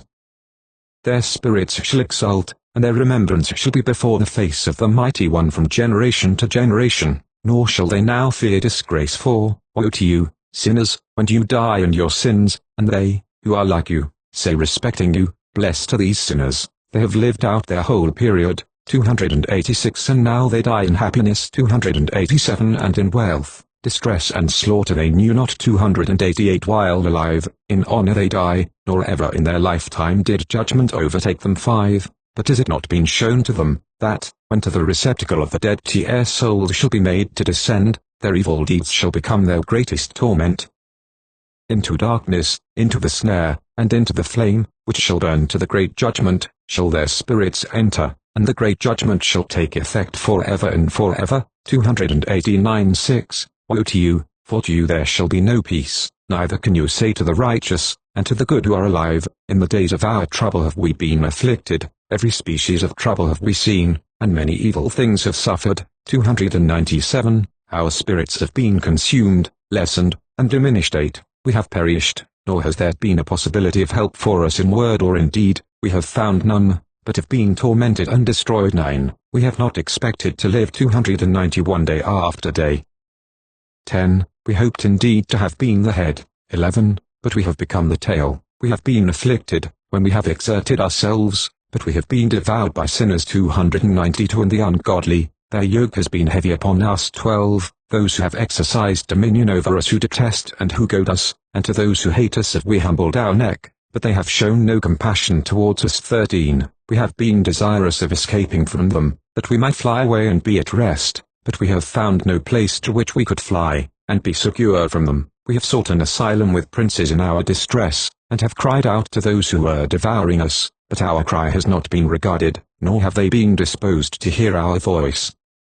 14. But rather to assist those who plunder and devour us, those who diminish us, and hide their oppression, who remove not their yoke from us, but devour, enervate, and slay us, who conceal our slaughter, nor remember that they have lifted up their hands against us. Chapter Siv 1. I swear to you, you righteous, that in heaven the angels record your goodness before the glory of the Mighty One. 2. Wait with patient hope, for formerly you have been disgraced with evil and with affliction, but now shall you shine like the luminaries of heaven, you shall be seen, and the gates of heaven shall be opened to you. Your cries have cried for judgment, and it has appeared to you, for an account of all your sufferings shall be required from the princes, and from every one who has assisted your plunderers. 3. Wait with patient hope, nor relinquish your confidence, for great joy shall be yours, like that of the angels in heaven. Conduct yourselves as you may, still you shall not be concealed in the day of the great judgment, you shall not be found like sinners, and eternal condemnation shall be far from you, so long as the world exists. 293:4. And now fear not, you righteous, when you see sinners flourishing and prosperous. 294 in their ways. 5. Be not associates with them, but keep yourselves at a distance from their oppression, be you associated with the host of heaven. You, ye sinners, say, all our transgressions shall not be taken account of, and be recorded, but all your transgressions shall be recorded daily. 6. And be assured by me, 295 that light and darkness, day and night, behold all your transgressions, be not impious in your thoughts, lie not, surrender not the word of uprightness, lie not against the word of the Holy and the Mighty One, glorify not your idols, for all your lying and all your impiety is not for righteousness, but for great crime. 7. Now will I point out a mystery, many sinners shall turn and transgress against the word of uprightness. 8. They shall speak evil things, they shall utter falsehood, execute great undertakings. 296 And compose books in their own words, but when they shall write all my words correctly in their own languages. 9. They shall neither change or diminish them, but shall write them all correctly, all which from the first I have uttered concerning them. 10. Another mystery also I point out, to the righteous and the wise shall be given books of joy, of integrity, and of great wisdom, to them shall books be given, in which they shall believe. 11. And in which they shall rejoice, and all the righteous shall be rewarded, who from these shall acquire the knowledge of every upright path. Chapter Siv 297:1. In those days, saith the Lord, they shall call to the children of the earth, and make them listen to their wisdom, show them that you are their leaders. 2. And that remuneration shall take place over the whole earth, for I and my Son will forever hold communion with them in the paths of uprightness, while they are still alive. 298 Peace shall be yours, rejoice, children of integrity, in the truth. Chapter CV1. After a time, 299 My son Methuselah took a wife for his son Lamech. 2. She became pregnant by him, and brought forth a child, the flesh of which was as white as snow, and red as a rose, the hair of whose head was white like wool, and long, and whose eyes were beautiful. When he opened them, he illuminated all the house, like the sun, the whole house abounded with light. 3. And when he was taken from the hand of the midwife, opening also his mouth, he spoke to the Lord of righteousness. Then Lamech his father was afraid of him, and flying away came to his own father Methuselah, and said, I have begotten a son, unlike to other children. 300 He is not human, but, resembling the offspring of the angels of heaven, is of a different nature from us, being altogether unlike to us. 4 His eyes are bright as the rays of the sun, his countenance glorious, and he looks not as if he belonged to me, but to the angels. 5 I am afraid, lest something miraculous should take place on earth in his days. 6 And now, my Father, let me entreat and request you to go to our progenitor Enoch, and to learn from him the truth, for his residence is with the angels. 7 When Methuselah heard the words of his son, he came to me at the extremities of the earth, for he had been informed that I was there, and he cried out. 8 I heard his voice, and went to him saying, Behold, I am here, my son, since thou art come to me. 9 He answered and said, On account of a great event have I come to thee, and on account of a sight difficult to be comprehended have I approached thee. 10 And now, my Father, hear me, for to my son Lamech a child has been born, who resembles not him, and whose nature is not like the nature of man. His color is whiter than snow, he is redder than the rose, the hair of his head is whiter than white wool, his eyes are like the rays of the sun, and when he opened them he illuminated the whole house. 11 When also he was taken from the hand of the midwife, he opened his mouth, and blessed the Lord of heaven. 12 His father Lamech feared, and fled to me, believing not that the child belonged to him, but that he resembled the angels of heaven. And behold, I am come to thee, that thou mightest point out to me the truth. Then I, Enoch, answered and said, The Lord will effect a new thing upon the earth. This have I explained, and seen in a vision. I have shown thee that in the generations of Jared my father, those who were from heaven disregarded the word of the Lord. Behold, they committed crimes, laid aside their class, and intermingled with women. With them also they transgressed, married with them, and begot children. 14 A great destruction therefore shall come upon all the earth, a deluge, a great destruction, shall take place in 1 year. 15 This child which is born to you shall survive on the earth, and his 3 sons shall be saved with him. When all mankind who are on earth shall die, he shall be safe. 16 And his posterity shall beget on the earth giants, not spiritual, but carnal. Upon the earth shall a great punishment be inflicted, and it shall be washed from all corruption. Now therefore inform thy son Lamech, that he who is born is his child in truth, and he shall call his name Noah, for he shall be to you a survivor. He and his children shall be saved from the corruption which shall take place in the world, from all the sin and from all the iniquity which shall be consummated on earth in his days. Afterwards shall greater impiety take place than that which had been before consummated on the earth, for I am acquainted with holy mysteries, which the Lord himself has discovered and explained to me, and which I have read in the tablets of heaven. 17 In them I saw it written, that generation after generation shall transgress, until a righteous race shall arise, until transgression and crime perish from off the earth, until all goodness come upon it. 18 And now, my son, go tell thy son Lamech. 19 That the child which is born is his child in truth, and that there is no deception. 20 When Methuselah heard a word of his father Enoch, who had shown him to every secret thing, he returned with understanding. 301 And called the name of that child Noah, because he was to console the earth on account of all its destruction. 21 Another book, which Enoch wrote for his son Methuselah, and for those who should come after him, and preserve their purity of conduct. 302 In the latter days, you, who have labored, shall wait in those days, until the evildoers be consumed, and the power of the guilty be annihilated. Wait, until sin pass away, for their names shall be blotted out of the holy books, their seed shall be destroyed, and their spirits slain. They shall cry out and lament in the invisible waste, and in the bottomless fire shall they burn. 303 There I perceived, as it were, a cloud which could not be seen through, for from the depth of it I was unable to look upwards. I beheld also a flame of fire blazing brightly, and, as it were, glittering mountains whirled around, and agitated from side to side. 22 Then I inquired of one of the holy angels who was with me, and said, What is this splendid object? For it is not heaven, but a flame of fire alone which blazes, and in it there is the clamor of exclamation, of woe, and of great suffering. 23 He said, There, into that place which thou beholdest, shall be thrust the spirits of sinners and blasphemers, of those who shall do evil, and who shall pervert all which God has spoken by the mouth of the prophets, all which they ought to do. For respecting these things there shall be writings and impressions above in heaven, that the angels may read them and know what shall happen both to sinners and to the spirits of the humble, to those who have suffered in their bodies, but have been rewarded by God, who have been injuriously treated by wicked men, who have loved God, who have been attached neither to gold nor silver, nor to any good thing in the world, but have given their bodies to torment. 24. To those who from the period of their birth 304 have not been covetous of earthly riches, but have regarded themselves as a breath passing away. 25.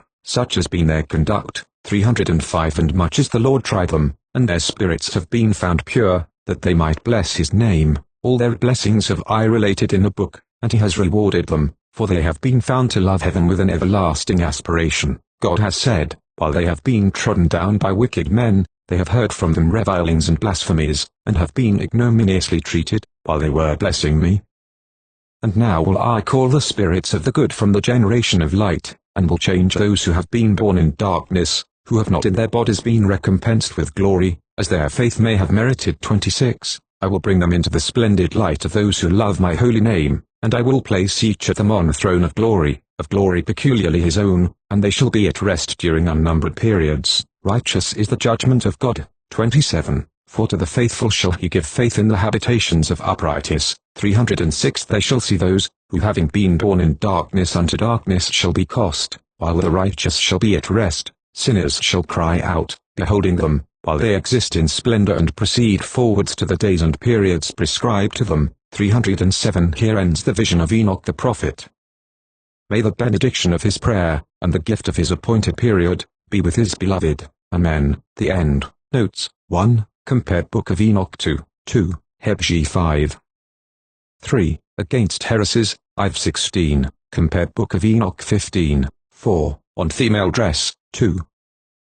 5. De Principiis, 8. 6. Book of Enoch XL 8. 9. 7. Alleluia appears upon the cups, and thus a word, with which ancient Syro-Chaldans conjured, has become, through the vicissitudes of language, the shibboleth of modern revivalists. 8. On female dress, BKI Chapter I, 9, Chapter 18, 10, Chapter 38, 2. 11. Chapter CI, 12, in the Evolution of Christianity, page 355 we mentioned that the Greek word orn ligature, on signifying, an age, generation or, time everlasting was, the title adopted by Valentinus for divine emanations. 13, Matt 25, 41, Reverend XX 10. 14, Reverend 22, 5, 15, Reverend Z 15, 16, Reverend 7, 12. 17, Chapter 61, 10, 18, Chapter 48, 19, Chapter 60. 20, Chapter 19, 2, 21, to the rejection of, NB. The italic words in the text supply an ellipsis, in the notes they are used to mark the literal sense. 22, which was in the heavens. 23, of flesh. 24, quoted by St. Jude ver 14, 15. 25, the work. 26, the days of their life. 27, section 2, Paris MS transcribed by Wallide. 28, the first two extracts made by Syncellus from the Greek commence here, and end with the 15th verse of chapter X. 29, they called, 30, this and the following verses of this chapter, viz. 11, 12, 13, 14, 15, seem to belong to the next chapter, and should perhaps be inserted between the 8th and 9th verses of that chapter. Such appears to be their situation in the Greek fragment, quoted by Syncellus. 31, they, 32, made them see that which was behind them. 33, bring judgment to us from. 34, by the teaching of the work of Azaziel. 35, send. 36, here end the first two extracts made by Syncellus. 37, and the work of righteousness and rectitude. 38, the Paris MS makes the last two verses of the preceding chapter, the G chapter. 39, Paris MS 40, in all the days of the world. 41, clouds invited me, and a mist invited me. 42, the running of the stars. 43, hastening me. 44, hail, crystal. 45, a tongue of fire. 46, the course of the. 47, and the heaven that is whose heaven was water. 48, a fire of flaming fire. 49, and he required not holy counsel. 50, he said with his voice. 51, O Enoch, O righteous man, and scribe of righteousness. 52. Giants. 53. Living a life. 54. In all the generations of the world. 55. The third extract made by Syncellus begins here, and ends with the first verse of the next chapter. 56. And those spirits shall not. And Assassi here remarks, that the sense seems to require an affirmative, instead of a negative, clause. 57. It shall be consummated respecting. 58. Paris MS, in which however the title of chapter 17 is omitted, although the section is noticed. 59. One place. 60. To water of life, which spoke. 61. That in them were the ornaments of. 62. The height of heaven. 63. Which was over. 64. For he it is who is over. 65. Igisat. This appears to be a proper name. 66. Paris MS. 67. Blaming or reproving. 68. And he will accuse him. 69. Thus had it been made. 70. Of flesh. 71. Trees of judgment, particularly furniture of the sweet smell of frankincense and myrrh. 72. Good and great. 73. Chapter 36 does not occur in the MS. 74. Paris MS and Bodleian MS. 75. According as I have thought. 76. Which has been given to me by him. 77. Shall not be. 78. Place. 79. In his presence. 80. There was my portion before, for thus had it been prevailed respecting me. 81. According to the will of the Lord of spirits. 82. Without end he knows. 83. A crucified or tormented. 84. The Satans. 85. Wound. 86. The kingdom or paradise. 87. The work or labor of man. 88. Of woods. 89. They. 90. By an oath to which they adhered. 91. To their path. 92. Of their existing. 93. In the Paris MS. It is section 8, in the Bodleian MS section 7, 94, in the Bodleian MS there seems here an evident omission. This omission is supplied in the Paris MS. I have followed the latter. 95. Tread upon it. 96. For I have seen them. 97. The chief or head of days. Dan 7, 9. 98. The words, then I inquired of one of the angels, are omitted in the Bodleian MS. They occur in the Paris MS. 99. Conquered.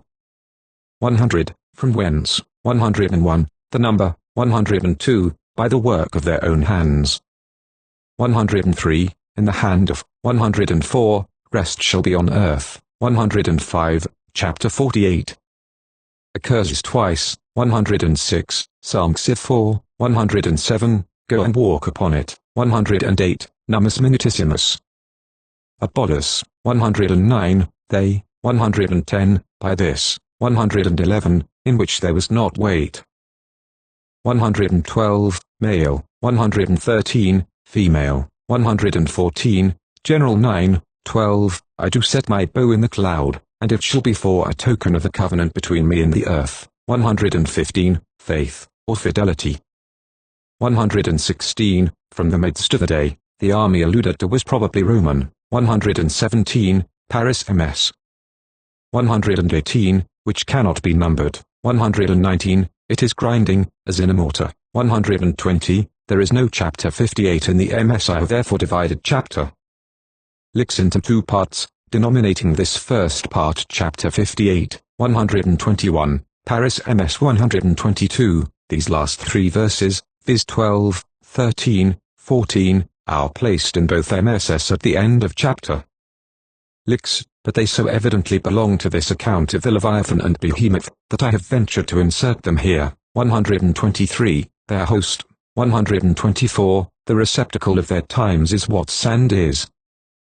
125. Turns it back with the bridle. 126. A measure in the rain. 127. Even to the garden of the righteous. 128. Lean upon. 129. All of flesh. 130. Was concealed.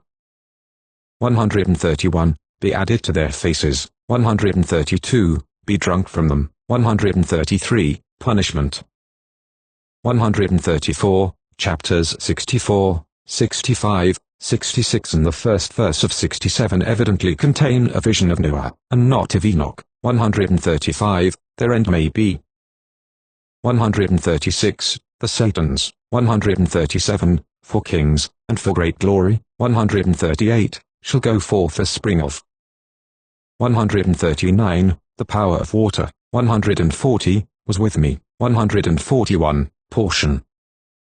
142, fault. 143, of love. 144, be. 145, shall enter. 146, troubled them. 147, went. 148, sport. 149, sport of their bodies. 150, its waters. 151, the signs. 152, irritates or excites me. 153, and not be melted in the presence of it. 154, in the similitude of, or, as the Lord. 155, eats, feeds upon, devours. 156, male. 157, by the hands. 158, or spirits. 159, Paris MS. 160, the name of him living with him, of this Son of Man, living with the Lord of spirits. 161, to measure me a place. 162, that in it there was that which was built with stones of ice. 163, tongues. 164, around that which encompassed. 165, he shall call to thee peace. 166, his upright path shall be to the righteous. 167, Paris MS. 168, the places of their nativity.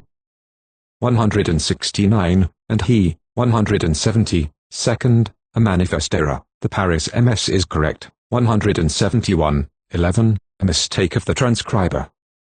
In the Paris MS it is 12, 172, 7, another error. 173, approaches. 174, that is, it is 60 days in the same gates, viz. 30 days twice every year. 175, Paris MS. 176, at the beginning of its morning, or day. 177, of its day. 178, in that law. 179, Paris MS. 180, seventh, perhaps the seventh which had been enumerated. 181, the north, an error in both MSS. 182, according to the ordinance of the week. 183, in one time. 184, has distilled. 185, the books of the hand of thy father. 186, to impress, express, or to seal. 187, have they related. 188, has breathed into me. 189, the Son. 190, Paris MS. 191, before thee. 192, cutting. 193, the word fell down in my mouth. 194, all this upon earth is from heaven. 195, he. 196, windows. 197, B. 198, the plant of a seed. 199, Paris MS. 200, the sense seems to require that the passage should be, to other heifers. 201, Cain and Abel. 202, with my eyes. 203, Noah. 204, Shem, Ham, and Japheth. 205, Abraham. 206, Isaac. 207, Esau and Jacob. 208, the 12 patriarchs. 209, Joseph. 210, the Midianites. 211, the Egyptians. 212, Moses. 213, Aaron. 214, the Red Sea. 215, the River Jordan. 216, the Judges of Israel. 217, Samuel. 218, Saul. 219, another. 220, David. 221, the Philistines. 222, Solomon. 223, the prophets. 224, Elijah. 225, with number. 226, Zerubbabel, Joshua, and Nehemiah. 227, the Samaritans. 228, an apparent error for 35, See verse 7, the kings of Judah and Israel. 229, the kings of Babylon, etc., during and after the captivity. The numbers 35 and 23 make 58, and not 37, as erroneously put in the first verse. 230, on 1, 231, the ibex, probably symbolizing Alexander the Great. 232, the native princes of Judah after its delivery from the Syrian yoke. 233, were enclosed in that house, and it did not contain them. 234, became a word.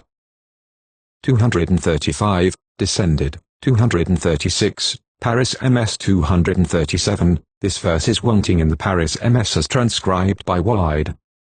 It seems in the Bodleian MS to be a mere lapse of the transcriber, who wrote the same words twice over. 238, tower, palace, or temple. 239, powerful judgment.